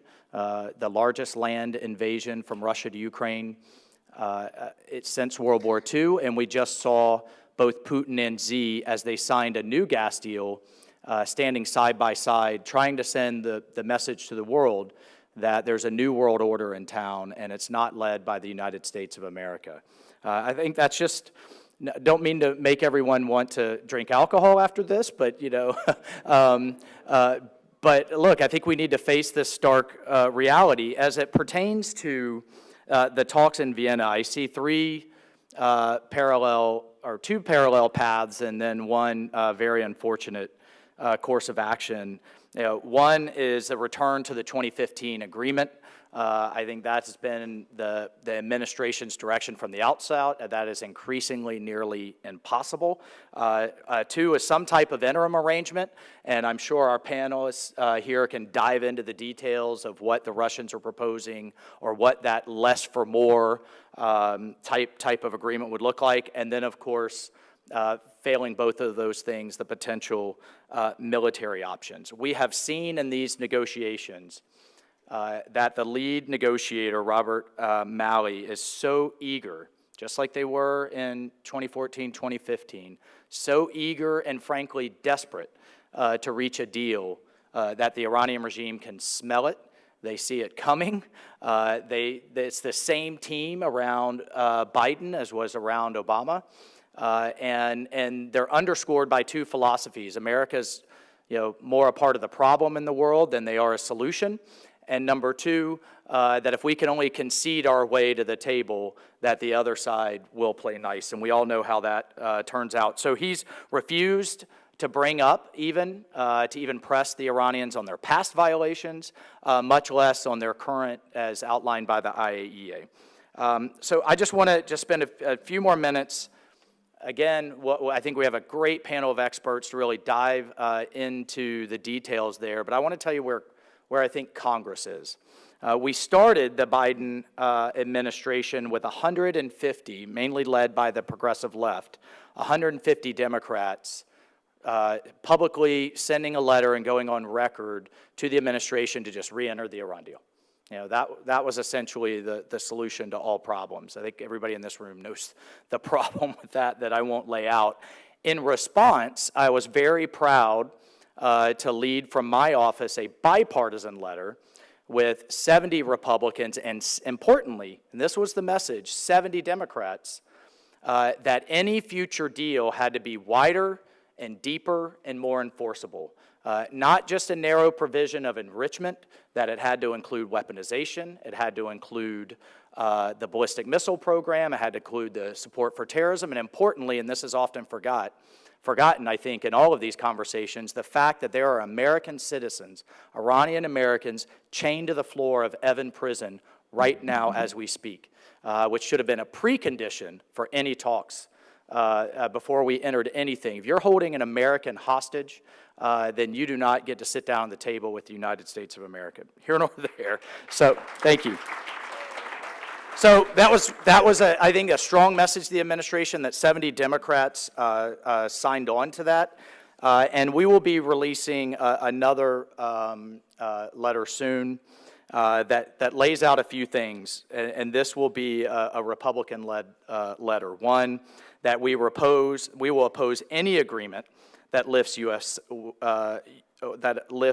sanctions on the Iranian regime, that we will view any agreement reached in Vienna that is not submitted to the U.S. Senate for ratification as a treaty, including any and all secret agreements. We saw that last time with the side agreements as non-binding, that we will work, that this Congress, particularly I pray, in 11 months, if Republicans have the majority, to reimpose and to strengthen any terrorism, missile, or human rights related sanctions, that we will not back down on the IRGC as a foreign terrorist organization, that we will push the UN for the snapback provisions in Resolution 2231 to go in place. And importantly, and I think this is an important point that I'd love to hear everybody's perspectives on.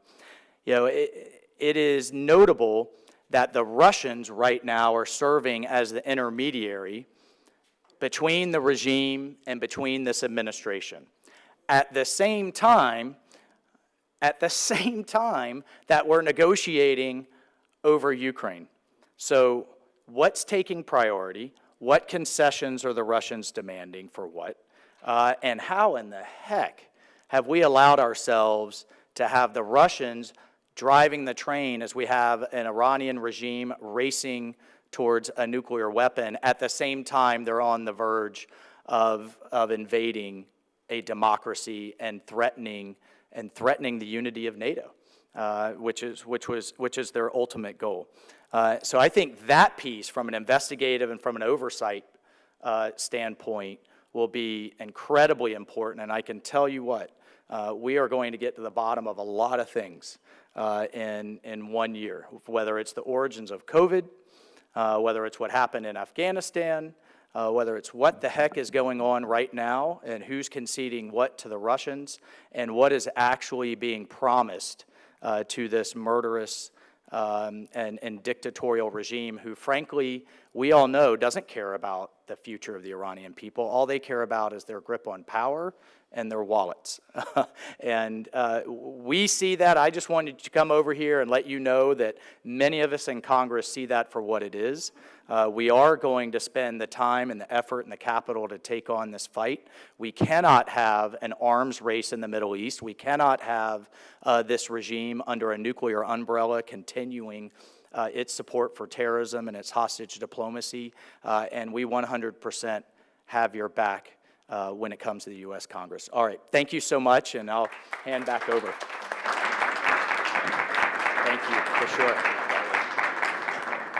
Thank you very much, Congressman. We here at NUFDI certainly appreciate your leadership, especially your insistence on the importance of bipartisanship on this issue, and what a perfect segue to this next panel, which we are pleased to have a real treat of diversity and really impressive views across the spectrum here. Could not be more thrilled for today's bipartisan panel, led by one of Washington's most capable journalists, Sean Tandon of Agence France Presse, the State Department correspondent. Thank you all. Sean, take it away. Thank you. Thanks for joining us. Thanks for listening. As Kamran mentioned, this is a very timely panel, certainly, in terms of what we're seeing, what we seem to be seeing right now. So let me just, it's a bipartisan panel, so we should get a variety of viewpoints here. So let me go and briefly introduce people. I think people probably know most of the speakers here. Morgan Ortegas, somebody I'm used to asking questions to, former spokesperson for the State Department under the previous Secretary of State, Mike Pompeo. Ray Taki, at the Senior Fellow at the Council on Foreign Relations, well-known author. Most recently, The Last Shah, America, Iran, and the Fall of the Pahlavi Dynasty. Ari Aramesh, a political analyst and commentator, analyst from the Democratic Party.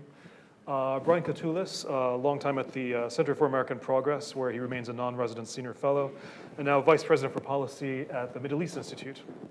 And last but not least, Saeed Ghassemi Nejad, Senior Advisor at the Foundation for Defense of Democracies, an expert on the Iranian economy. So let's begin with perhaps looking in general terms. I'd be curious to hear your thoughts on this. We've heard the administration, we've heard the Europeans as well speak about a deal being within sight, that this could come any time now. There could be a resumption. Of course, the JCPOA was in 2015, and we've had the administration also warning that, perhaps that there are only a few weeks left before before it doesn't make any sense to be in the JCPOA anymore. It no longer is useful. So what can we see now? I mean, if we see, do you think we'll have an agreement, a resumption of it? And if we do, what will the effects be? This isn't 2015 anymore. The previous administration withdrew in 2018.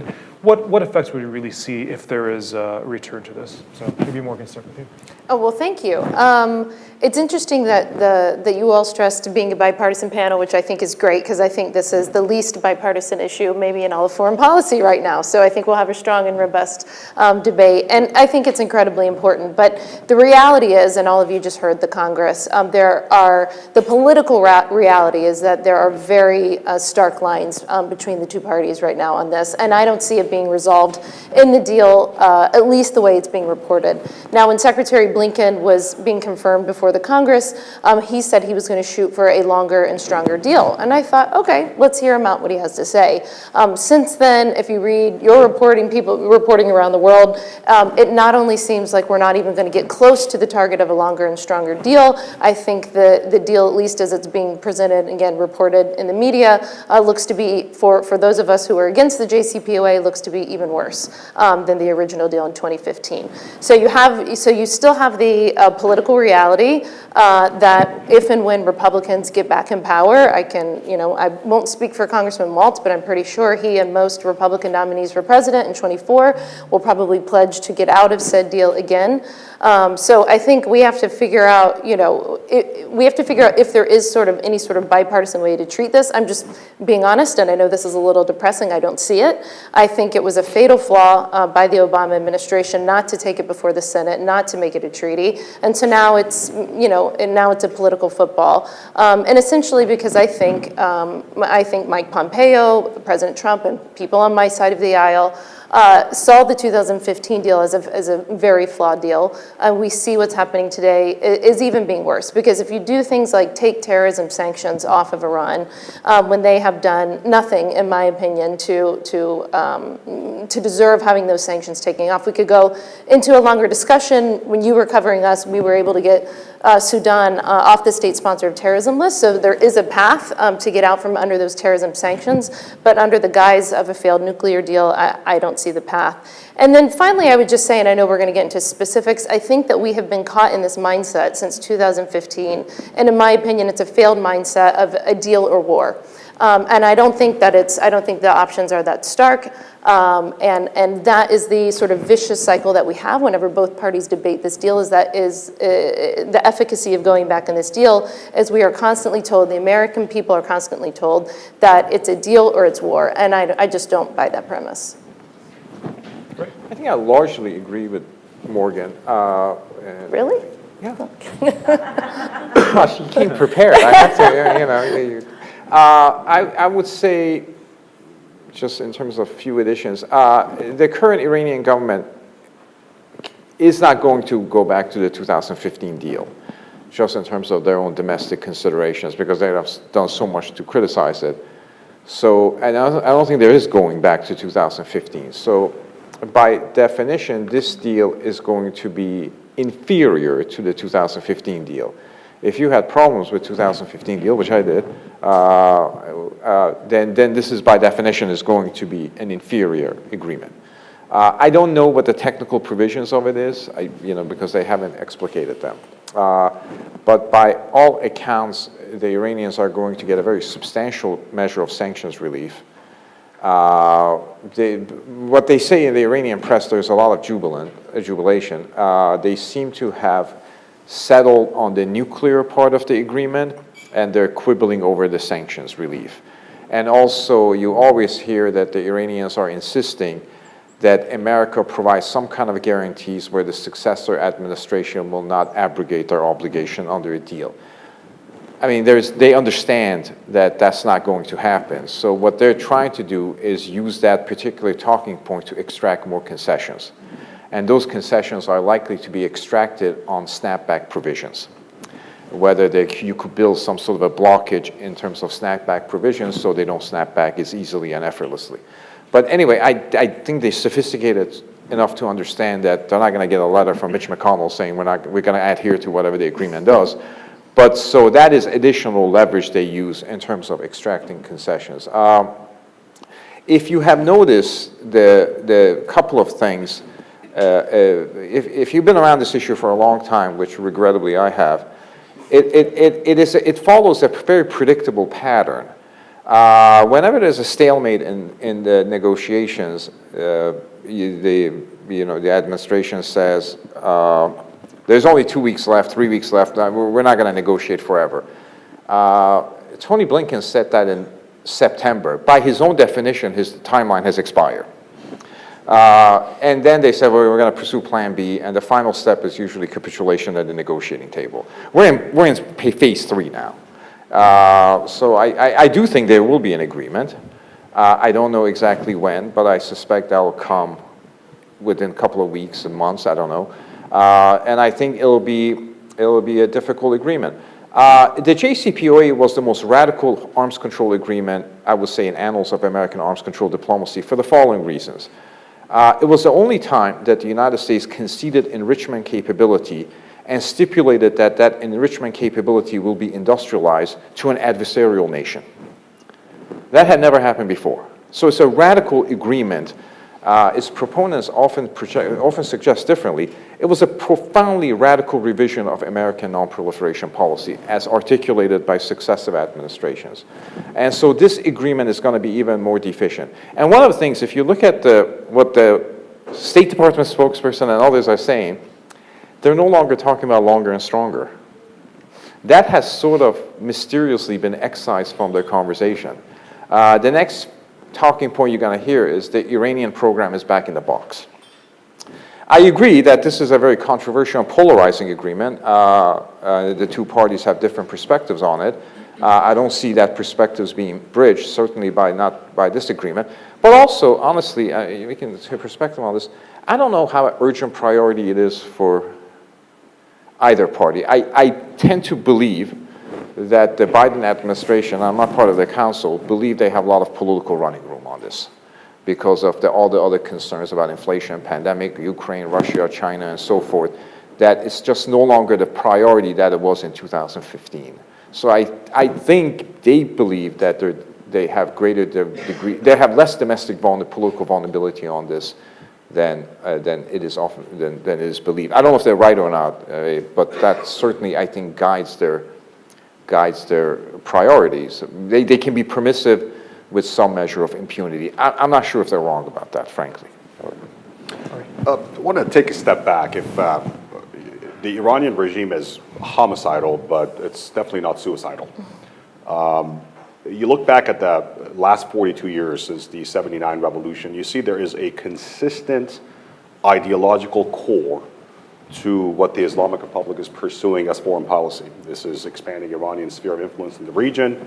For the most part, sort of countering what American interest, Israeli interest, and sort of the anti-American, anti-Israeli ideology is in the very center of what the Iranian regime has been spreading. But there's a prerequisite to achieve these international or foreign policy goals. You can't have foreign policy goals if you do not have an existing regime. So regime survival is at the very core. And the Islamic Republic has shown in action and in rhetoric that they will do everything and anything to make sure that the regime survives. Ayatollah Khomeini, the founder of the regime, the Islamic Republic sets something that Hifz al-Nizam as awjab wajibat as. To protect the Islamic State is of the highest priority, meaning if you have to shut down even the month of Ramadan, but to protect the Islamic system, you have to do so because that is the essential and the most important goal of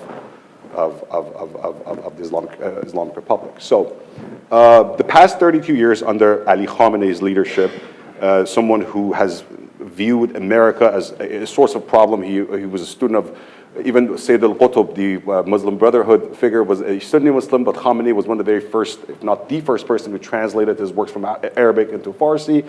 He's always viewed the West, chief among the West, the US, as a problem, as untrustworthy, as sort of, you know, the evil empire, for lack of a better word. And they've had an advantage. There has been consistent leadership and consistent messaging for the past 42 years coming from Tehran. They have committed blood and treasure to expand to their foreign policy goals. We live in a democracy. So every 4 years, sometimes every 8 years, in the case of Reagan, Bush, every 12 years, we have a new party in charge. Now, sometimes policy may be radically different, sometimes it may not. When a president negotiates a deal, yes, we couldn't get that through the Senate because, yes, Article 3, Section 8, you get a treaty passed by 60 senators, it becomes the law of the land. It would have been great. We didn't have the votes. I mean, there were not enough votes. And then overnight, President Trump walks out of the deal. Even as a Democrat, I got to say, and as someone who's not a fan of President Trump, I got to say a couple things he did I liked. Not walking out of JCPOA, but I think putting more pressure on Iran and putting more pressure on IRGC, and especially taking out the Quds Force commander, Soleimani. And again, even within one political party, there are varying differences in foreign policy. It's a big party, so people can disagree on this. But everybody expected mayhem after Soleimani's death, and we saw not much happen. And in fact, Iranians decided to retaliate in a way that did not really hurt Americans, so we did not have to hit them back.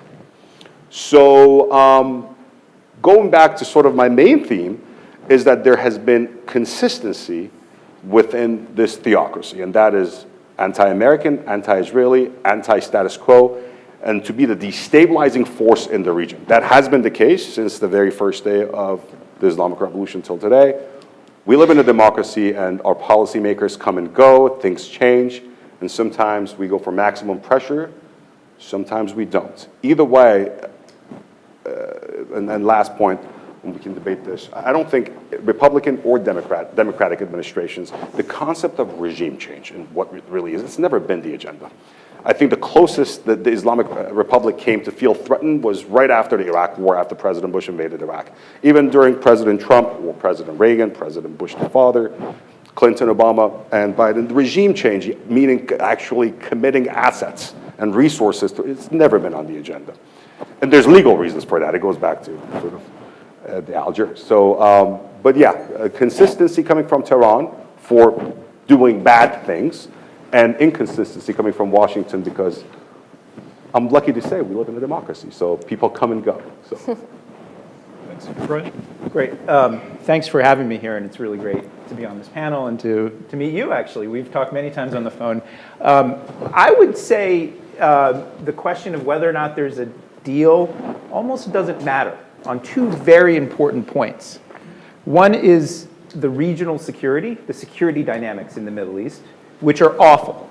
And if one lesson I take from 2015 to present, when we had a deal and when we didn't, you had a number of activities driven by the regime in Tehran that undermined security in the region. And I think, as a clinical analyst, and I'll get to the politics in a second, but if you take a step back and look neutrally across what I would say several Democratic and Republican administrations, you have a US policy that's looking at the Middle East right now and essentially saying, first, we've got to pivot elsewhere, we've got to rebalance, we've got to get others to pull their weight under Trump, but it's not strategically consistent in the Middle East, and our partners and our adversaries know it, and they exploit it. If I could characterize the approach on Iran, that I think is a bipartisan tradition, it is one of appeasement, passive appeasement of a regime that actually does things every day to undermine the stability in the region, and then in a second arena, to undermine its own people and the basic decency and support for human rights. And quite frankly, if you take a look back at, again, the last several administrations, there really is not a coherent approach in those two areas. And again, I do think it's important whether they get a deal or not, or whether it's stronger or longer, but understand what I'm saying is that those fundamentals of the US not really having a steady, clear approach in the Middle East, and again, just trying to be honest about my friends in the Republican administrations and Democratic administrations, the overarching theme is it's China now, or maybe this month it's been Russia, and then we've got problems here in our own democracy. And to me, again, that's a bit of the show that we have in our politics. We saw it a bit with the congressman, and I respect a lot of sort of his remarks. Wish Congressman Sherman would offer some thoughts, because I think they wouldn't fundamentally be that far off on these two key points, regional security and support for the Iranian people, because it's there. If you look at public opinion polls of Americans, Iran is not viewed in a very positive light. There is an opportunity that panels like this, not so much, I don't think, this panel, but mostly Twitter and the social media debate about Iran, all it does is really fragment the potential for a consensus about what a full spectrum approach on Iran might look like. And again, the two things that I think are missing, deal or no deal, one is a clearer, more coherent regional security approach. I think you saw glimmers of this if anyone paid attention to General Eric Kurilla, the nominee to be the head of the CENTCOM. He had a hearing yesterday, I believe it was. And if you look at how he speaks about the region and the role that Iran plays in the region with ballistic missiles, with drones, with other things, we have in our military branch a clear-eyed view, because they know, and hundreds of Americans have been killed by Iranian proxies in Iraq and in other places. They know what the problems are. So the cheap debate that you see every day on Twitter and in our politics here is not the thing that the people who are on the front lines of America are really paying that much attention to. So that's one area. The second area is this issue of human rights, which, I used to work at the Center for American Progress, still affiliated with them. There's this weird thing on the so-called progressive left where it turns a blind eye to some of the worst human rights abuses across the board in the Middle East, but especially Iran. It pulls punches in ways that I think the reason why I've added when I talk about so-called progressives is when you look at journalists who were threatened with plots to kidnap them back to the country, or the congressman did mention Iranian Americans who are in detention. We had a summit for democracy here, hosted here by the Biden administration. And you could go back and look at the transcript, or you look at how many times actually the people of Iran were mentioned. Now, the fact that I just brought that up, and if anyone's tweeting this, and especially from the so-called progressive left, they were like, he's for regime change. But it shows you just how disconnected from, and understand my main point, how disconnected the Iran debate, and especially questions about the JCPOA, have become disconnected from the regional security, and then also the lived experiences of the Iranian people. I would just cite two examples, and again, I'm not mean no disrespect to anyone who served in the Trump administration and things like this, or Obama. Ray, you were in the Obama administration, but when the Green Revolution happened early on, despite all of the happy talk from the left about human rights and democracy, what was actually done? Not much. When these protests in 2019, and I admired the op-ed I think Secretary Pompeo wrote, it was a wonderful op-ed, but what actual tools were delivered to actually help people protect themselves from the internet surveillance? And I think there were some, but quite clearly not enough, because the abuses continue. So going back to again, I'm not trying to avoid the question of deal or no deal. I suspect if there is one, it's not going to be a good one for security. It will not have learned the bigger lesson, which is that unless you improve the regional security conditions in the Middle East with a steadier approach, one that doesn't, like under Trump, tweet that we're out of Syria, but then not really do that, or imagine, like Biden, that we could pivot away to other regions, but it has a steadier approach and more long-term. And then secondly, that puts the focus on the people of Iran, because you all know this, there are tens of millions of people of Iran who want something different and in the next generation. But they're looking at America and they're wondering, is this democracy or this system even going to hang together itself? Which leads to my sort of concluding point, and I hope we can delve into this, is that I actually think the cheap politics of national security and the fact that we actually are somehow primed by the media and also by different interest groups that fund different organizations on the left and then also on the right, it actually ignores the opportunity for consensus. I'm really become more interested in my own thinking in what some people have called asset framing, the things that we actually have on your side that are strong. And we often forget this because there's something about I don't think this panel will go this way, but most debates about Iran or most national security debates, China, there's something that I think when you get out of the bubble, and I've done some of this research, and yes, most Americans, they're like, that doesn't make sense to me. We don't even understand what JCPOA means. We just know that Iran is not doing good things, and we need a stronger, more full spectrum approach that uses all of these tools. So I hope we can get more into that. I think this panel was titled Beyond the JCPOA. And understand my point. I think it's important, but there are two other important issues: the security of the region and the people of Iran. Thanks. Sorry. Thank you for having me here. I think one problem with the Iran policy is that it's not usually defined based on what's the narrow definition of U.S. national interest. And I want to answer that. So this is a regime whose goal is to weaken and destroy the United States. They say it publicly, they say it every day they say this to America, so you won't believe those people who say they don't mean it. And they actually have killed so many Americans. They have killed hundreds of Americans in Iraq. They have killed hundreds of Americans in Lebanon. Actually, before the 9/11, that was the largest number of casualties of Americans in a terrorist attack. So I think the only rational response by the United States is to plan to topple this regime. I think that should be clear. The rational response is not to enrich this regime. The rational response is not to hope that if we give them money, they become more moderate. But that doesn't make sense. And from that point of view, now we have a problem with them, the nuclear problem. Whatever solution we have there should not distract us from the larger goal, from the long-term goal. And the JCPOA was a bad deal. The Trump administration rightly tried to kill it because it didn't have the zero enrichment. When you don't have the zero enrichment, you are actually making yourself hostage to the regime. Because then you cannot say anything about their terrorism. You cannot say anything about their human rights. You cannot say anything about the regional approach. And the reason you cannot say that is that the concessions that they have made, it's temporary, it's limited, and it's waning. Over time, you have the sunsets.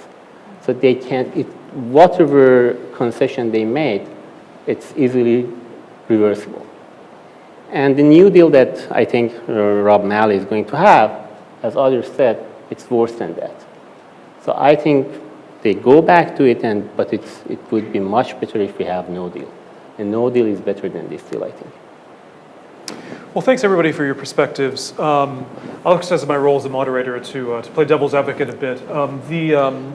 one of the things that we hear from the current administration is essentially that diplomacy works, that diplomacy is the best approach. And your successor, for example, and as spokesperson for the State Department, argues that, for example, if you look at the metrics that the last administration laid out for maximum pressure, has it actually succeeded? Iran's nuclear program has advanced. The regional activities that the U.S. is concerned about have also progressed. So in that sense, that's what Morgan was saying earlier, that you were saying that you think it's a false debate, that it's a deal or a war. But what are the alternatives? If we say that many of you say that that a return to the JCPOA might not be a good thing, what are the alternatives? What do we have if not that? What are the tools that are there? Maybe we can go to reverse order. Do you want to start, Brian? Yeah, I mean, look, first, the thing that we're not doing consistently and haven't in Biden, Trump, or Obama is to help our partners in the region defend themselves. And again, point taken about the strike on Soleimani. I think it was seismic and sent shockwaves inside of the Iranian regime's establishment. But what essentially we've had is strikes without strategy. We've had a number of, not just the ballistic missiles, but you see the drone attacks. Biden certainly has conducted, again, targeted strikes against militias and others that were backed by Iran. Israel, on a regular basis, and I'm ashamed to say that they actually feel the need, because we don't have a consistent security approach working with them. They conduct strikes to protect their own citizens in Syria. So number one is the things that successive administrations have talked about. When Obama, the year he signed the deal, there was a meeting at Camp David with the Gulf region to talk about getting things together and having a stronger defense. So the first thing I think is a stronger defense, and that requires a sense of interest about the Middle East, not sending this mixed signal of, well, we're back to basics or we're going to have a very minimum approach. It's one that says we're going to work with partners. Some of them are quite flawed, to be clear, but I'm of the view that engagement with those partners, it makes them better and actually gives them more confidence. That's one thing. I think secondly, we need to be a heck of a lot more creative about mechanisms to engage the Iranian people.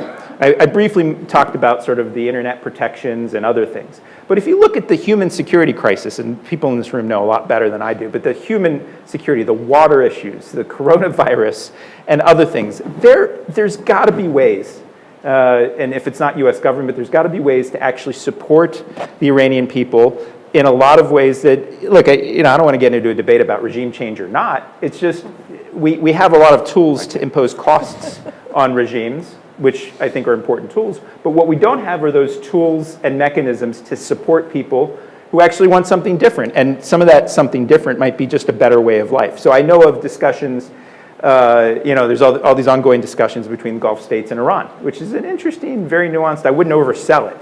But the fact that there are dire energy needs in parts of Iran, there's a very sophisticated full spectrum approach that the US could take. But coming back to the nuclear issue, if Iran continues to move forward on its nuclear program and its ballistic missiles and other things, there's going to, I don't know what to predict, but that will leave a lot of actors in the Gulf and in Israel deeply uneasy. So that's the central question that I think will come to the fore quite quickly. So all of these other tools I talked about will, I think, be overridden by this imperative need of, if it continues to progress, what then do we do about it? Can I follow up on, I think the dynamic that you talked about, security and human rights, it's incredibly important, and I totally agree. I think one of the things that we're missing in this entire discussion, as you talked about, is this administration told us that they were going to lead with human rights. And while, you talked about the Secretary Pompeo's op-ed and the words, and the words and things that we said in the administration, I think that those supportive messages to the Iranian people matter. It's one of the reasons why, as State Department spokesperson, I tried almost on a weekly basis to do media that would get into Iran so the Iranian people could hear from me. We had a Persian Instagram at the State Department that was heavily followed. I think it's been disabled now. We had a Telegram channel during the 2019 protests where we asked people to send in to us pictures and videos of people that were killed, people that were arrested during these protests, because we wanted to name and shame and highlight. That account has either been disbanded editor doesn't post anymore. Radio Farda, which was a tool that we used all the time at the State Department to try and communicate to the Iranian people, I don't think has posted in 350 days, or it's been downgraded significantly. And I bring that up because I do think that if you're going to say the administration leads with human rights, and if you're going to say that we care about the Iranian people, you're absolutely right that we have to do the tangible things to support them.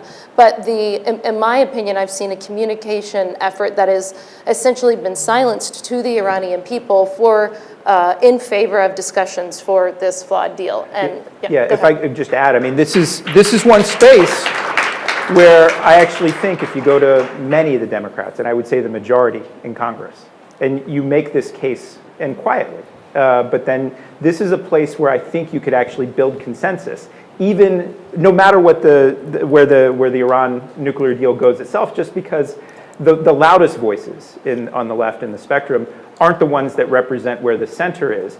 The second thing, and why it's important what you said, to communicate to the Iranian people. The other thing, and I meant to mention this, is that our own very debate here, maybe even as we're having it, but the debate about Iran, I've joked that it's become so predictable, if you, sorry, my friends at FDD versus Quincy Institute or others, it's become so predictable what their analysis would be coming from each side that AI is getting so good, artificial intelligence, that you can replace some of these views with algorithms. Because you can guess where that debate will go. But the bigger point is that those divisions are exploited by regimes like Tehran's. I'll tell you why. If you haven't read the ODNI report from last spring, it wasn't just Russia interfering in our political debates and in our elections. It wasn't China, really. What was interesting about that is China pulled its punch and pulled back on it. But Iran documented evidence of trying to shape the debate that we have here in this country about the policy options here. That's what makes it even more confusing, is how do you actually disentangle legitimate policy differences from complicated politics already, add a layer to it of foreign interference, and you've got a confusing mess that the bigger picture of the lack of bipartisan consensus, or at least trying to work towards it on human rights, is exploited by regimes that are autocratic like Iran and others in the Middle East. I want to add something. The debate actually within, I think there's a dark and dangerous streak in both parties that on the far left and the far right that favor isolationism. And within the Democratic Party, the party is not homogenous when it comes to Iran. You have Senators Bob Menendez, Chuck Schumer, and Cory Booker, and we Representative Brad Sherman from California, very close to my district. And then we have Nobody. What's that? Nobody. Well, you know, and then we have, you know, the progressive left, as Brian put it. So even within the Democratic Party, we just saw Senator Menendez, chairman of the Foreign Relations Committee, making his dissatisfaction and concerns about the nuclear talks very public. And Rob Malley is going to, you know, have to show up and answer some questions. I think they just had a sort of a secure line classified briefing yesterday, right? So two things. A, there is that isolationist mood, even within President Trump's base. He has, in many rallies, he has talked about endless wars. Yeah. You know, I don't really know what endless wars mean. If you know, it's more of a sort of a, and this is also on the left. You know, endless wars. Okay, well, it's a nice punchline, but one of the tools so you can't have diplomacy without the real threat of force. And if you don't show up with a big stick, your carrots are not going to work. That's that.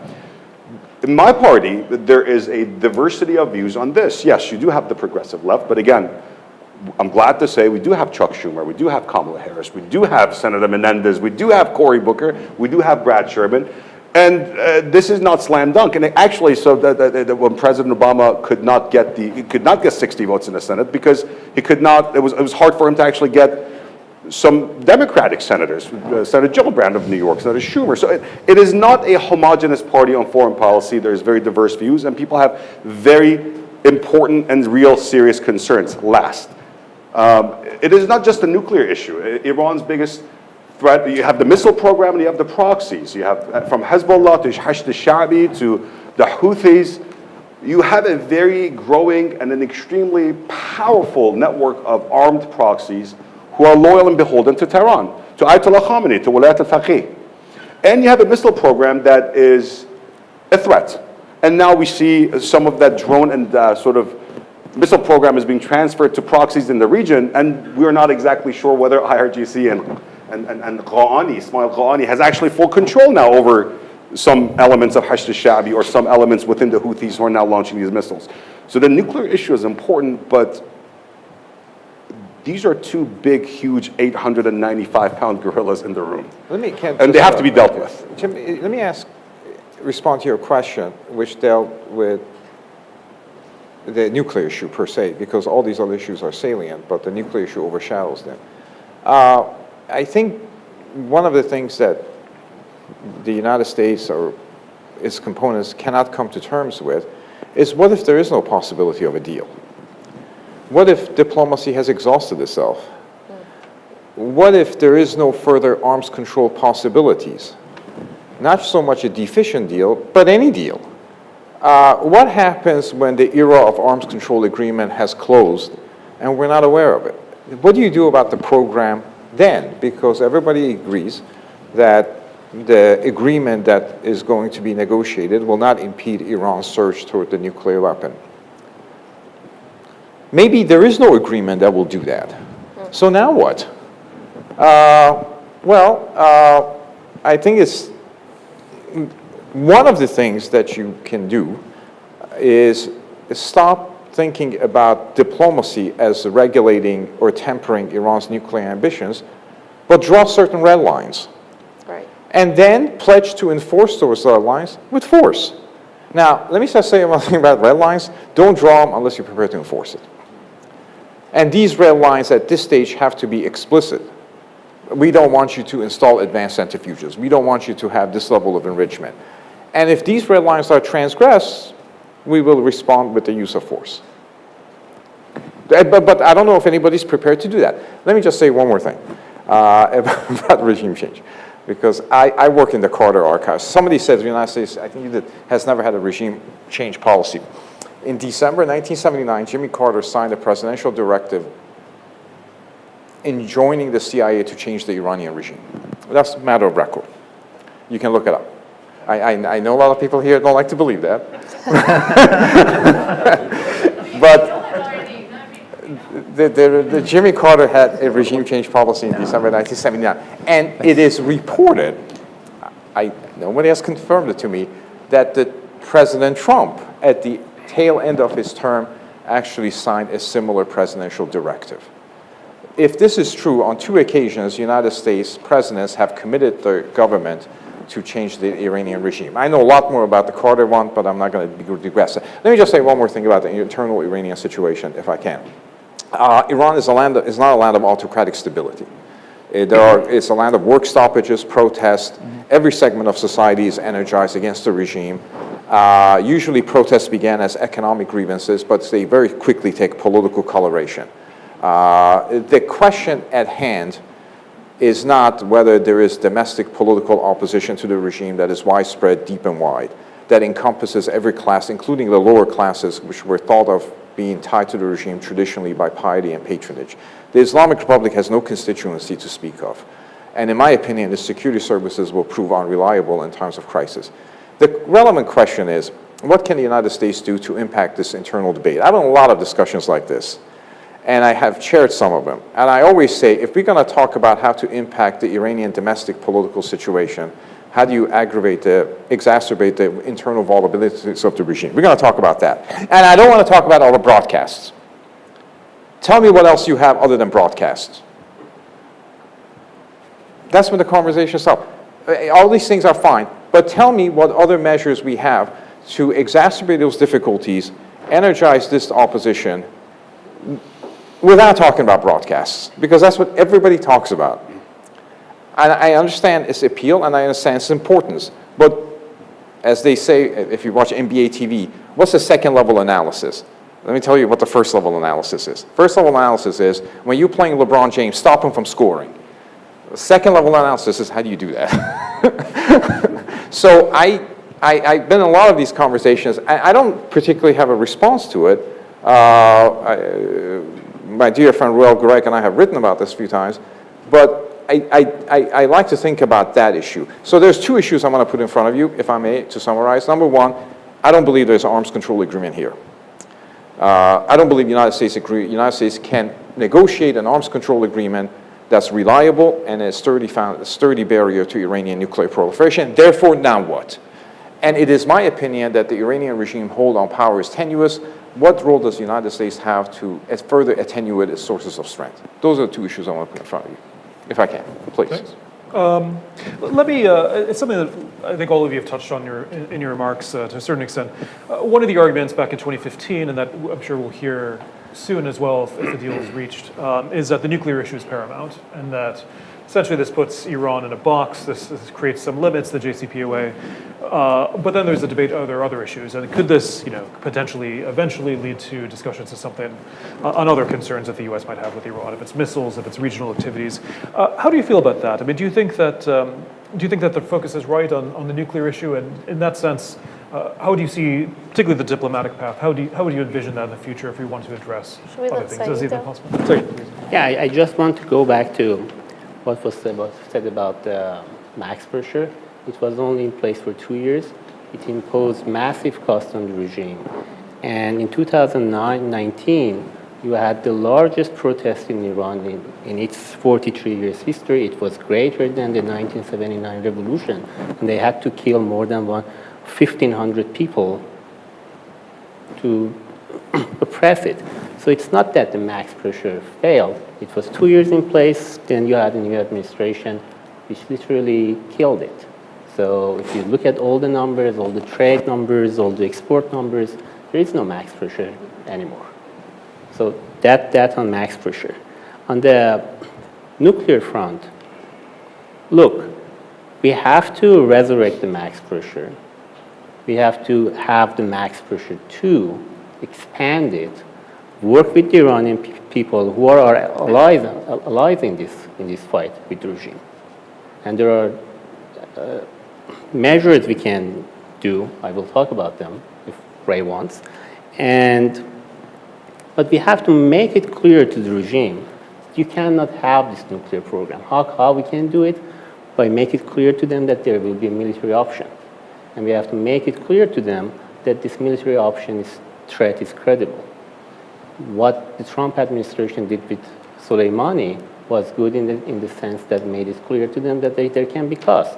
There should have been more, but right now we can have that military deterrence, I think. The Biden administration can go back to that policy, show the Iranian regime that they cannot have the nuclear program. I think that's the only option. These negotiations, they will give you a deal which is not good. Iran keeps its nuclear at an industrial level inside Iran. Whenever they want, they go back to enriching uranium and making the bomb. Sure. Anybody else? How about the issue that in 2015 it actually did impose limits on the nuclear program? But it imposed, it just kicked the can down the road, right? Only in Washington, D.C. would we pat ourselves on the back for making the nuclear problem someone else's issue, right, with the sunset provision. So we could, listen, we could fight all day about the efficacy of the JCPOA, and I think that we've all done that now for 6 years. But, I think what you said about red lines are incredibly important. I had it in my notes. Did you read my notes? Well, no, I'm kidding. No, I'm just saying I agree with you. But what we're all saying here, I think, variations on a theme, is that there has to be teeth behind the diplomacy, right? When we took out Soleimani in January of 2020, fast forward, what was it, August, September, that we saw the Abraham Accords, that we saw the region start to come together, and agree or disagree with President Trump, the whole world knew that he meant business, and I think taking out Soleimani was instrumental in people believing that. So you have to ask yourself, is the Biden administration prepared to walk away from the JCPOA from these discussions? I don't think they are. And I don't think they are because if you look at Afghanistan, it's clear where President Biden's head is that he wants out. He's focused on Russia, obviously, but even in Russia, where's the offensive weaponry a year ago that we could have been given to the Ukrainians? There's a lot of threats about what we will do if Russia invades, but in my mind, there's not enough action behind that early on. It's just threat after threat after threat. Syria red lines that we saw during the Obama administration, it's all, to me, it feels like a circular pattern. So I guess what I'm saying is we're all debating and saying we need to be prepared to walk away from the table, or we need to have a threat of force behind our diplomacy in order for it to be effective. I agree with all of that. I just don't think that this administration has any teeth to do that. I think that they want to pivot towards China, which we spend a lot of time, focusing on China. So I certainly agree with that. But this administration is going to get a terribly flawed deal, worse than 2015, because they are not prepared to walk away and they're not prepared to use any force. Yeah, so I think a fundamental mistake in this round of negotiations that did not learn the lesson from 2015 and beyond is trying to wall off these regional security issues and only talk about the nuclear file. Now, I get the argument that if you try to open up Yemen, Syria, Iraq, it's a can of worms. But essentially, I don't fundamentally believe that negotiating with the representatives of this regime on those issues at a table will produce much results. What will likely produce results is if we have a more coherent regional security approach and follow through on things. So whether it was the Obama idea in 2015 to work with partners in the GCC and Israel to strengthen their defenses and a 10-year accord with Israel on their security, which the Trump administration continued to implement with Israel and the Biden administration. Again, there was a bipartisan consensus to do that, despite the phrase and the noise, not to do that. In the Trump administration, great idea on, they called it Arab NATO, a great idea to bring it together. And I know some of our common friends in the Trump administration tried to work on it for a variety of reasons, including disarray amongst the Arab camp, the boycott against Qatar. That's all over. The region's in this interesting period right now in 2022 where there are new openings. You mentioned the Abraham Accords. To me, this is one of the areas that I actually think you see quite visibly. Things happening now, in part as a result of that. Joint military exercises that, to me, aren't enough, but are a step in the right direction to remind the regime in Iran who actually has the strength and force in play here. And there's strength in numbers and in cooperation. And that's where I think, again, the Biden administration has been a little bit absent from the scene. Not the military, as I mentioned with General Kurilla and CENTCOM. They're there. They see it every day. The Biden administration's overall strategy, and again, not to just blame this administration, it's part of our own dysfunction in America. You mentioned it too, the phrase on the left and the right, why should we even care to stay engaged in the Middle East? This, I think, has already become a key problem in the Democratic Party. But again, they punch far above what their actual electoral weight is. I know I'm not the moderator, but what do you think? Sorry. But but the Graham and Menendez bill that they introduced today, I don't know if the two of you have thoughts on it. I didn't see it yet, no, sorry. So it's essentially like the 1, 2, 3 agree. I think that's how I interpret it. Sort of sharing nuclear power, but no one. It's bipartisan. Is that feasible? It should be. It should be part of the discussion. But that's what I'm saying is that I know that was actually in the works for almost a year. Yeah. But it's not the feature. Again, you click on your Twitter and those most prominent Iran policy analysts, they're not promoting that jointly. They're mostly fighting on the phrase, and some of it are important issues. But the bigger point is that then their role as opinion formers in our debate erodes the potential for consensus that is necessary to take on a challenge like Iran, a country that is fundamentally so much weaker than us and our partners in the Middle East. Yet we allow, our own openness and our own democratic system, we allow sort of those divisions to be used against us to get to that coherent approach. But understand what I'm saying, Sean, is that the key issue, a mistake, I think, not to have those issues of ballistic missiles on the table, the support for terror. I don't think it's any coincidence that these attacks, like what we've seen from the Houthis in the UAE, the timing of that is not just a coincidence. Iran does negotiate through its own actions and through its proxies in the region. We should do the same when a punch is thrown. And again, understand what I'm saying is that I'm not just blaming Biden or Trump or Obama or even Bush, but we quite often pull punches in part because we don't have that strategic, coherent, long-term approach in the Middle East. We're either going to get out or we're going to fix things overnight. What we need is a steadier approach, and to get there, we actually need to just stop the nonsense debates in our politics about tough issues like Iran. a lot of what we have done so far has been tactical and surgical, not strategic. Yeah. And that's, look, I want to sort of go to a domestic aspect of things. The Biden administration is not doing very well in the polls. We got the midterms coming up. About a third, exactly a third of the U.S. Senate is up for re-election, and the entire U.S. House of Representatives. Right now, I think we hold the majority by a margin of 220 to 212. The speaker is, but two things have gone well. Morgan said the administration is not willing to walk away. Well, if you're at a poker game, and you got to get up and leave at some point. You know, you can't just keep going all in, and lose everything, and your kids, college fund. So you just can't. The Biden administration, if things get better domestically, the economy is doing better, at least job numbers are showing so. The redistricting has, we thought we're going to have a very tough time with redistricting. It seems that actually we're picking up a few seats. So when Democrats feel better about, hey, 2020, the midterms is not going to be 2022, 2020, we just had an election. It's not going to be a shellacking, as President Obama put it. It will strengthen President Biden's hand, in my opinion, to be able to walk away. The administration is really looking for a big foreign policy victory. They're looking for some big victory. I mean, we had the infrastructure bill. Where is the messaging on that? This billions of dollars, being spent. Where is the messaging on that? So as the president's domestic hand and as congressional Democrats' domestic situation and electoral situation going to the 2022 election gets better and gets strengthened, I think it will also strengthen President Biden's ability to be more flexible foreign policy-wise. We should not stay and negotiate for the sake of getting a deal when we know we may not get one and we're not willing to walk away. Sure. If I could just interrupt you, I think we wanted to do some questions from the audience. If anybody has anything to say, sir, in the. Yeah, hi. My question goes to Ms. Ortegas.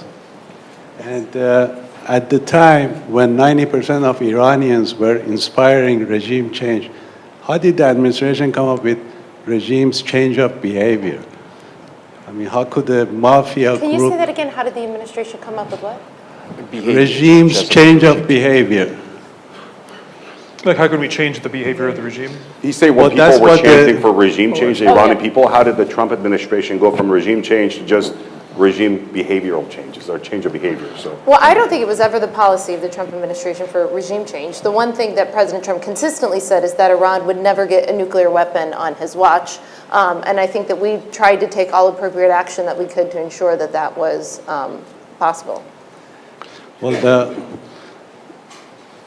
Should we, unless you have a quick follow-up, do you, sir? Hi, yes, please. First of all, I'd like to thank NUFDI for this extraordinary and wonderful event. I want to advance another thesis, and that is that there's no need for regime change. The Islamic Republic has actually collapsed. If you look at them economically, politically, on every women's rights, on virtually any front, the regime in Iran has collapsed. What I think we're lacking is kind of like when the coyote runs over the precipice. No one's showing them that there's nothing under this regime. And the analogy here has often been, America defeated the Soviet Union. We didn't plan for regime change, but we sure as hell knew that we need to fight them. Islamic fundamentalism in Iran is dead. That's why we're all here. The real question is, when will the world wake up to it? Thank you. Can I just say one thing in relation to the nuclear issue? Because one of the most ridiculous figures that has been introduced is a breakout time. Breakout time is a completely ridiculous figure that actually works to the disadvantage of any American negotiating team. Because breakout time measures how much fissile material they have. What matters is the hard infrastructure. But any deal that produces, they're going to come out with an 18-month breakout period, which is a ridiculous figure. But if you want to change the way we think about the nuclear issue and the priority of the nuclear issue over all other concerns, I would actually dispense with the figure breakout line, because breakout time and Iran having nuclear weapons are very two different things. That's, in terms of just the metrics of this issue, work to the disadvantage of the American negotiating team, because you're in a perpetual state of crisis because of the breakout period. Thank you. Ma'am? Thank you. My name is Farah Hatasi. I am the founder of the Syrian American Task Force for Syria. I am also founding member of the High Negotiation Committee and former spokesperson for the Syrian opposition in Geneva. So I have actually an observation and two questions. We'll start with the first one. Probably I am the only or few non-Iranian in this crowd. However, my country, Syria, and my people suffered from the Islamic regime more than any nation in the Middle East. Yes, Iran fought a proxy war and still fighting in Lebanon through Hezbollah and in Yemen through Houthi. However, it's a different case in Syria. Iran fought for existence in Syria. There were Iranian boots on the ground. There is estimated 3,000 thugs, I would say, militia of Qasem Soleimani who were killed in Syria. They spilled blood. They defended Assad regime as they are defended the Malali in Tehran. They detained, tortured Syrian people. So after all of this genocide, after the Holocaust that happened in Syria, the 12 million displaced, the 3 million refugees, after all of that bloodshed, do you think, that's my question to Brian actually, do you think all of this will be wasted and sacrificed at the negotiation right now with Biden administration to sign the nuclear deal? And do you think they will go for recycling a war criminal, Bashar al-Assad, and normalize ties with him eventually? That's question to you. And my question to Megan, since you worked with an official member of the Trump administration, because through our 11-year struggle for the Syrian cause, the main question we hear from our friends, whether in the administration or even in Europe, yeah, you have a legitimate cause to fight Bashar al-Assad, but who is your alternative? You don't have an alternative, even though we know that's a wrong narrative, because we have so many capable Syrian leaders who can step up and fill the vacuum. We have defected officials from the Syrian regime who are now with us, with the opposition. So we know this is just an excuse for the US administration or our friends for the non-action in Syria, no policy. But in case of Iran, that's different. And that's a question always really, frustrates me. They have a legitimate leader here. They have a legitimate crown prince who spent at least half of his life defending the cause. It really frustrates me, or always ask, why the US administration, whether it's Democrat or whether it's Republican, why they don't invest in that young prince? The whole community, I'm sorry, I am non-Iranian, but always they say, who is the alternative? He's 10 minutes away from the White House. One photo ops with Biden or Trump, it will change the rule of the game. Why they don't empower him? Why they don't invest in him, giving him the right tool and have him as one powerful force to regime change. Any regime changes in Iran will reflect good on Syria and the region. Thank you so much. Thank you very much. Thank you. Maybe just quickly you could ask, and then we could just wrap up. Because we're Thank you. My name is Shahram Makwi. I'm coming from Los Angeles. I'm not a politician. I'm a neurosurgeon. The question is for Morgan, mainly. Morgan, as you know, administration after administration has talked about regime change as if it's a poisonous, radioactive, subject to touch, and it's mainly because of the progressive left that makes this such a bad-looking, idea. Having said that, the main solution to not only Iran but the whole Middle East and stability of the world is change of regime in Iran. That's the only solution, and the past 43 years explains and proves what I'm talking about right now. And if the people of Iran over the past 3 or 4 years, vocally are putting their lives in the streets and asking for assistance from the United States and the international community to help for regime change, not by the Iraqi-style 2003 invasion. Why is it that, for example, during the 4 years of Trump administration, when there were 2 revolutions in Iran, in December of 2017 and in November of 2019, over 200 cities of Iran had protests. People asking for that exact same thing, regime change in Iran. Why is it that it's such a bad topic to make United States policy actually pursuing and helping what the Iranian people are asking, which the absolute majority are asking that? Why is it, And also the point is, as the lady mentioned, Yes, as the lady mentioned, people in Iran were been asking for Prince Reza Pahlavi to be as a figure for the transition, not necessarily the monarchy or kingdom, and he lives 30 minutes away from White House. From what I understand, is not even a single time during the 4 years of Trump administration. Sorry, just to be conscious of everybody's time, because we're just about out here. Maybe just very briefly. So please, Morgan, if you can. Well, I love it. It's funny. Morgan, you're very popular. Yeah, very popular. When I was in We elected Morgan as our spokesperson. When I was in the administration, Can you answer my questions too? When I was in the administration, I was getting hit, we were getting hit from you guys saying that we were warmongers, and you guys said we don't do enough. Okay, so maybe we did something right, hopefully. So to answer your question directly, why don't we talk about regime change? It's obvious because we screwed up in Iraq. And that's not what the American people want to hear. If you look at, you talked about this earlier, if you look at both political parties, if you go to Tennessee, where I live right now, and ask Americans whose kids are 18 years old and fighting age, should my son or daughter go die for regime change in Iran, they're going to tell you no. So I know this, I'm laying out the dynamics to you, and that there's just no political appetite in the United States for a military regime change. Now, what you want is for us to be more supportive of the Iranian people. Totally agree with that. We tried to do everything we could in the Trump administration to support the Iranian people. I think what Brian said is really appropriate, that we need to come up with more tangible ways to support the American people. One tangible way, One tangible way, if I may, just one second. I've been told that we're just about finished. So I think on this, Morgan will have the last word. But thank you. Thanks for everybody for joining us in this discussion. Thank you. Hey, great to see you. Enjoyed your remarks. All right, man. Nice to see you. I'll email you. Thanks.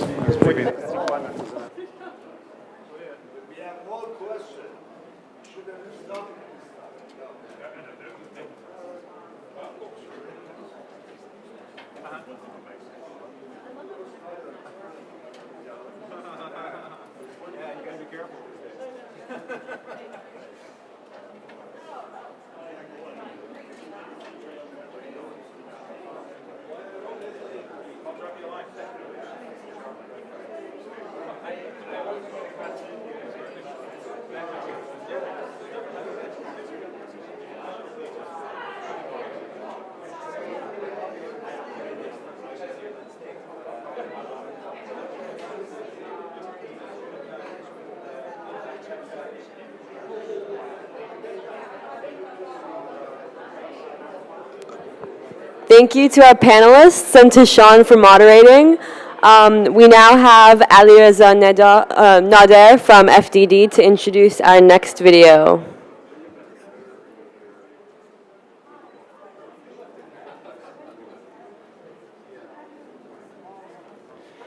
Hi, everybody. It's good to see you here.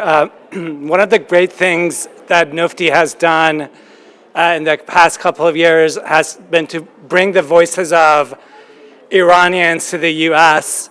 We were just talking about how regime change is a controversial topic among Americans. Well, in Iran, it's not a controversial topic. The person who will talk to us today represents the voice of millions of Iranians who want a change of the regime in Iran. This is a woman who's the wife of a martyr during the Iran-Iraq War. Her family has given heavily to the cause of the revolution, and she realizes that the revolution no longer works. And every time she speaks, she's putting her life and safety in danger. I think she's one of the most brave people I've heard talking from inside Iran. Ladies and gentlemen, Fatemeh Sepehri. با سلام. امروز 21 بهمن 1400 جمهوری اسلامی 43 ساله شد. جمهوری اسلامی قبل از پیروز شدن با جنایت کارش شروع کرد، با آتش زدن سینما رکس آبادان، و به محضی که پیروز شد با قتل و اعدام کارش رو شروع کرد و تمام افرادی که در نظام شاهنشاهی به ملت خدمت کرده بودند همه رو دستگیر کرد، زندانی کرد، به قتل رسون، اعدام کرد و بعد از این جریان جنگ ایران و عراق اتفاق افتاد که بدون دلیل 8 سال ادامه داد و در سایه جنگ تمام مخالفین خودش رو به خصوص در سال 67 همه رو کشت و بعد اومد بازی تندرو میانه رو به وجود آورد و همون میانه روها افرادی بودند که در اشغال سفارت آمریکا و گروگانگیری نقش داشتند و ما از مردم دنیا میخوایم، از جامعه جهانی میخوایم که اینا رو به رسمیت نشناسن، با اینا مذاکره نکنن، به اینها پول ندن، اینا نماینده مردم ایران نیستن، وضع مردم ایران بده، هر جا اعتراضی کردن همه رو سرکوب کردن، هزاران نفر رو در 98 کشتن، تعداد زیادی در زندانهای جمهوری اسلامی هست. ما از همه دنیا میخوایم که با اینا مذاکره نکنن، اینا رو به رسمیت نشناسن.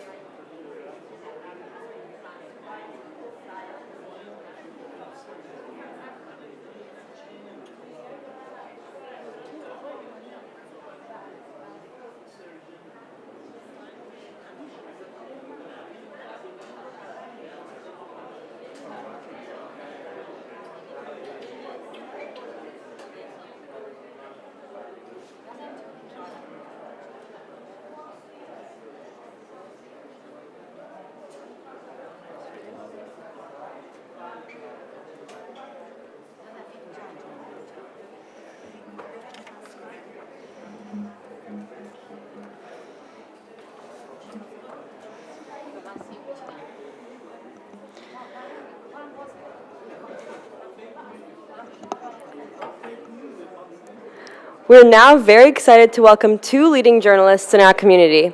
Please welcome Iranian journalist and women's rights activist Masih Alinejad in conversation with Nazanin Ansari, who is managing editor of Keynote London. Thank you very much. Can you hear us? Yes. It's low? Can you hear me? I don't need a microphone. Well, compared to her, I don't. The reason that I got expelled from Iranian parliament just because I have a loud voice. Yes, it's true. Oh, no, so now I have my voice. Okay. So Masih Alinejad needs no introduction. I mean, as a journalist, human rights activist, you have one of the most recognized voices, names, and faces. And certainly, you don't need any introduction. Others have talked about you. Sheryl Sandberg, for one, she commended you for building a platform to bring the voices of Iranian women's voices to the international scene, and to allow the international community to have a chance to see another side of life. And you've also been recently nominated for the Nobel Peace Prize. You follow in the footsteps of course, Dr. Shirin Ebadi, who won the Nobel Peace Prize, and also, let's not forget, Mrs. Narges Mohammadi, who only recently got herself, after a 5-minute trial, another 8 years in prison. And one of the charges, according to the human rights organization, Iranian Human Rights Organization, was being nominated for the Nobel Peace Prize. Of course, let's not forget, you've got your own name on a congressional resolution, Senate resolution, and it's called Masih Alinejad Hunt Act of 2021. You were a victim of transnational kidnapping plots. But when you were accepting your Nobel nomination, you said that you have to stop gender apartheid in Iran. And for a lot of young Iranian Americans, for a lot of even Iranian girls, they cannot understand what gender apartheid means. So can you explain to us what it means? First of all, such an introduction. Thank you so much. سلام به همگی. خیلی خوشحالم چهره‌های ایرانی اینجا می‌بینم. I'm so happy being among all amazing people here. And I have to say that when they say what gender apartheid means, I don't want to go further and talk about what happened to women after the revolution. Let's just talk about what happened to us 5 days ago. 5 days ago, a 17-year-old girl was beheaded by her husband, which I cannot even call her husband, because the Sharia laws in Iran allowed her to get married with her cousin at the age of 14. So for me, this is not just an honor killing happening by family.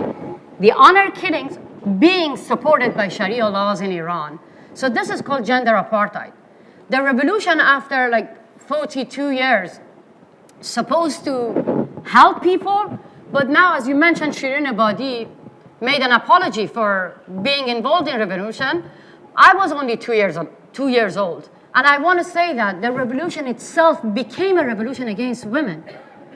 I asked many people in Iran that, what was the reason?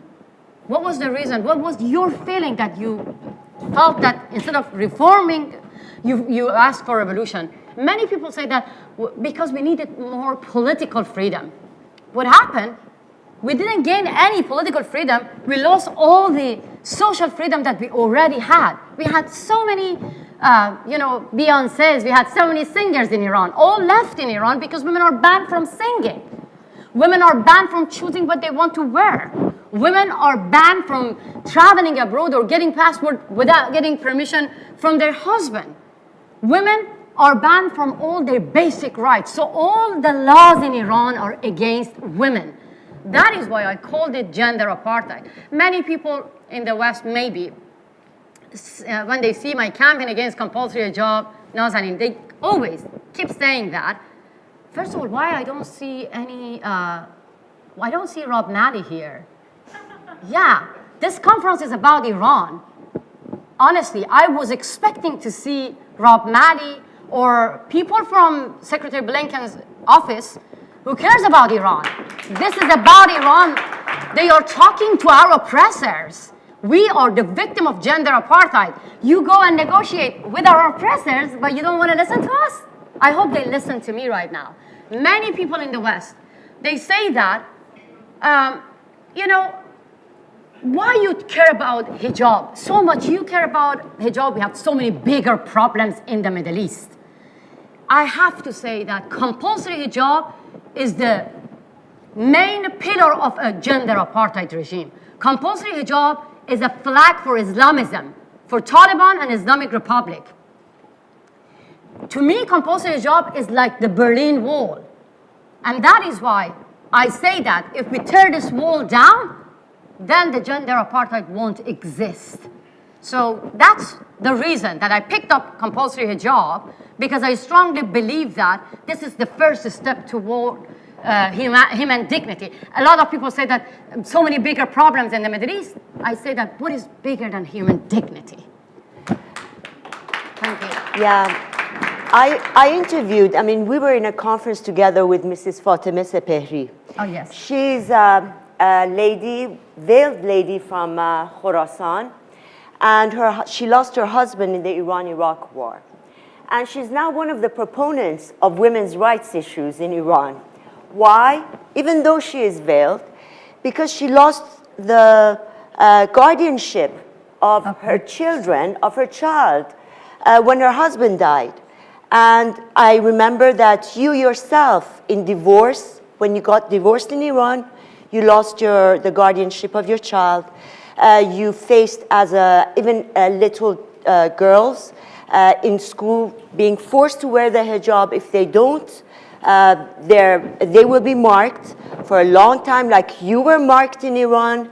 As far as insurance laws, I am very lucky to have been born before the revolution, but also very unlucky because I saw what it was, what heaven we had as far as women's rights were concerned. In 1974, 75, for your information, we had Equal Rights Amendment, equal pay for equal work, when even the United States, even to now, doesn't have it. So these are the things that we lost. And if you say the revolution was anti-women, you are right.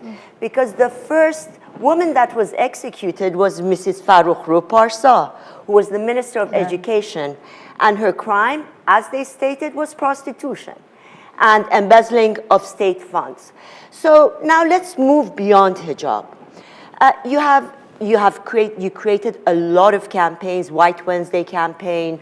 Where's my weapon is my camera is my weapon. My camera I don't is have my any weapon here. My camera is my weapon.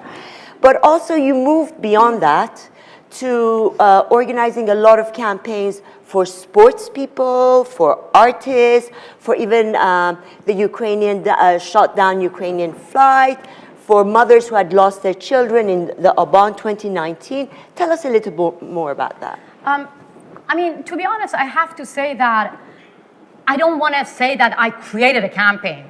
The movement exists in Iran. What is missing here, they don't have any media. And I remember, I mean, I didn't have any, a lot of people think that I have planned to launch the campaign against compulsory hijab. I'm going to be very honest with you. I just talked about my own story. I just shared about my pain. I just talked about how I learned from my pain to be powerful. And that actually encouraged many women within the society to get united. So, because the Iranian regime survive when they see that people are scared. The biggest reason that they survive is the fear. So I help women like me to overcome their fear because I was scared most of my life. Because of political pressure, because of social pressure, family pressure, I had to start my own revolution from my family's kitchen. So what I did, I actually started to talk to women. Be your own savior instead of waiting for someone to come and save you. That actually, I learned from my people, those who joined me, to give them a platform. And I remember that when the head of the Revolutionary Guard says that, the head of the Revolutionary Court appears on TV and said that if anyone sent videos to Masih Alinejad will be charged up to 10 years prison. I was shocked. And I felt the burden, guiltiness, that what I'm going to do. I just went on TV and I said that this is it. Because I don't want to get anyone into troubles. What happened? Many mothers who lost their beloved one in Iran protests, they hold the pictures of their beloved one. They went to the same street that their children got killed, got shot in the head, in the chest, saying that, Masih, we want you to be our voice. They have a powerful voice within the society, but they want us to echo their voices. So, and I created different campaigns, like for when Naveed Afkari got executed. Naveed was an amazing wrestler, champion in Iran. He knew what he was doing. When he got executed, I was miserable. I was in my garden when I heard the news, and I was furious. I was crying. I was helpless. What came to my mind that I had to get all the people who were like Naveed, part of the national team, to get united. I went to them and I said, I was always saying to myself that in Iran, women are not allowed to go to a stadium and enjoy, football or supporting their national team. In 21st century, a woman set herself on fire just because she wanted to support her national team, her favorite team. I was saying to myself that the FIFA should ban Iran, should boycott Iran, but no one listened to me. So I asked the athletes to join me. So I created a campaign called United for Naveed. So all the brave and heroes of Iranian people who were part of the Iranian national team for years and years, now saying that this is 21st century. You have to think about it, that these government should go in international court, not international federation. Let me give you an example. President Biden, he had to get back and look himself when he was really young. He was supporting the idea of banning, during the apartheid. You remember that? He was supporting the ban because of the apartheid. So we are suffering from gender apartheid in Iran. What is different? When we talk about banning Islamic Republic from everywhere and recognizing the civil society, they call us, oh, you are supporting the war or either supporting the deal. This is wrong. I am carrying the scars of the wound in my shoulder. 2 of my brothers were injured during the war. I am a victim of war. Now you're labeling us and many activists here. I see Ladan Buruman and many highly respected activists, human rights activists. You yourself, you're being labeled that you're supporting war when you say ban Iranian football.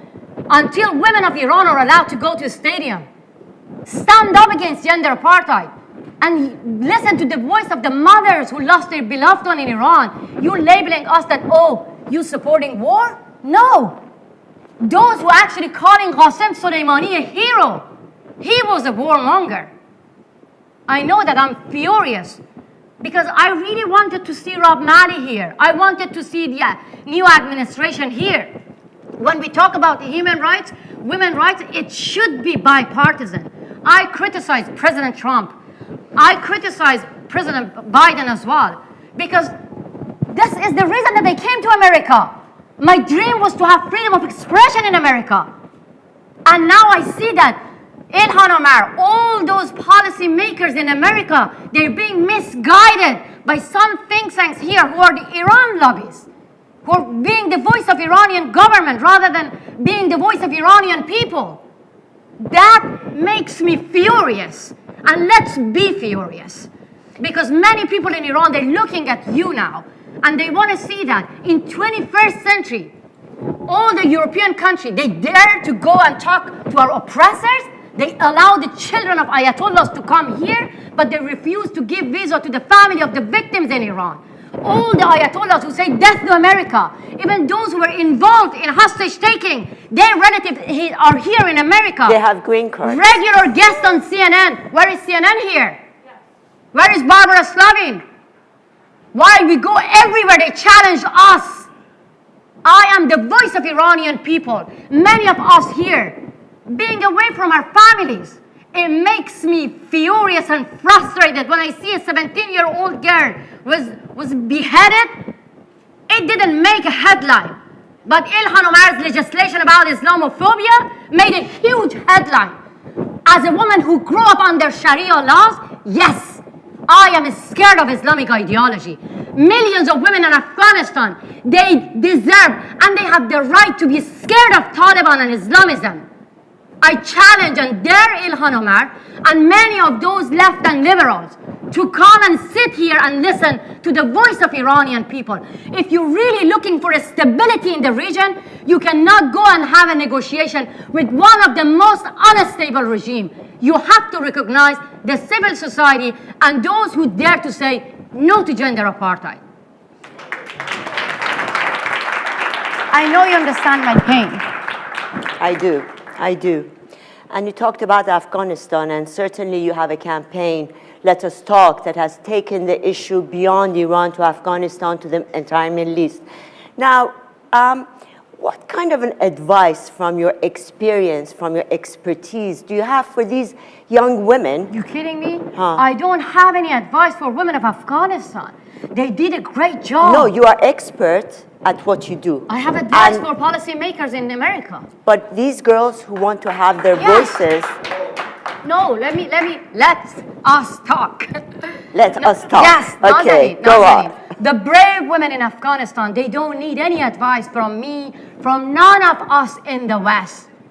We have to give advice to those in Norway, to those in America who call themselves feminists. liberals, and dare to go and negotiate with Taliban. Negotiating with Taliban means you're legitimizing one of the most terrorist and barbaric states. We have to give advice to them. Recently, the اسمشو بگو کی؟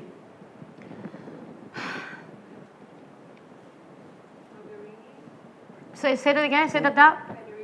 No, Federico Mogherini, yeah, she is the hero of obeying the Islamism, but one of the envoy of Afghanistan, she went to have a negotiation with Taliban. She wore hijab, Robina Amiri.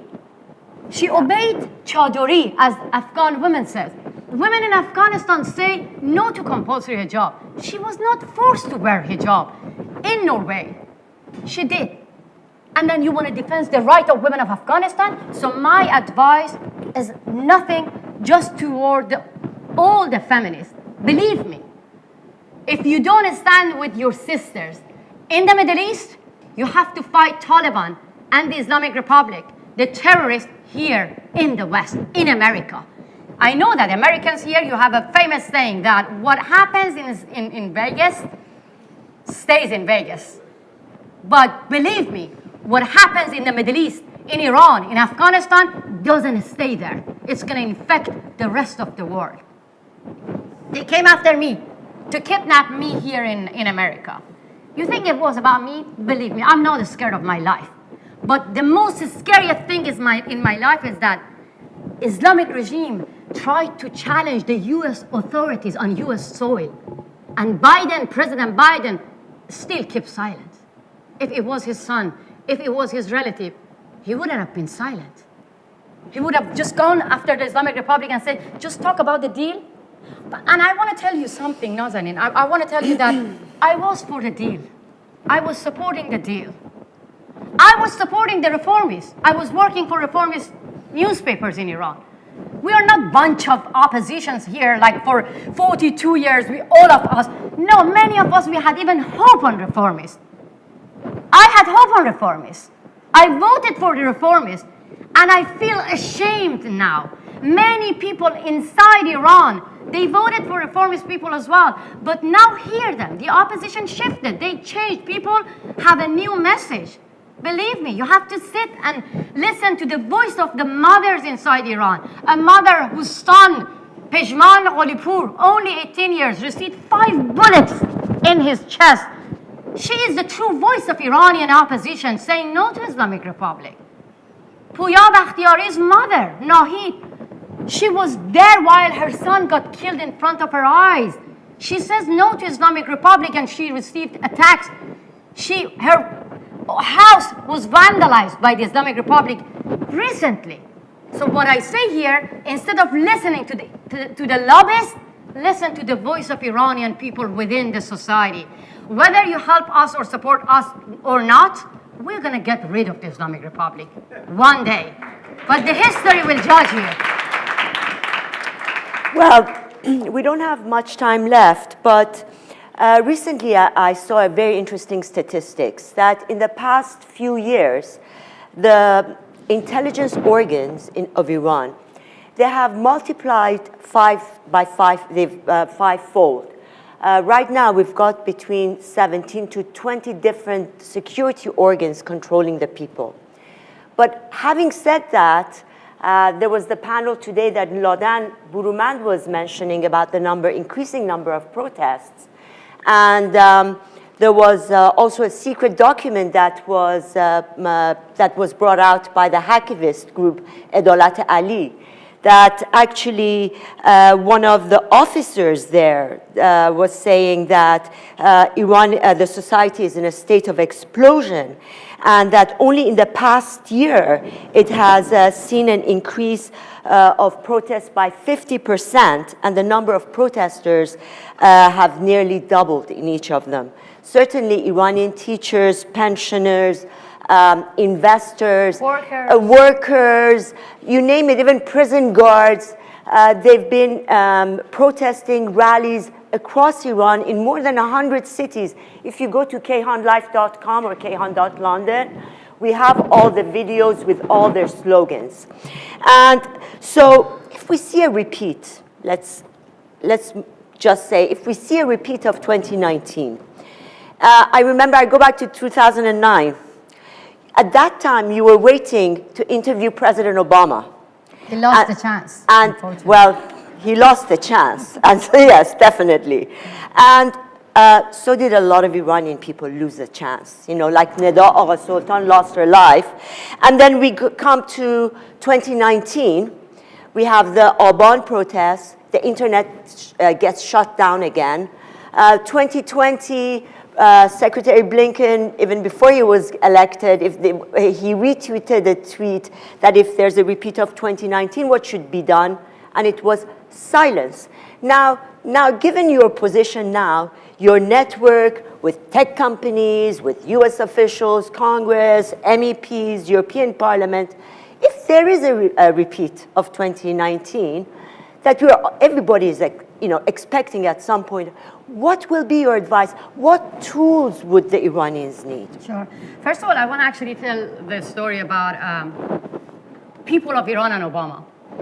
I know I don't have much time, but I'm going to be quick. Yeah. I remember that I had a meeting with Jake Sullivan and Secretary Blinken and Secretary Pompeo as well.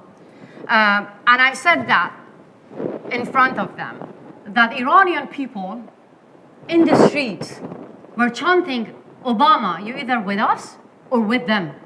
Because Obama in Persian means that he is with us. U means he. Ba means with. Ma means us. So people of Iran had a hope that he's going to be with us. But at the same time, when people in the street were calling him, Obama was sending secret letter to Ayatollah Khamenei. I actually met with the officials in America, and I asked them that, how do you feel now? Hillary Clinton said, regret.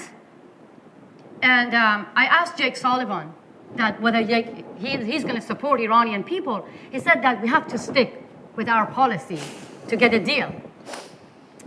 And what I want to say here that you see that Iranian people didn't get any help from anyone, but still they're saying, we don't want the Islamic Republic. So you are going to lose the chance to support Iranian people. My advice is so clear that the Iranian people are going to move on. When the Iran protests happened in the street, the internet was shut down for, I think, more than 10 days. Yep. They killed 1,500 people. Guess who was present on social media? All the Ayatollahs, all the officials, and all their lobbyists, trying to mislead the rest of the world, calling the people of Iran in the street hooligans. And at that time, I called all the tech companies that you have to kick Khamenei out from Twitter. You have to kick all the officials out from social media. They said that in the name of freedom of speech, we're not going to do that. So what I want to advise, all the human rights activists, that when people of Iran are united, outside Iran, we have to be really tough to the tech companies and get united. Not only us Iranians. Look, Russia, China, Venezuela, Turkey, Taliban, Islamic Republic, all the dictators are united. They are united than us, the freedom fighters. We, the human rights activists from different countries, should get united as well and ask all the tech companies to kick out Putin, the Ayatollahs, Taliban, and all the dictators from social media until the day that Iranian people are allowed to use the same social media. Is that too much to ask? It's not. Thank you so much. Well, thank you very much. We're on time. We're on time. We're on time, and thank you very much for your attention and staying here and listening to us. Thank you, Masi. Thank you so much. Thank you. Thank you. Thank you, Nazanin, and thank you, Masi. We'll be back in a few moments with our last panel of the day, so hang tight.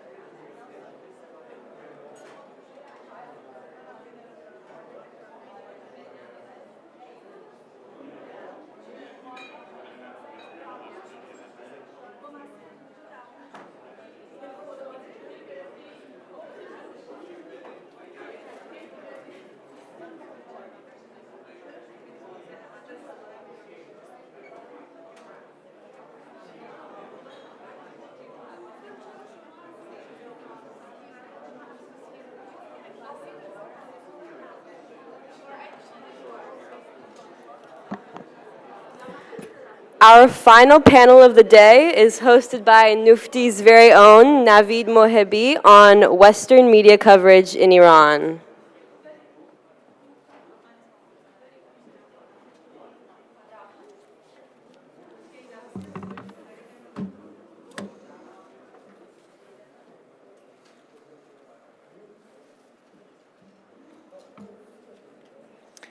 Thank you, Nina, for your introduction. My name is Naveed Mohebi. I'm a policy fellow at NUFDI. I hope you have all enjoyed our conference so far. The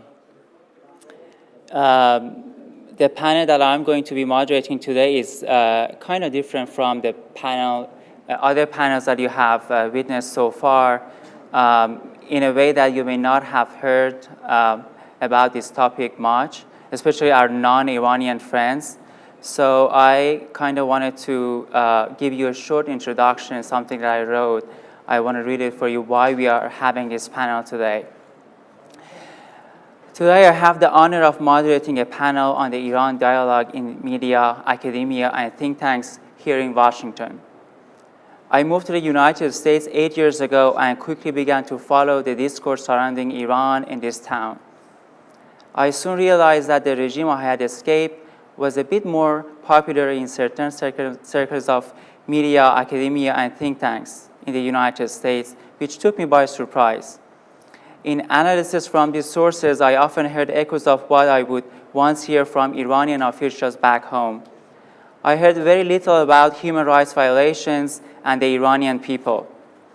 Often I found the Iranian regime action excused by directing the blame towards the United States, for example, its involvement in the so-called coup of 1953, as if the regime were innocent and had no agency, rather than focusing the blame on the regime itself and pinning the responsibility of its actions on its perpetrator. We are often fed with the idea that Iran is a misunderstood country and that the country has a lively debate with elections with high participation ranging from moderates to hardliners. Opponents of the regime are almost non-existent and opposition groups are irrelevant. When mass uprisings break out, we are told that it's merely because of raised fuel and bread prices. Meanwhile, protesters are clearly chanting for the end of the regime. When Iranians see this, they take to social media to call this behavior out and say, this is wrong. But denied the coveted blue check mark on Twitter, they are labeled conspiracy theorists. But that has been changing, and this is why we have this panel today.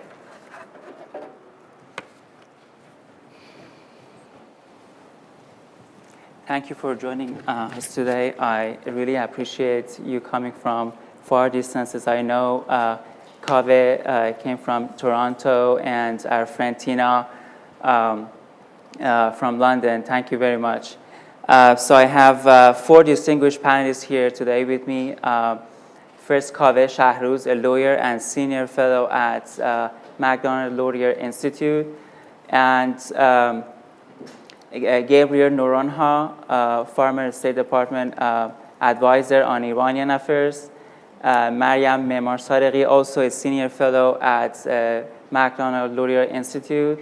And Tina Ghazi Morad, editor-in-chief of Manoto TV Newsroom, a very popular Iranian Persian-speaking outlet based in London. Thank you very much coming from London to It worth it, definitely. Thank you so much for having me. Thank you. So I want to go straight to questions, starting with Kaveh. Kaveh, you have been very outspoken about the regime's influence campaign here in the United States and the West. What are some tactics that the Iran echo chamber are using to impact the Iran discussion? Sure. Thank you for that question. Before I start, thank you so much to NUFDI for hosting me and also having this incredibly important event. So yeah, I mean, I spend a lot of my time documenting the behavior of what I like to call, this is not a term I invented, but it's one that I hopefully have helped to popularize a little bit, the behavior of what I call the Iran lobby. And I think that term is actually maybe inadequate, and I'll get to why I think that is in a few minutes. So the Iran lobby, as far as I know, as far as I'm concerned, is not really a lobby in the traditional sense. It's not an organization that you can point to, though there are organizations that are involved in it. It's kind of a loose network of people and organizations in academia, in the media, in think tanks, and their role really is to promote the interests of the Islamic Republic in the West, and to get policymakers to see the world through the eyes of the Islamic Republic, to see the world in a way that the Islamic Republic wants us to see it. And once you observe them a little bit, you begin to kind of see their methods. Now, very rarely do they ever come out and support the Islamic Republic explicitly, and there's good reason for this. And one of my favorite quotes, actually, a while back, the National Iranian American Council went to court claiming that somebody had defamed them. And the judge ultimately ended up throwing out the case. The issue was whether or not one can reasonably think that this organization is a lobby organization. And they kept saying, well, occasionally we don't support, we never come out and explicitly support the Islamic Republic. And the judge's response, and I think this is a great quote, was, any moderately intelligent agent for the Islamic Republic would not want to be seen as unremittingly pro-regime, right? So the members of the Iran lobby don't come out and actually support the Islamic Republic, because that would be crazy and they would be written off. What they do is other things, right? And I've kind of tried to categorize what they do into different strategies. One of the key strategies that they have is that they minimize bad news about Iran. They minimize the bad behavior of the Iranian regime, right? So when Iran engages in some horrible action, they may put out a statement, but they don't talk about it very much. They just quickly move on. Now, it's important that they do put out a statement, because what that does is it helps them say, we have not been silent on human rights, we've put out this statement. But when you actually do a numerical calculation, you begin to see they talk far more about other things than they do about the bad behavior of the Iranian regime. The second thing that they do is they put so much of their focus on the bad behavior of the Islamic Republic's adversaries, right? So the Islamic Republic carries out terror abroad, it intimidates dissidents abroad. They have very little to say about that. Jamal Khashoggi is murdered, and hundreds upon hundreds of statements. This is not in any way to defend, obviously, what happened to Jamal Khashoggi. We should all be talking about that. But if you are in the Iran business, it's really weird that you would be spending so much time talking about Saudi Arabia. It only makes sense when you begin to realize that their role is to put a spotlight on the bad behavior of Iran's opponents. They inject, and I'm sorry, I am going on a little too long, so I apologize to the fellow panelists. They inject Iran-favored narratives into discussions, policy discussions, media discussions about Iran. The Iranian regime wants the world to think that all the misery that's happening in Iran is because of sanctions, right? Never about mismanagement, never about kleptocracy, none of that. The Iran lobby helps to perpetuate that story and push it out into the press. And what they do is they also narrow the Overton window of things we're allowed to talk about in respectable society. So regime change, they very explicitly leave that out of the discussion, right? This is a real problem. And finally, what they do, and they're masters at this, I've been on the receiving end of it, I know others on the panel have been on the receiving end of it, is they attack dissidents. Anybody that speaks out against the regime, they attack them, calling them warmongers, supporters of sanctions, this, that, and the other. These are their strategies, and once you see these strategies, it's very difficult to unsee it. They recycle this methodology over and over again. Now, I'll end with this. The reason why I said I think the term Iran lobby, increasingly I think it's an inadequate term, is that I don't think this is limited to Iran anymore. I think what you're beginning to see is a coalition of autocratic countries, and all their lobbies seem to operate the same way. And increasingly, people that I think of as being associated with the Iran lobby have moved on to organizations that work to defend the interests of China and Russia and Iran, and they all operate with the same tactics. So it's really increasingly a lobby for autocrats of all stripes across the world. This actually brings us to my next question for you. Why do you think the Western institutions are so receptive to the message of Iran lobby? Good question. I think there's several things at play. One is these institutions, I think the ones that are most vulnerable are academia, media, these are populated by people that have certain prior ideological commitments, right? Their ideological commitment is skepticism about American power, about whether or not America can do good in the world, and that naturally leads them to kind of, when the chips are down, to side with those that are standing against America, right? So you see this over and over again in the behavior of the Iran lobby. The other thing that I would point to is that the Iran lobby is incredibly good at messaging, right? I'm not in the habit of quoting Noam Chomsky, but one thing I remember from Chomsky is, he was asked, why don't you go on television and do more media interviews? And his response was, well, look, it's very easy to go on media and say whoever the latest American enemy is bad. It's very hard to do what I do, which is to go on there and speak with nuance about the difficulties or whatever.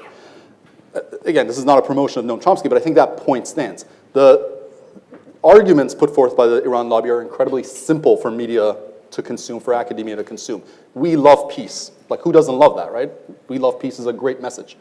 For those of us that are opposed to the regime, we have to present a much more nuanced argument, and that tends to get muddled and lost, especially for people who are, not in the messaging business. How do they recruit their people and put them in the right place? That's great. I was actually just building to that. I think one of the things that they've been great at, and I would say the opposition needs to replicate, is they're very good at recruiting people early with these very simple and appealing messages, right? We want peace. And so all sorts of young people come, they start working for these organizations, and they become sort of evangelists for the Iran lobby, and then they go off into academia, they go off into think tanks and into congressional offices and so on, and then that message ends up being pretty much the only message that the media and academics and others end up hearing. If I understood you correctly, you are saying that you're trying to say because of the appeal of the message of peace and diplomacy and the effective ways in which they are trying to place the right people in charge, their message is so effective. Their message is incredibly effective because they sell it very well, right? They're not pro-peace. They're not speaking out for peace in Syria where Iran is busy massacring people, right? They don't talk about peace there. But they do talk about peace, whenever it's Iran that's kind of on the receiving end of any sort of pressure, right? So they're very careful about how they phrase their idealistic language. Yeah, that's one side of the coin. I want to bring Mariam in. Mariam, do you agree with Kaveh that because of the messaging of the pro-Iran lobby networks, they're so effective, or you think that there are some other factors that also plays a role? Yeah. I think there are other factors that play a significant role. I think I just want to start by thanking you, Navid, because Kaveh mentioned these mob attacks on social media that are orchestrated by the regime, and I've every few months I'm the victim of those. And in the latest wave, Navid Mohebbi was extremely kind to write a detailed defense of me, and I will never forget that. Thank you, Navid John. If Iran is to become a democratic country where people have security and dignity and human rights, it'll be because of people like Navid. Here. I think there's something else going on. It has to do, that does not have to do with the Iran lobby, that does not have to do with the regime. I agree wholeheartedly with Kaveh, who's my good friend and colleague also at the same think tank. What's going on has to do with the West itself, and in particular here in the United States, the US-Iran relationship. When Americans, and particularly this is true of the progressive side of things, and in academia and in think tanks and in the media, there is a lot of self-loathing, and there's a lot of self-blame, and there's an anti-Americanism that is internalized. So that maybe others, maybe you have experienced this. When I meet somebody for the first time and they say, where are you from? And I say, well, I was born in Iran. Immediately they want to apologize for something. As if as Americans, they should be apologizing to me. And I want to say, look, if you, and when you get into it, when you get into the psychology, it's actually very condescending because it's as if the Iranian people and the Iranian regime have no agency. The only actor is the United States, and the United States can only do wrong. I think if we're going to get Iran policy right, and if we're going to, thank you so much, if we're going to get Iran policy right, and we're going to get generally speaking, foreign policy and America's role in the world, right, we have got to get out of this posture of self-blame, and we have to get back in touch with what made America the country that injected itself into World War II and changed the course of world history. We have to, and not even that far back. I served in the former Yugoslavia as a humanitarian aid worker. I worked there for 3 years.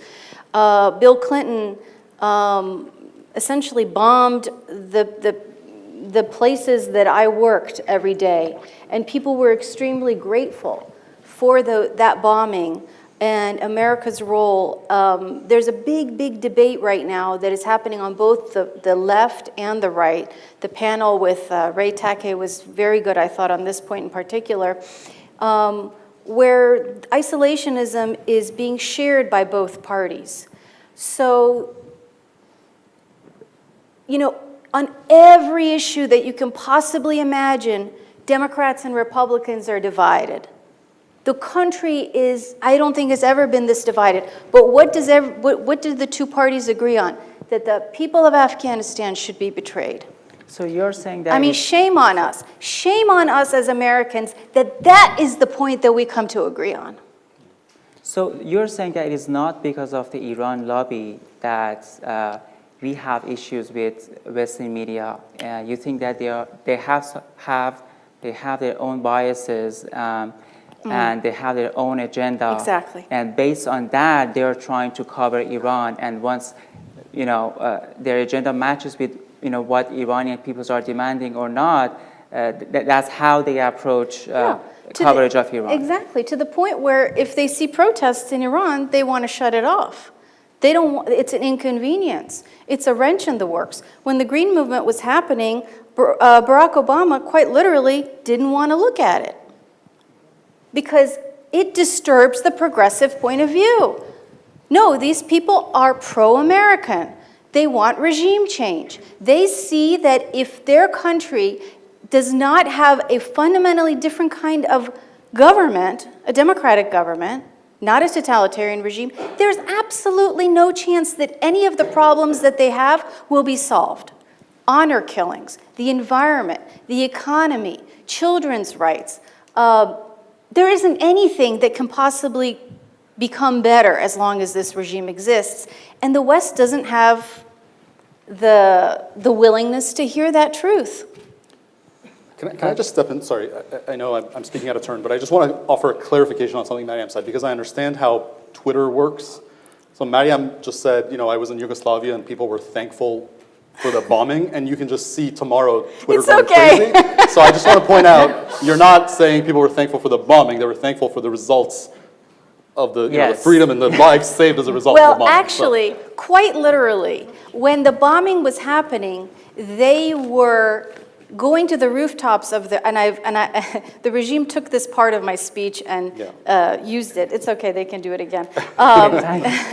And they were celebrating the fact that they were getting bombed. I will say this, Kosovo is not a very big place, it's not as complicated, and precision-guided missiles, precision-guided bombing worked extremely well there. But they sacrificed enormously. Those people's livelihoods were destroyed. They lost people in the war because they were fighting, but they knew that they had no chance of a future without that war. Thank you, Mariam. Let's tell a very quick story. Yeah. When I was at the State Department and Xiyue Wang, the prisoner who was rescued, came back to the State Department to brief us on his time in Iran. He told us a story from when he was in the Evin prison, that they would have the televisions on, and any time the United States announced new sanctions on Iran, the entire prison would burst out in applause. And these were the people who were actually the victims of Iran. They knew that what was happening with sanctions was, it was perhaps a tough medicine that was good for the Iranian people and those who had suffered under them. So just one. Gabriel, you have an insight, perspective of Iran policymaking at the State Department. What do you think are some of the flaws of Western media coverage towards Iran? Sure. So I served as the Director of Communications and Congressional Relations for both Special Representative Hook and Elliot Abrams. One thing that you do in that job is you read every single piece of reporting that comes out on Iran in English. So I would literally read anything that covered the country. I noticed a few things in my time there. One was a really disproportionate focus on the nuclear file and on sort of diplomacy questions, and really sort of ignoring much of the rest of the Iran question, whether that be its foreign activities, whether that be its domestic activities towards the Iranian people, but also even just internal politics.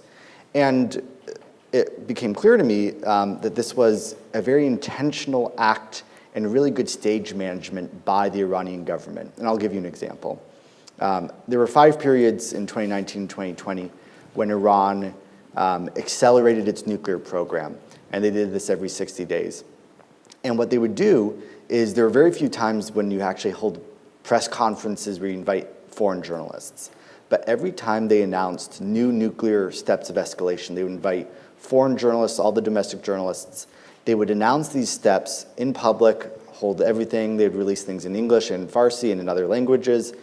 This is not the behavior of a country that is trying to sneakily get a nuclear weapon. This is the behavior of a country that wants to use its nuclear program to intimidate the West and cause people in capitals like Washington and Brussels and Berlin to freak out and say, hey, we need to have a negotiation. And the issue is that Western media largely falls for the framing that the Islamic Republic wants it to cover.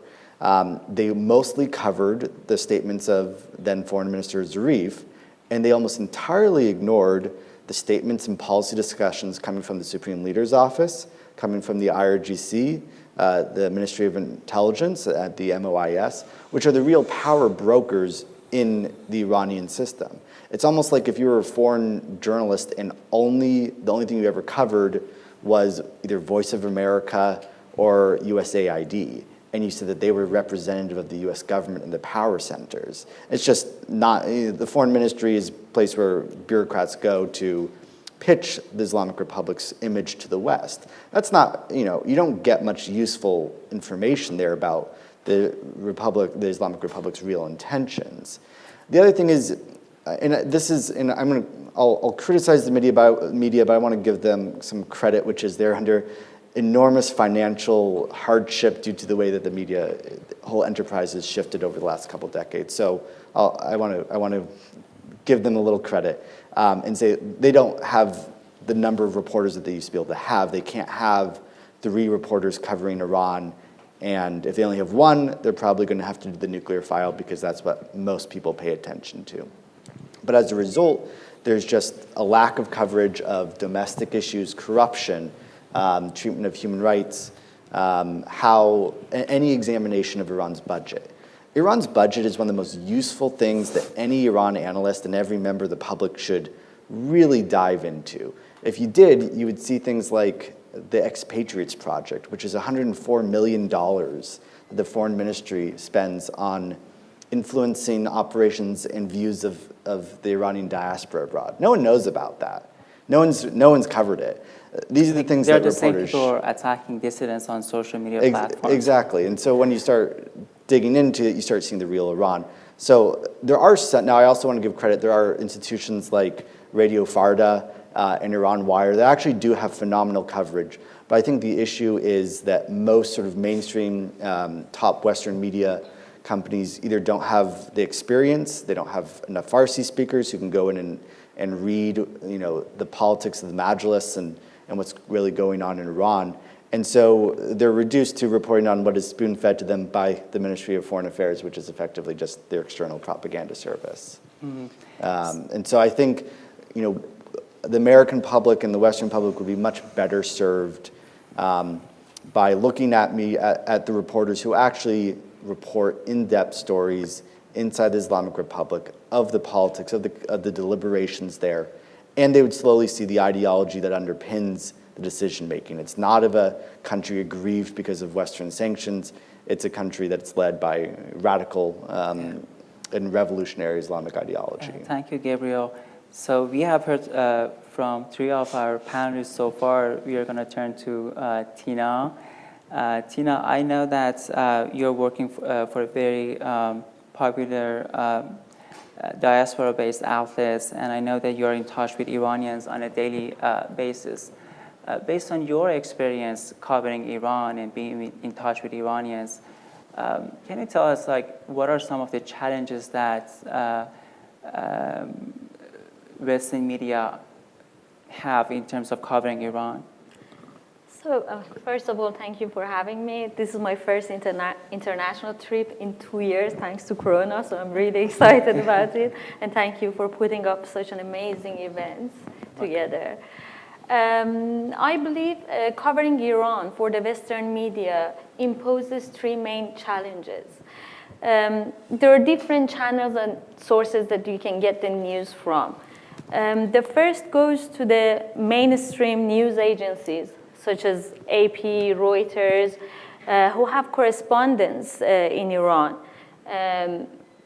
But the problem is that, and their correspondents, they have a presence in Iran, which is quite restricted. I'm going to give you an example. In 1999, Geneva Abdo and her husband were 2 journalists in Iran. She was freelancing for Guardian, and her husband was the head of AP. So it was the time that everybody, all the Western media focused on Khatami. He was the president, and it was like everybody was writing about, reporting about reforms in Iran as if some sort of social upheaval is happening. And then at the time, she was the only one who was working on an article, and she was saying, well, actually, this guy doesn't do anything. So she came to London. She met my colleague, and she said, my visa is up for renewal, but it is likely that they're not going to renew my visa because of the piece that I'm working on. So this gave a glimpse to my colleague that this is some sort of blackmailing journalist if they don't want to write something that is not in favor of Islamic Republic. And actually, that is exactly what happened. So her visa didn't get renewed. She didn't get kicked out of Iran, obviously. Her visa just didn't get renewed. The problem is that the correspondents, they don't want to get kicked out of Iran. So they've got a very good standard of living. They've got very well, they've got a good salary. They get well dined and wined, and they want to keep that presence. But what is compromised here is the truth being told. So they are somehow manipulated by the regime. Another example that I want to give you was James Muir, who was the correspondent of BBC a few years ago. And they assigned him to work on a documentary about Zahra Kazemi, an Iranian-Canadian journalist who was murdered by the Islamic Republic. And he was working on a documentary, and he had to start his documentary with the so-called 1953 coup. So he had to criticize Shah first to be able to make a documentary about Zahra Kazemi. Some sort of preconditions. Exactly. So this shows how the Western journalists inevitably become the conduit of narratives highly favored by the Islamic Republic propaganda, which is actually for external use, such as every current foreign policy is the outcome of so-called 1953 coup. I think we're familiar with that sort of a story. And the other thing, based on my own experience, if we want to use a report that was done by the AP or Reuters in Iran, if you want to use the footage, the first thing that you see on the screen, there is a message that says no access to Manoto TV, no access to Voice of America, VOA Persian, no access to BBC Persian. What does that tell you? There is some sort of an agreement that somehow we cannot use that. So the truth is being compromised, and these correspondents are being manipulated. And unfortunately, they put up with this just to keep that presence in Iran. So many people talk about how the Western media gets Iran wrong. But they also say that some of them, the reason they get it wrong or they don't have a full coverage of Iran issues and a range of issues is that they don't have a journalist on the ground. Or even if they do, their movement is very restricted. So based on your experience, obviously you don't have a journalist, in Iran, but what are some alternative ways that you can report Iran issues or Iran internal affairs, human rights violation, democracy promotion issues without having official journalists on the ground? Well, now we have thousands of correspondents in Iran. Actually, I'm going to tell you how. But before I get to that point, I want to mention another challenge, which is the trends in Western media market that somehow dictates the subjects and narratives that the journalists are covering. So and I'm going to give you another example, good example of that. There was an article in Guardian about how sanctions causing the shortage of medicine in Iran, and they gave an example of a boy, hemophiliac boy, who died because of the shortage of hemophilia drug in Iran. And then we chased up the story, we followed the story, we found the family of the boy. It was very difficult, and we did that, and that was thanks to our correspondents in Iran. I mean, citizen journalists in Iran. We could find the boy, and then we find out that he died because of the hiking accident. He was on the way to the hospital. He was taken to the hospital, and he died because of the hemorrhage. So it had got nothing to do with the shortage of drug. In fact, a year ago, Iran announced that we are self-sufficient in providing hemophiliac drugs. So, but the story was touching. It was a human story, and it worked very well within the politically correct narrative. So it got copy and pasted. Wanted to mention? Yeah, so we have almost like 10 minutes left. I want to ask a few other questions from our panelists, and we will get back to you if you have time. Sure. Mariam, I have a question for you. There are so many activists inside the country that, in my opinion, they risk their lives, but they don't have a voice in the Western media. As he talked about, when the Western media is covering Iran, these kind of people, activists, political prisoners, they are almost non-existent. What are some ways that Iranians inside the country can get, publicized in Western media, and are there any risks to it? Well, the risks are enormous. Iran, the Islamic Republic, is a regime that tortures people, puts them in very, very small cells, solitary confinement for very long periods of time, denies medical care, denies family visits, denies any communication, constantly holds the threat of execution above people's heads, long interrogations, in and out of prison, even when they are not in prison, constant intimidation, threats to the family. So any kind of dissent by any kind of person is a huge act of courage. Let me answer your question in two ways. One is that obviously social media has been enormous, an enormous opportunity that Iranians have taken full advantage of.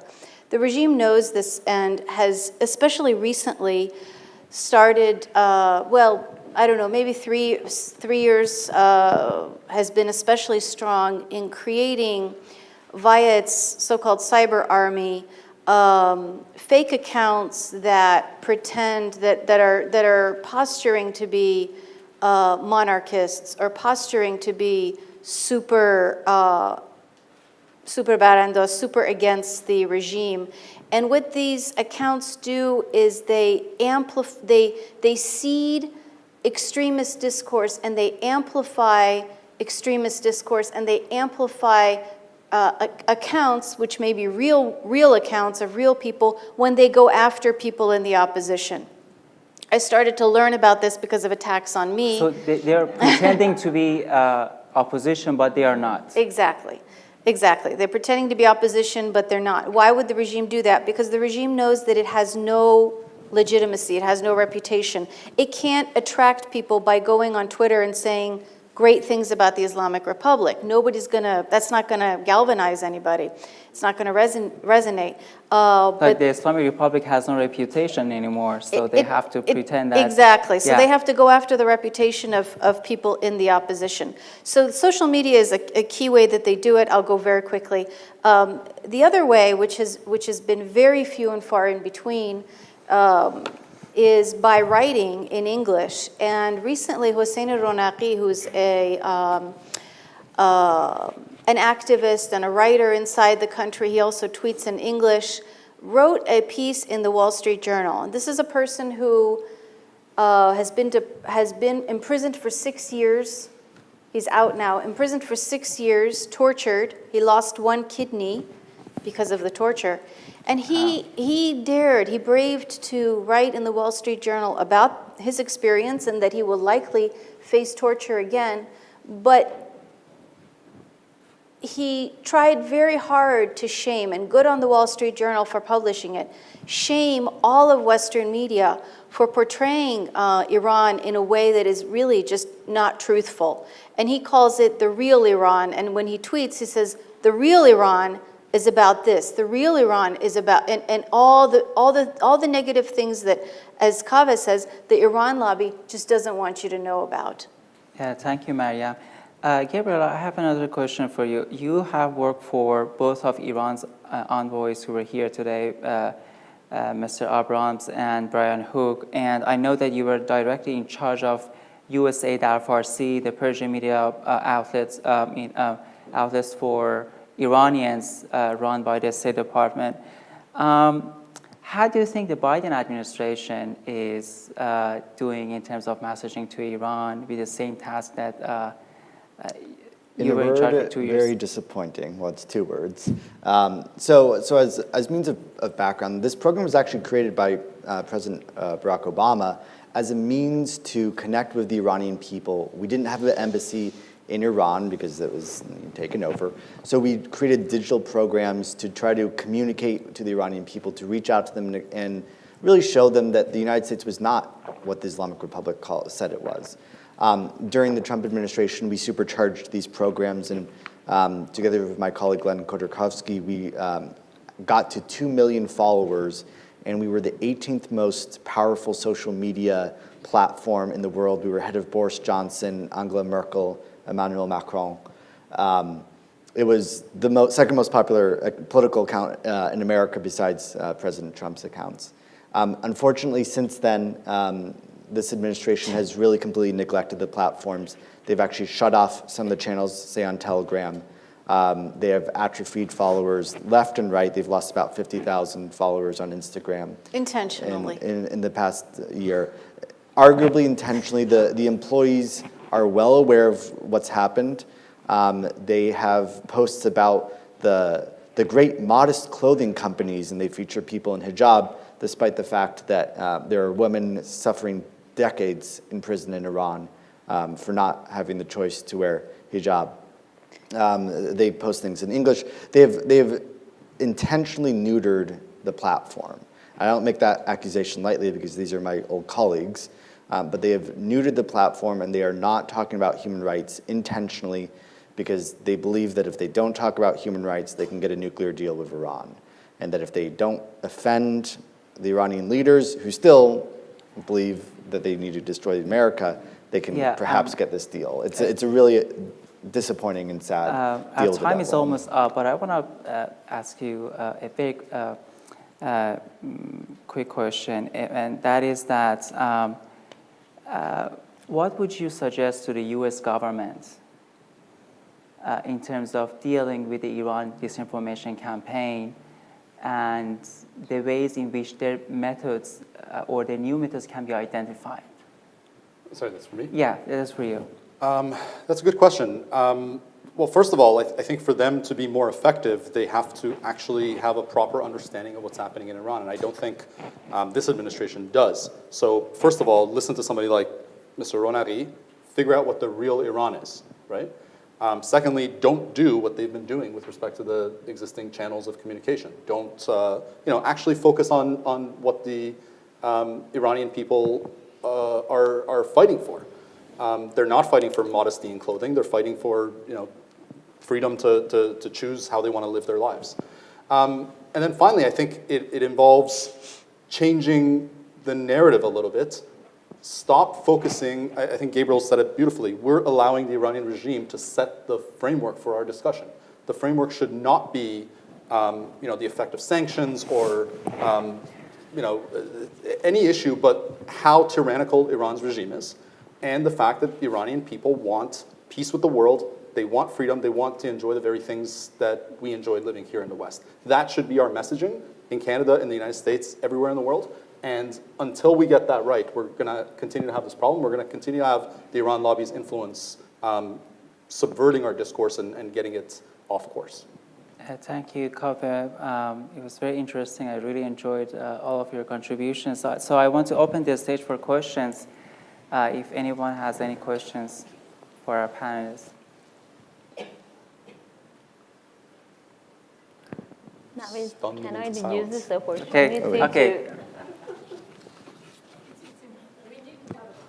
Mrs. Buruman, yes, go ahead. I'd like to address Manoto television because I think that Manoto historically has done a great job. We spoke about memory, we spoke about the new generation that have learned about what was like to live in Iran before the revolution. And I want to ask Manoto, how does television get into the business of this documentary that really changed the understanding of a whole generation about the history of Iran? I think this is very important in the fierce battle of narrative that the Iranian government is waging against its society.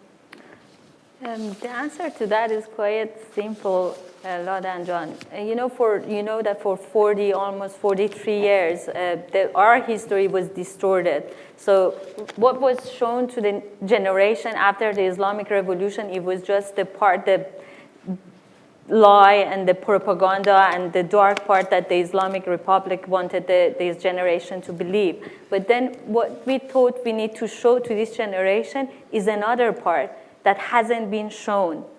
And then that was part of the story that we covered, the good part that give the Iranian generation a vision for the future. There were many, I'm not saying everything was great and amazing. Obviously, there were mistakes, but there were many good things that can actually be inspirational for the future of Iranians. And the other thing is that it's much more easier to, when you know that you had something, it's much more easier to work through it to get it again in the future. When you don't have it at all, it's really difficult. For example, if in Saudi Arabia, if you go and tell to women that obligatory veil is bad and then we need to fight against that, they never had it. It takes much more time. It's much more difficult. But then with Iranians, it's different. We had it before, so we just show it to them. So it's much easier to get to the point that we want to get to the future. And now, can I mention the question, something quickly about the questions you asked about how we are connected? Yeah, just 1 minute, yeah. Go ahead. Okay, yeah. So we've got thousands of correspondents in Iran, and that is thanks to the whole idea of citizen journalism that we introduced to Iranian media. 10 years ago when Manoto was started, we knew that we are not in Iran, so how we can compensate for that, how we can feel connected. So we started this idea of citizen journalism, which we call gozareshgar. And I don't know who the patient zero was who said, "Ino migram bar gozareshgar khube Manoto." I don't know even how to translate it, but whatever happens all across the country, even when the road is blocked, they take out their cell phones and they're recording this for us and sending this to us. Many other TV channels try to do the same thing, but it's not that easy. It's a matter of trust that is built between that channel and the people. is that trust. That trust is not an easy thing to achieve, and it happens over time. And I can talk about it for 2 days, but yeah, no, we don't I have wish we had more time. So we're going to take one last question from Mr. Shahyar Ahi. Please be short in responding. Go ahead. Question to Gabrielle. Imagine the first war where only one side had a machine gun. That's the situation between the West and the East. The weapon is state-sponsored, anonymous messaging. It's illegal in the West. The best source of information by Stratcom of NATO in Riga is abundantly rich with AI analysis of communication between 40 million Iranians who speak on Telegram with each other, 30 million on Instagram. But it's illegal for them to release it to the press. It's illegal for them to do it anonymously. Whereas Iran, Moscow, China spend huge amounts of money doing precisely that.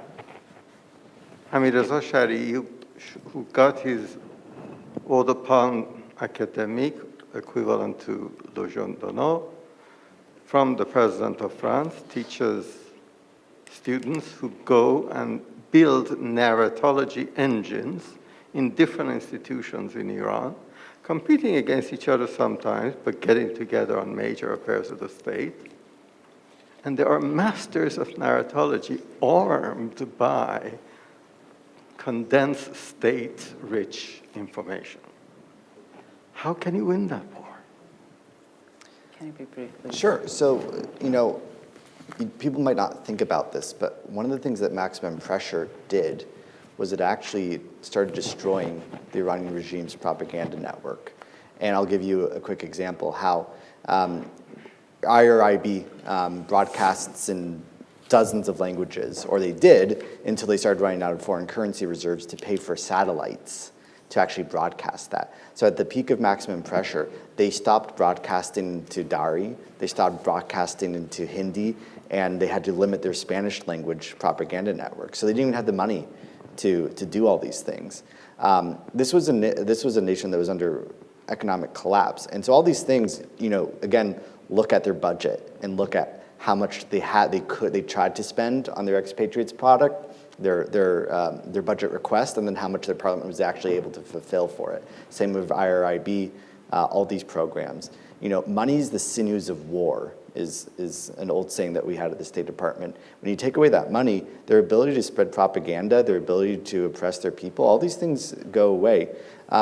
Sanctions have that ability to stand with the Iranian people because you take away the tools of their oppressors. You think that by sanctioning that you take away their ability to repress the people too?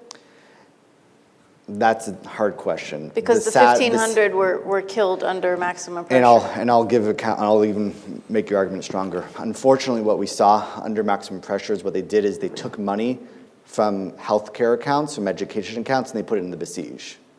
So yeah, they can always do that. When I saw that, that wasn't a pretty answer. What I was seeing was they're actually, guns versus butter. They're saying we're taking away butter, but we're putting more guns, and those are guns that are going to kill Iranians. They're never short for It's not, yeah. If you look at Venezuela, same picture. We thought you could get regime collapse and that you could do regime change by doing massive sanctions. What ended up happening is the regime chose that it was going to kill their people. It's not a pretty answer. It's not as clear as you think it is. Thank you very much. I actually had some other questions for all of you, but our time is up. We're just going to end the panel right now. Thank you very much, everyone. Thank you. Well, ladies and gentlemen, you've all been with us for a very long day, and we are sincerely thankful to each of you as our panelists for this panel exit the stage. Just one last time on behalf of NUFDI, I want to thank each and every one of you. I want to thank our speakers and moderators, including our last panel, for slugging through a long day. We had really a remarkable lineup of experts, more than 30 speakers throughout the day, from Dr. Burman's panel in the very morning to this last critical panel on media. Thank the NUFDI team, Dr. Ganji, Mr. Rabsan, and Navid for all their hard work, all of our supporters, and thank you to each of you, and we'll see you at NUFDI's next conference. Thank you.